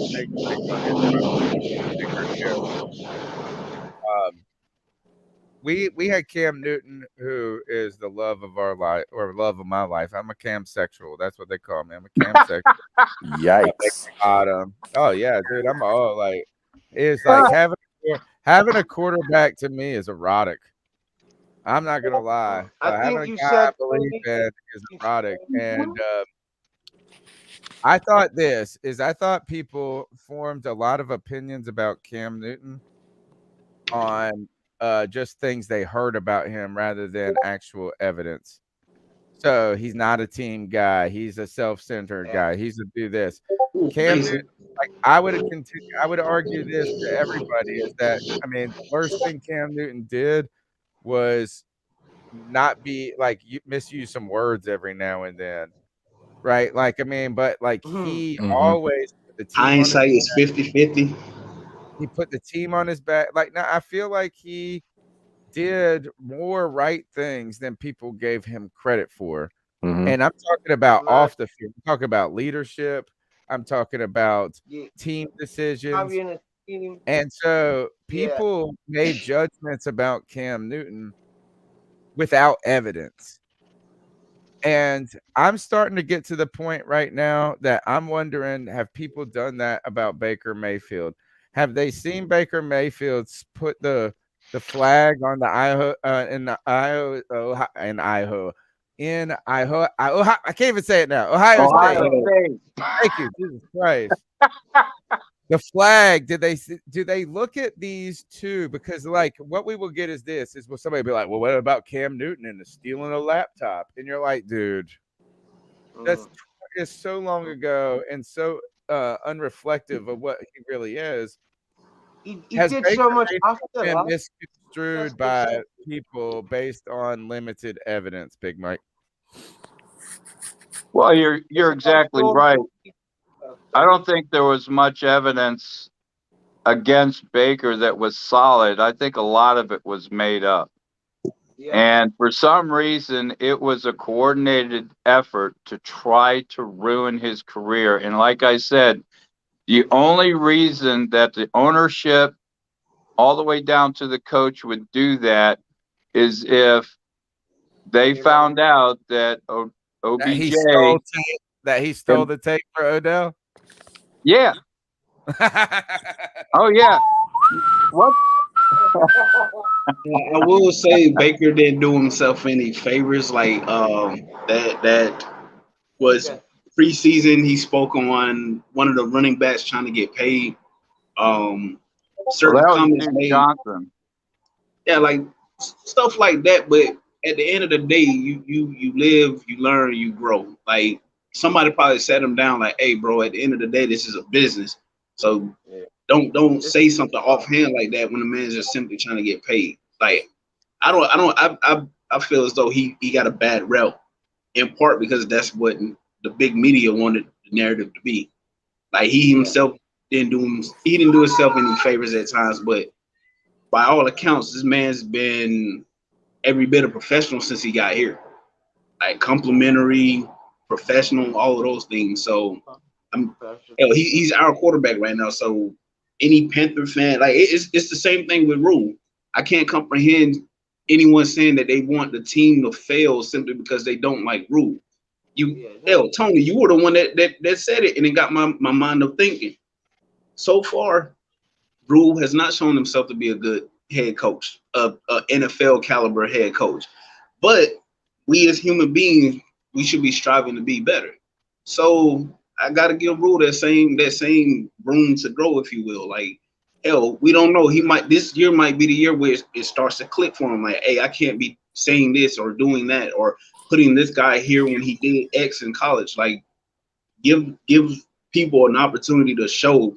Like, you can apologize. Like, if I say or do something I shouldn't, I can sit here and apologize till I'm blue in the face. But it'll be my actions that actually show, yeah, I'm sorry for my past actions, and I'm making amends by showing you that I'm not the same person. So you've been talking to my wife, haven't you? She would say, "Stop apologizing and act different, Tony." Look, I think this is the jury's still out. Look, is Matt Rule. The way I think about with Matt Rule is he's out of flat. Like his bank account is empty. Right, like he has no collateral to give. His checks are getting returned at this point. Now that doesn't mean that he can't make up for it, but like we've given him the leash. Now it's just like he can't make more mistakes. But on the other hand, so he only has one choice, and that is, or one option, and that's to win at this point and completely just kind of change the narrative. At the same time with Matt Rule, but I will, and someone who's been very critical of Matt Rule, at least after year two, liked him after year one, year two, very critical because of a step backwards in some various things. I have some things that irk me about him, like I just don't love, but I will give him credit for two things. Is I feel like he's admitted a couple of times when he's been wrong. And look, he cut ties with Teddy Bridgewater and ultimately Sam Darnold right away. Like he said, we didn't get right. Instead of just continuing to bang the square peg through the round hole, he's like, we didn't get it right. And to me, maybe you don't agree with those examples, but the one example I do believe is kind of irrefutable is that his coaching staff was so college experienced and inexperienced in the NFL entirely, and he struggled with all of that. And he said, "You got to trust in the process. You got to trust in the process." He kept saying that, but then he went and fired his whole staff and brought in guys that had a lot of NFL experience. And I thought that was a humble pie. I thought he took a bite of humble pie by doing that. So this is his year. Like he only has this year and this year left. All right, let's go to Locks Main. Last final thoughts. No, not here. All right. Tony, Ian Rappaport's reporting that Sam Darnold was believed to have a high ankle sprain and he'll get an MRI tomorrow. What's that, 6 weeks? 6 weeks or IR, depending on the severity of it. That's fine. We can do that. Yep. Tony, can I ask you a real quick question? I just want to ask you a question on what you just mentioned about Matt Rule, which I thought was brilliant, by the way. But because perception, when you talked about Baker, when people put a narrative out on you, whether it be media or and it in a lot of ways, it doesn't really matter what you do. It's hard for you to shake that narrative. So I'll ask you a question. If Matt Rule were to have had Christian McCaffrey for 2 full healthy seasons his first year, and he went, let's say, 8-8 both years in a row, would it change the way you think about him because he didn't have a solid quarterback? Not the way we're playing. Yes and no. And let me tell you the reason I asked that real quick, and I'm gonna let you get your point out. I just want to add one more quick thing. The reason I say that is because he would be Pete Carroll if that was the case, because that's exactly what happened to Pete Carroll when he took over Seattle. He had Marshawn Lynch for 2 years, and then when they drafted Russell Wilson, he was in the Super Bowl. You know, they smoked Denver, and then should have won that other game. But go ahead. I think it would have. It potentially would have changed the trajectory. How about that? It could have very well changed the trajectory. I don't know if it would have been a saving grace entirely. And the reason I say that is, when Matt Rule came in his first season, we had some concerns about a college coach adapting to the NFL. That was the question, right? That was the singular question. Is so you got a guy who can get up there and talk and make us feel awesome like a preacher. And he's done this stuff in college, but can that work in the NFL? Somebody better mute the mic. Who is it? I don't know who it is. What was it? So where I think is I actually was very impressed with Matt Rule his first season. And the reason being is, like, we can nitpick small things. We can nitpick, oh, you didn't call a timeout here right, or you didn't do this right. But we were in games every week. And I would say that the one expectation I put on him, or not expectation, kind of the measurement, the baseline, was did he look over his head? And his rookie year as a coach, he didn't. And the problem is that year 2 was so disastrous. And not just because of an injury thing, but it really felt like he was panicking throughout the season. And my example is, like, I almost feel that Matt Rule listens to the media and to the fans a little bit too much, and cares what they think about him maybe a little too much. And the example I would give you is in week 1, we come out there and we had it wasn't the greatest game against the Jets, but we got a win. We beat the Jets. It was the same, but it wasn't pretty. But you got done what you got done. You did it like, hey, that's how you win. You just win football games. Who gives a shit? At the end of the day, after the game, everybody started focusing on Christian McCaffrey's 33 touches. And then they're like, oh, are you overusing him? Are you doing this? Are you doing that? So immediately the next week, they're like, we got to protect Christian McCaffrey. And they started to do things different. They're like, oh, we got to do this. So he manufactured that. Next example of this was he gets later on in the season. And, it was the Giants game. We have one of the most historically worst games in Panther history against the Giants. And we didn't run the ball enough. And then he comes out with this discussion. Well, like, Bill Parcells used to say you got to run the ball 30 times if you want. And it just felt like everything was a knee-jerk reaction to what didn't work. And my final example of that is Cam Newton. Going and bringing in Cam Newton felt like something that was done to appease the fans. That, like, it almost was like a cave-in.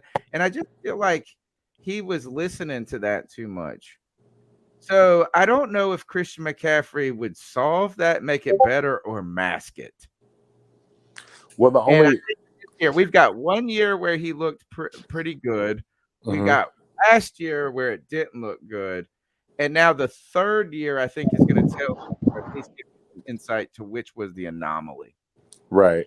The only reason I think that, because sometimes, that old adage that winning solves everything, like when you're winning or you're at least consistent, a lot of the questions that would come at you as a head coach would be structured different in the press conferences. So maybe we don't hear some of the things that made us cringe. That's one. Two, I agree with your assessment of his coaching job last year is spot on. like I felt like you did, where there was a lot of decision making that was made because of people like, you know, Joe Person and Newton, you know, in the press conferences, you know, giving him heck about things and him, you know, making adjustments and shifting on the fly.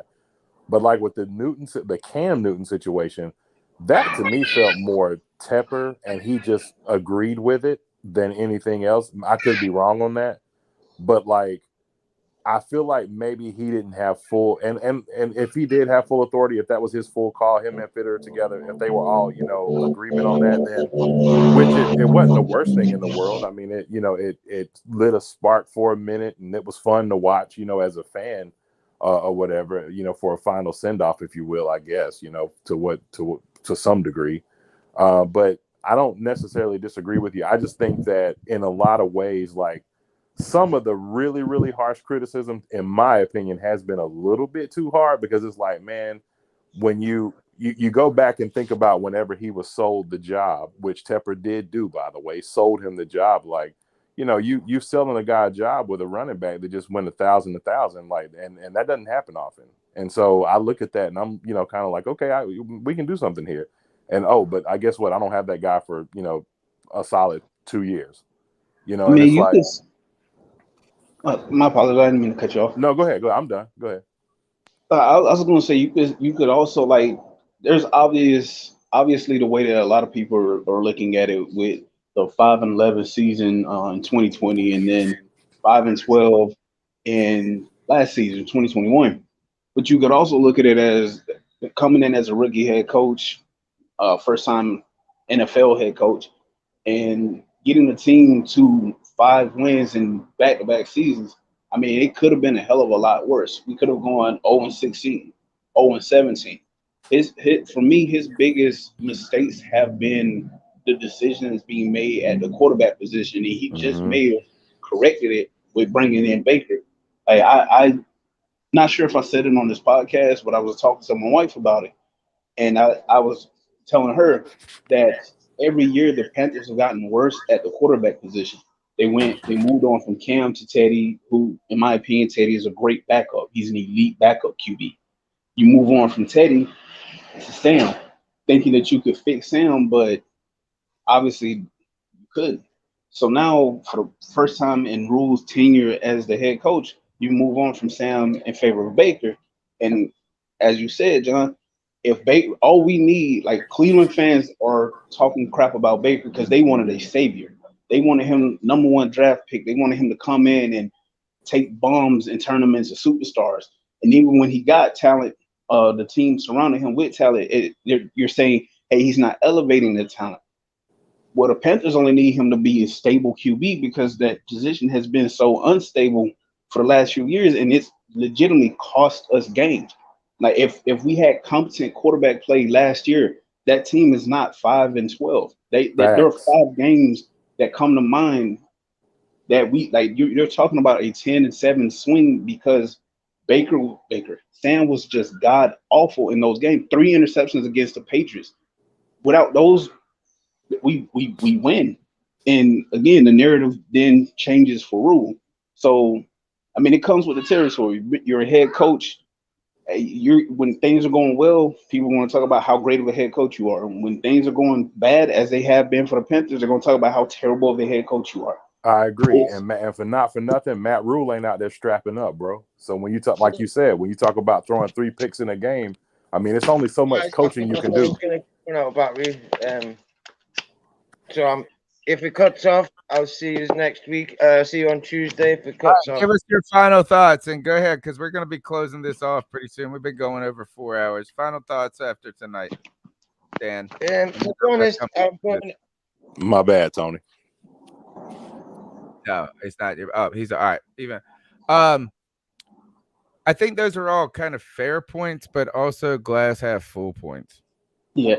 You know, which is like ifs and buts and whats, right? But at the same time, there's been legitimate, I don't know if it's mistakes or miscalculations, whatever you want to call it. The quarterback, like, did we prematurely move on from Cam? Maybe. But I don't even care about that. The problem did we prematurely move on from Teddy Bridgewater? Yes. Because if you retain Teddy's services that following year, You draft saw Teddy could move the ball behind that O line. Fields, and you have Teddy start for a year, and then you have Justin Fields sit and come in, or something to that effect. Or the other thing is just another example of the panic that I saw, and I don't know if it's panic is the right word, but whatever it is, it felt like Matt Rule would bench a quarterback in a moment last year. He'd be like, "Oh, thanks, Cam, for winning this game. Now you got to sit." And they put Sam in, and now you got to bench. I mean, it was just like so erratic. Even firing Joe Brady. I mean, if that even if that what it was, it seemed like they gave Matt Rule more shit when he did it to Cam than when he did it to Bridgewater, than when he did it to Sam, or when he did it to anybody else, just because Cam is who Cam is. Our hero. Cam's our hero. That's a different, I mean, it's not the same. You know what I'm saying? Like there's a difference between Ron Rivera throwing Ben Wickery under the bus, which I still think he did unfairly. And throwing Tom, you remember when Thomas Davis and Greg Olsen kind of held out in that pre-camp? They got their checks. Like they were like, man, we ain't gonna practice. And then we went and paid Greg Olsen and Thomas Davis that year. It's like not all players are treated the same. So you can we can toss Sam. Look, the Panthers are actually they were like the way they've treated Sam Darnold has been ridiculous in a way over the last year. And I'm not saying that they should make him a quarterback or not, but like from the very beginning, they're like, we're adding to the room. We got to get better at quarterback. We're going to draft or get someone in free agent. We're going to make this a competition, but we just traded for a guy that's going to be like, it's just like, man, like, God, I mean, poor Sam Darnold going into work knowing he's the redheaded stepchild. I just feel like this is I would like to see Matt Rule overcome what I think has been erratic. I don't know how to explain it. I think firing Joe Brady when he did, and I was not a Joe Brady lover like Cody Lashley, I almost felt like that was a move you make at the end of the season. Like, hey, we're firing Joe Brady to show you I'm trying to do something, but I don't know what I'm doing. It really feels like we're throwing everything against the wall and hoping something sticks. Now, that's the glass half empty narrative. There has been some, you guys are right. It's a game of inches. It's a game of turnovers. Ron Rivera used to say that this game comes down to 2 or 3 plays every game. Mm-hmm. If they go the other way, this game's a different game. And he's right. But at the end of the day, I don't know what Matt Rule has shown us just yet that is incredibly heartening. But I'm ready to give him a clean slate this year and say now. And I really think he did a great job in bringing in his coordinators. I agree. That's all I want to hear from you, Tony. Can I say also? What's up, CK? What's up? Hey, man. The other man, the two guys, we got both men with the golden pipe. CK, how you doing? Oh, just out here living dreams, man. Watching the Panthers find a way to win, but also not look like they're just almost like a circus, All right. So tell us what you think about this game, because we've been on this for 4 hours. So we're actually on the wind down phase. So ultimately, yes, at the end of the show, at the end of the game, kind of where are you at? We got Zane Gonzalez getting injured, which to me is probably the most devastating story that comes out of here. I know that we're going to point to Sam Darnold's ankle. Questions about Derek Brown, who had a very good game in this. But then on Derek the other Brown, just a couple updates. Derek Brown was given the go-ahead to go back into the game, but they decided to keep him out. That's good. So there's positive news there. The Zane Gonzalez, they said that he tweaked his groin, so there's no timeline on him. But it doesn't sound like they're still going to be having to do I guess maybe a bit of a deeper dive into what's going on with him. But nothing coming out, even with Sam Darnold, seems to be like a season-ending type thing. Now Sam Darnold could be a fracture, but as of right now, they're saying most likely it's just like a sprain of some sort. But which, by the way, when I watched back that replay, I didn't even see it happen.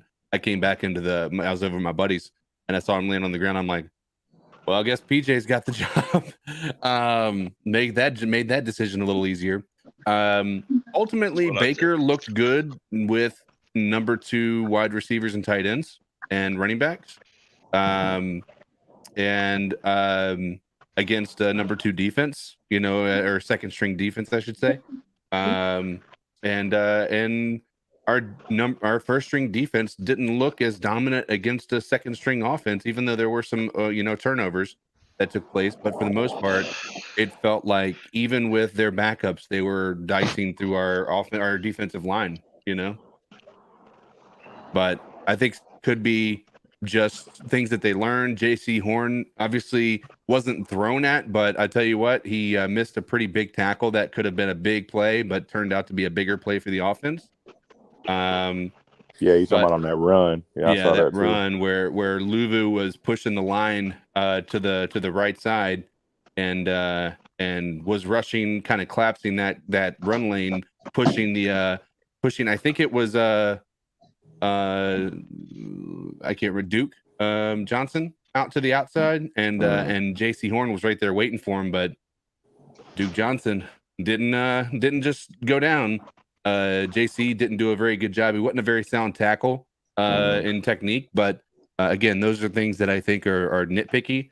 Ultimately, I came away from this as Tony would say, I came away feeling very whelmed. Yep. Not overwhelmed, not underwhelmed, just whelmed. Right. There was one things that come out of this, and that is Frankie Luvu and Brandon Smith. Hey, you got CK. Ask Mike around. I gotta go get a beer real quick. I've been Yeah. Go get a beer. Yeah. No, I think our defense, some of those stars, some of those people that wouldn't be known on the national narrative, have continued to show that they deserve a spot on this squad. I don't know who was the last one to kind of give their final thoughts. I did want to say that I would very much like if Rule decided. I don't know how possible or how likely it is, but I feel as though Lovett should be a part of that 3-man running back tandem. He made an argument. Yeah, he made an argument, didn't he? Chuba didn't help his case dropping the number of passes he dropped. And every opportunity that Lovett got, like his one blemish would be the almost fumble, but he was down. So he seemed like a very hard runner, good balance, good hands, and he's a guy fighting for a job. Yeah, a perfect combination of someone like he seems like in between CMC and Foreman. Like Foreman is more of a bruiser, CMC is more of a slasher, and then here you got this guy who can do what he can't do what they both do. How can I say it? He can do what CMC does as far as catching the ball, but he's not CMC. He can run between the tackles the way that you would want Foreman to do so, but he's not as big as Foreman. But I feel like he would be the perfect back to spell those guys, like more so than Chuba. Do we feel concerned that Chuba is taking the second, like is basically the way that they're playing him? He started tonight as the running back, right, ahead of Foreman. Like, do we have concerns about the depth chart at the running back? Because it's clear they have Christian, Chuba, and then Foreman after. Do we feel like that should be a little bit of a reversal there? Chuba's dropping back to third string, or that on the third on the depth chart? I do not think so because I think they view Foreman more as a third down, short line, goal yard, power back, one of those, 3-3, 3-2 type running backs, and they view Chuba as more of a this say CMC needs some rush. Let's just say he done touched the ball, 10 times in a row, and let's just say they say, well, it's 3rd and 5, 3rd and 6. Well, we need a little bit more of a scat back. They'll use Chuba Hubbard, but he can't catch worth a damn. That's what Foreman, I prefer Lovett over Chuba. So he can catch. So he might can be a little 3rd down, 3rd and 5 back. but that's just my opinion. Y'all go ahead. TK, I think it's a little hard. I agree with what Locks just said, but I think it's also a little tough to evaluate based on what we saw in the beginning when Pat Elfline's getting smoked every play. Mhm. So like, once you see Bozeman in there, then I think we can really get an evaluation on what the running game really looks like. So if I'm not mistaken, we didn't have Moore or Robbie playing tonight. No. Terrace made his appearance. I think Terrace is gonna get cut. Yeah, he didn't look. He didn't get any targets. He created zero separation. Shy Smith is taking that job from him. I'm telling you. Yeah, Shy stands out. Yeah. Hey, before we get into that, because that's some good conversation. A little bit. Tony, your mic is cutting in and out a little bit. It's my I think it was this JD, some background noise. First we got, did you do the new member? No, I don't have access to doing that. We got a new member here. Oh, yay! I don't know how many we got tonight, but here's to everybody that joined up. All right. Rook has decided to hit that join button that all of you see down at the bottom of your screen, on the left of your screen, wherever it may be, but you haven't hit that join button yet. Well, we appreciate you for showing up. You haven't hit that like button yet. I haven't had the opportunity to do this tonight, so subscriber shame to all of you as well. But I do appreciate you, Rook, for joining the super fans and everybody else who hit that join button tonight. Welcome to the club. Also, give him a little love for this. Now I love CK. $10 love bomb. He said this. It's been too long since I saw Baker throw injured. I like what I saw. I really think this is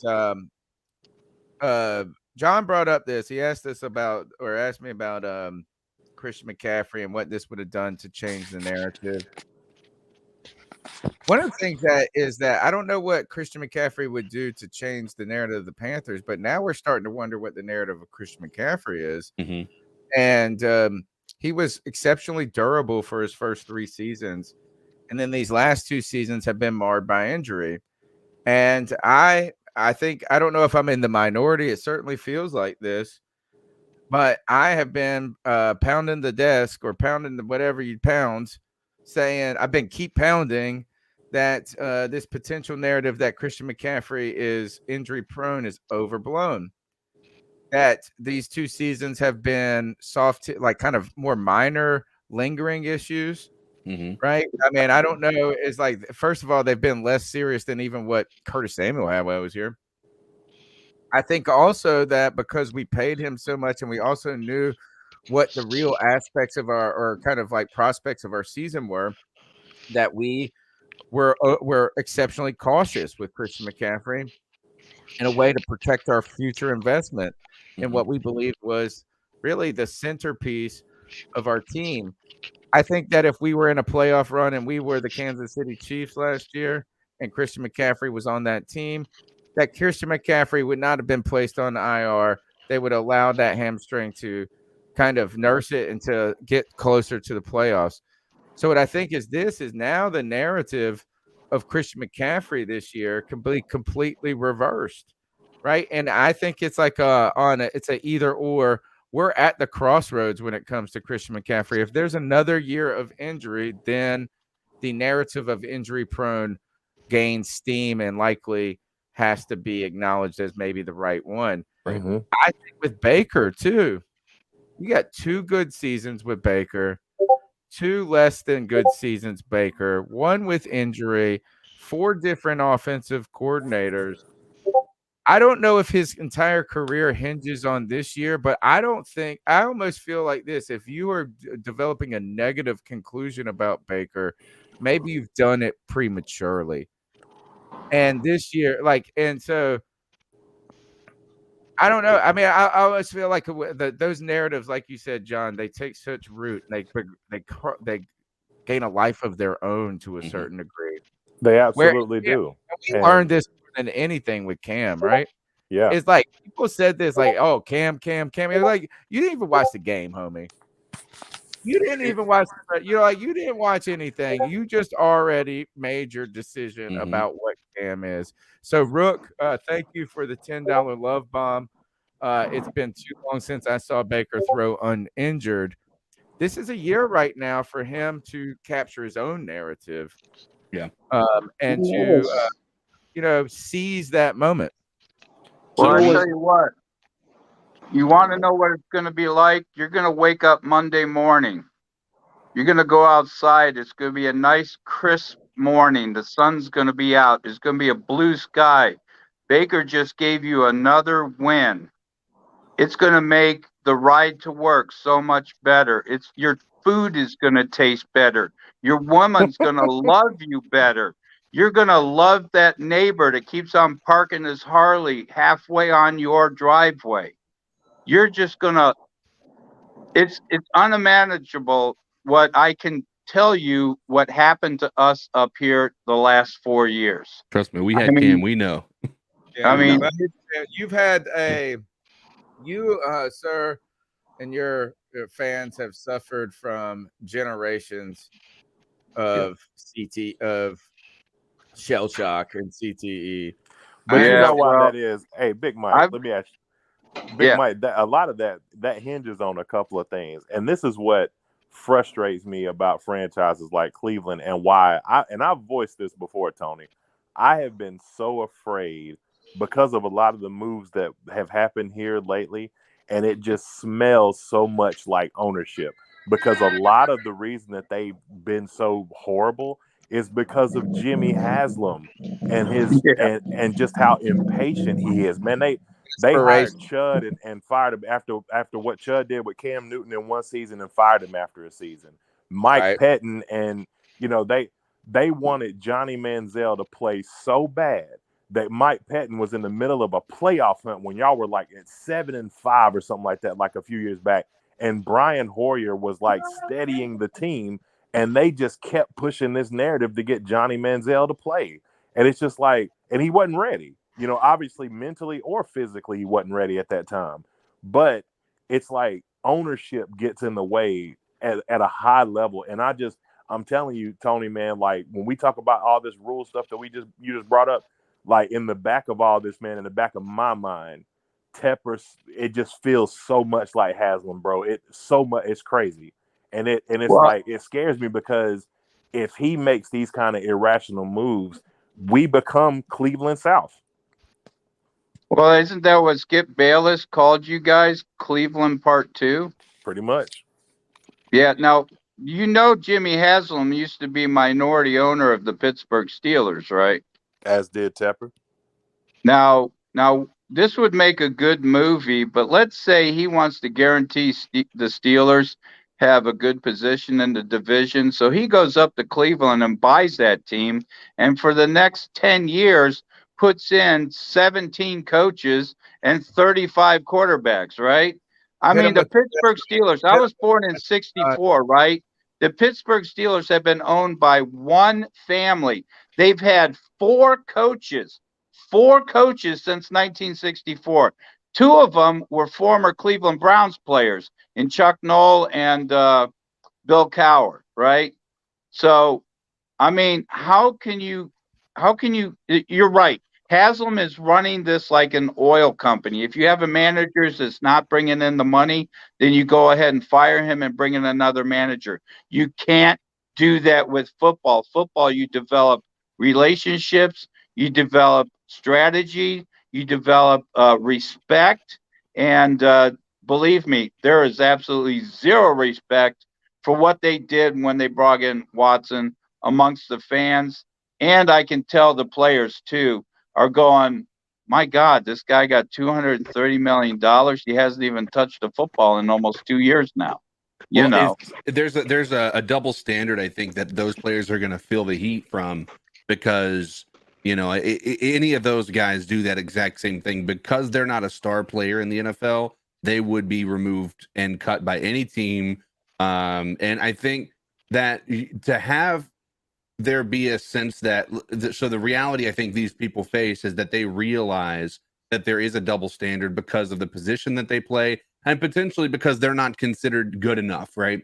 So that's where there's a line that I think that we have decided to cross. That is, when does morality not matter because somebody is that much like they're that elite of a person, right?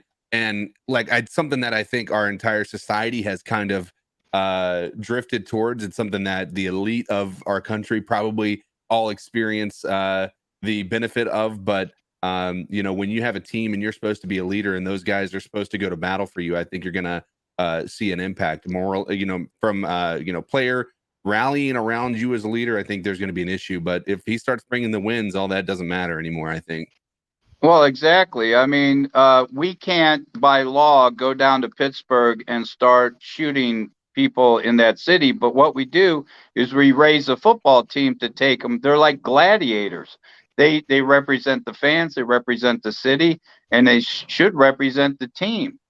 And I've been saying all along, from the owner all the way down to the water boy, if they get caught in something like this, some type of I don't know what they deem immoral, then they should be gone. But even Haslam in the interview this week said that basically the reason they have Watson, they're giving him a second chance, is because he's talented.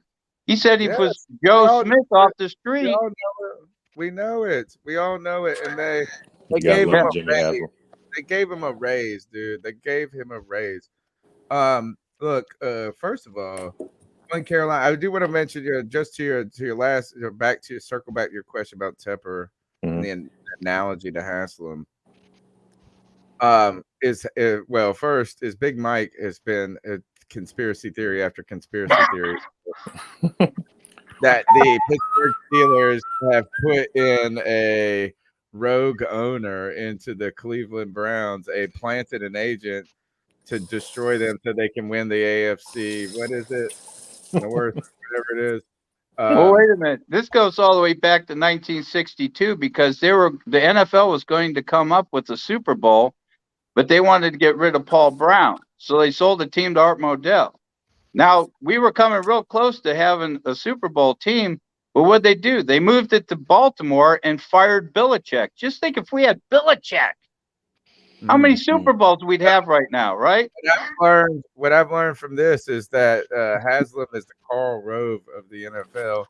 And John, I would say to your point about Tepper, isn't there some irony of Panther fans desperately calling for an owner or to be more of an activist owner or more present when we had Jerry Richardson? But then now we have an owner who we have qualms with being too present. And I think you're Give me Jerry back. Yeah, and the one thing I think that like you lends to your You're not even right when you say that though, because I've heard earlier, like what was last season when the team was losing. People was like, well, he's not saying anything to the media. He's not talking to the media. Everybody was complaining and bitching, but now he is all out there now. He's still the same guy he was the last couple years. But I think what John was alluding to was being involved in the major shifts in the team decisions. Yes. It's And, not really anything about him being out publicly. It's what he's doing behind the scenes. Right, you're right, Tony. And the one thing that I would say lends to your point and supports it is you constantly hear, actually, I won't say constantly. I just heard Rule in a press conference the other day, and they were asking about a player and acquisition or something like that. And he said that's for Fitterer and Tepper to decide. And like the fact that he mentioned them in together means that like nothing goes past the boss without his say so. So I think that's your influence. Now, more importantly, you're getting a birthday in like a little bit. Yep, 1 hour. I'll be 40. Oh man, welcome to the club, bro. Welcome to the club. I'm 40. I'll be 40. To be 40 again. Happy birthday. Yeah, brother. I like to be 40 again. Hey, wait a minute. Wait a minute, guys. I just want to remind all the listeners that we're 4.5 hours into our 24-hour broadcast. So please, for the 10,000th member, Yeah, exactly. That's the thumbs up button, and you can take John Ellis out for his birthday tonight. No, John, before you go, first I want to thank you, for your contribution to the show, to our conversation online that we always have. More importantly, I want to wish you a happy birthday. Thank and you. last, I would like for you to just tell everybody where they can find your content, because you've been really ripping out some good stuff lately. Thank you, man. I appreciate it. Yep. My name is John Farmer from the One Carolina Show. You just type One Carolina in YouTube. You can find me everywhere, Twitter, Instagram, at One Carolina. And I do appreciate the birthday wishes, man. Very much so. And I appreciate you guys, man. Longest running. Shout out to you guys for 4K subscribers, man. 4K. I hope you get 4,000 more. And many more to come. We're on our way to 5, man. I appreciate it. And my last piece of advice to you is go party like it's 1999, baby. Tell my son who's got 1 hour of being 5 to left as well. So, nice. Good birthdays. My mom's birthday was yesterday. All right. Well, you go have fun. We're gonna wrap this sucker up. We'll do. See you guys. Pickle, anything left to say? Yeah, I just want to real quick say, curious is how Tuesday they got to be down to 53. The injuries that happened tonight will affect that 53, because depending on what they find out from Sam, there was a lot of speculation they would go with 2 quarterbacks. Now they can't, depending on what happens with Sam and how long he's going to be out. Because if Sam's out 3 weeks, roughly, then you're not going to keep. You have to keep 3 quarterbacks. If he's going to be out. I think we're going to keep it. But man, when was the last time we didn't keep 3 quarterbacks? It was like 2012, dude. Like, really. Like, if you go back and look, I cannot remember a year. And we've always said that. Like, we don't need to keep 3 quarterbacks. We need to. It's every year we do. I think we were destined to keep 3 quarterbacks. I think that this just maybe just makes it so if Sam Darnold goes down for a play, like we got PJ for a little while. And then Sam Darnold can come back for a little while, and Baker. For me, I think this Chuba Hubbard discussion is interesting. Yeah, I'm not. I hold on to hope that Chuba would be something, but he hasn't really done anything to be.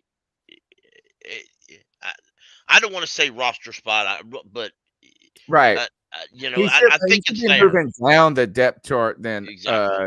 Like he was given the number 2, and this is where I would say, I mean, and I respect Lox's position. So I mean, like I'm going to disagree with this, but the idea that Dante Foreman, right? His name is just the power back is he came in and played a lot of reps for Derek. I would think this, if that's how they use him or view him only, then they have a little kind of preconception blinders on. Right. Like at this point is what did Chuba do? If these are all competitions, I feel like Chuba fell and Foreman goes up. Exactly. Even that one guy that I don't remember his name, Lovett or Lightfoot or something.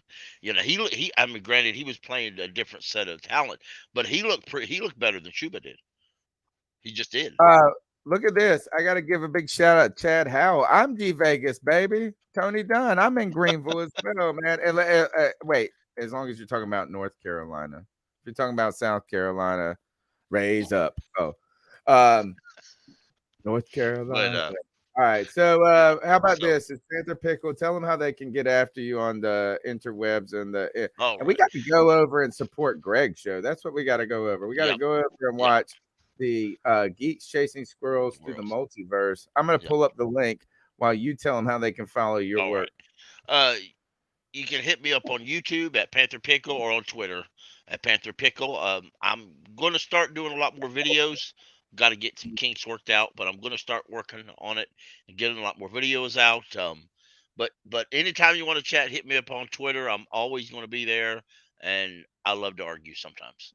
Tell them your Twitter handle real quick. At Panther Pickle. At Panther. Hey, Pick. I heard somebody said you. I heard somebody said you was on WFNZ. You called in WFNZ? Yes, I do often. That WFNZ knows me by Kenneth from Bristol, but I do call in there frequently.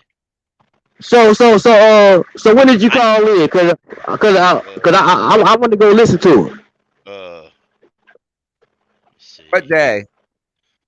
I'm thinking. You said Monday? Wednesday, I think it was Wednesday. I think. Okay. Yeah. All right. Locks, man, you got do you got anything you want to plug real quick before we get out here? Oh no, I ain't got nothing. I don't got no YouTube and nothing like that. I just follow y'all guys, listen to y'all guys, tune in to y'all guys, speak on what I got to speak on and get what I got to speak on y'all show. So, everybody know me as Locks Man, and I'm here every Tuesday, every Friday. Cody, everybody know me. So yeah, I'm here. That's all I got to say. We appreciate it. Big Mike, I know I want you to you just type this in the private chat. I need you to tell this. Well, first of all, show the ticket and tell us what you're thinking here. And then tell us one more time about the organization that you run in Southeast Columbus, Ohio, Lancaster. Well, it's Lancaster, Ohio. It's southeast of Columbus, about 18 miles. Home of General Sherman, the one that burnt the crap out of Atlanta. I know him well. But we are a charter member of the Cleveland Browns, and my job as president is to enhance our members' experience with the Cleveland Browns, and I do that by having watch parties at a local establishment during preseason, regular season, and maybe postseason one of these days. I also invite former Cleveland Browns alumni to our watch parties, and when they host a watch party, our members get free autographs and such. We also have golf outings, bus trip, and a banquet where we raise money for the local youth football program. Also, we raise money for the top boy and girl. We give them a scholarship. The top boy and girl in the school district, the top athletes that show leadership, good grades, attendance, and they're voted on by their coaches. So it could be football, baseball, volleyball, bocce ball, whatever, So we support the local local community. We're going into our fourth year. We have 235 members. We are now the largest backer chapter in Central Ohio. Within 40 miles of Lancaster, we've got 22 backer chapters. Worldwide, we have 390. We even have one in Antarctica, which has one member. Yeah, if you go to fans.clevelandbrowns.com and you look in the search bar, it'll give you, the different countries that are in Italy, Germany, England, France, China. I think we've got one. Australia, I know there's 3 guys down there. They're fun to talk to. So it's a worldwide organization, and we go to different. I'm sure you're going to have some Browns backers down there on September 11th, and they'll be at the tailgate parties. Please don't throw anything at them or boo or call them. This is Southern hospitality here, homie. Yeah. Well, I do have. You ever heard of sweet tea? That's what we do. We make you drink sweet tea. Well, sun tea.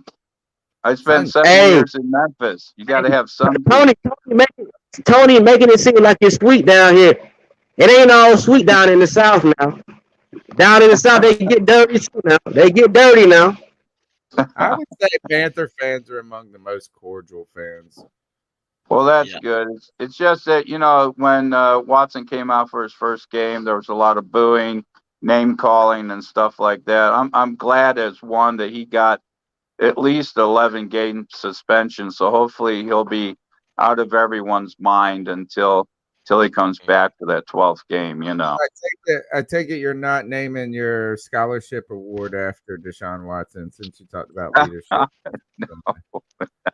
Oh, did you see the picture that's been floating around on the internet of this guy and his son?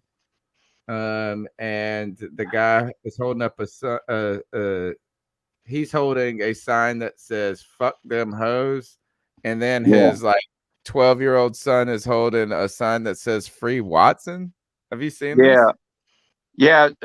I think it's WXYC Channel 3 out of Cleveland did a story on this, and they actually followed this guy.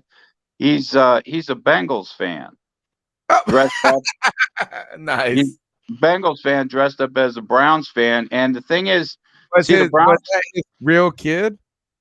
Yeah, that's his real kid. I wish he would have gotten like a fake kid. Yeah, no, he actually got bombarded so much that he had to close all his social media accounts, whatever they were. And then they had that other guy selling T-shirts that says, "What does it say? Shut up, bitch, and give me a massage." Yeah, and then I love how everybody said you missed the comma. So make as much sense, some interesting stuff. Man, look, you guys are doing great work. I respect Cleveland Browns fans tremendously because Panther fans, look, we're a newer organization. We're a young organization. I mean, what are we, 25 years? What are we? How many years are we now? Pretty close. Yeah, something like that. And look, fortunately, we've had some young success. We've been to the Super Bowl twice in our young time as an organization. But when you don't have generations of fans, these starving times become difficult, right? Yeah. And you have a generational fan base that loves their team, and I've seen these people go cheer for him, and there's not been a lot to cheer for at times. And so kudos to Cleveland Brown fans for backing their team.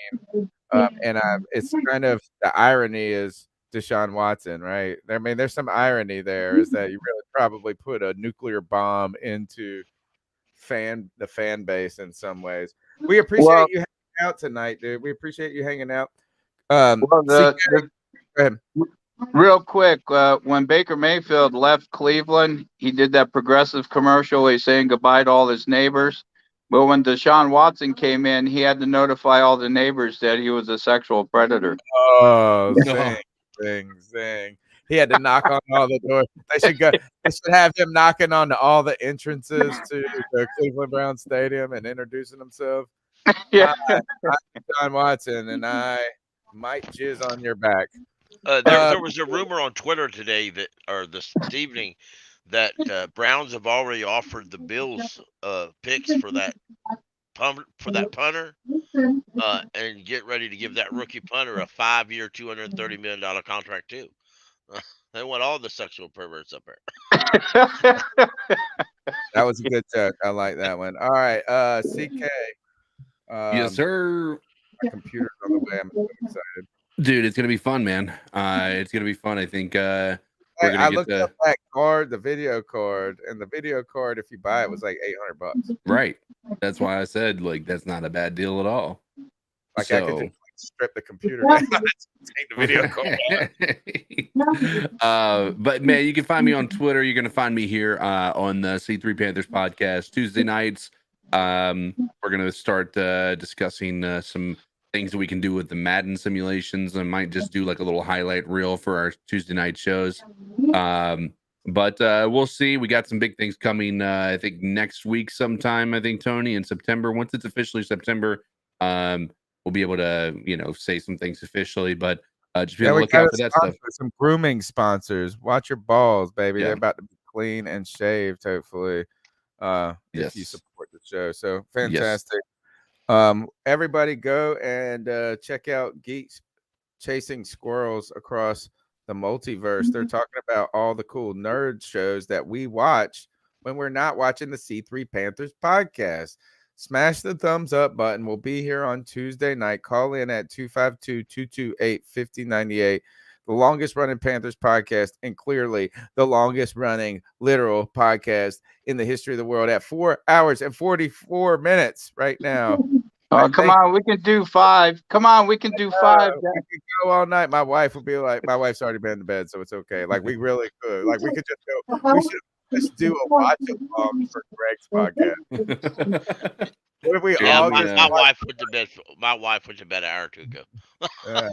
Let me do this here, Tony. I'm gonna before we do it, I'm gonna pop in the link for Greg's. Everybody, go show Greg some love. Yeah, just pop over this podcast and give a thumbs up at the very minimum. They're going to be talking about some nerd shows that we all love, that we all watch, that we all binge on Netflix. And Greg, man, Greg's been doing so much good work for our podcast and contributing so much.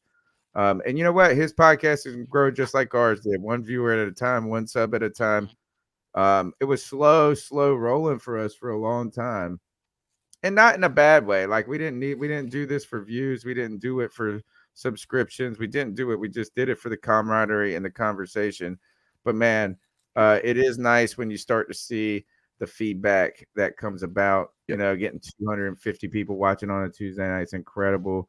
So we're coming after the Browns backers, the Baker Bottoms. And the C3 Panthers podcast is here to stay. We'll be back on Tuesday night, man. We love you guys. Let me just find where's my, you know what? I'm missing my damn producer, Cody last name. Let's get the hell out of here.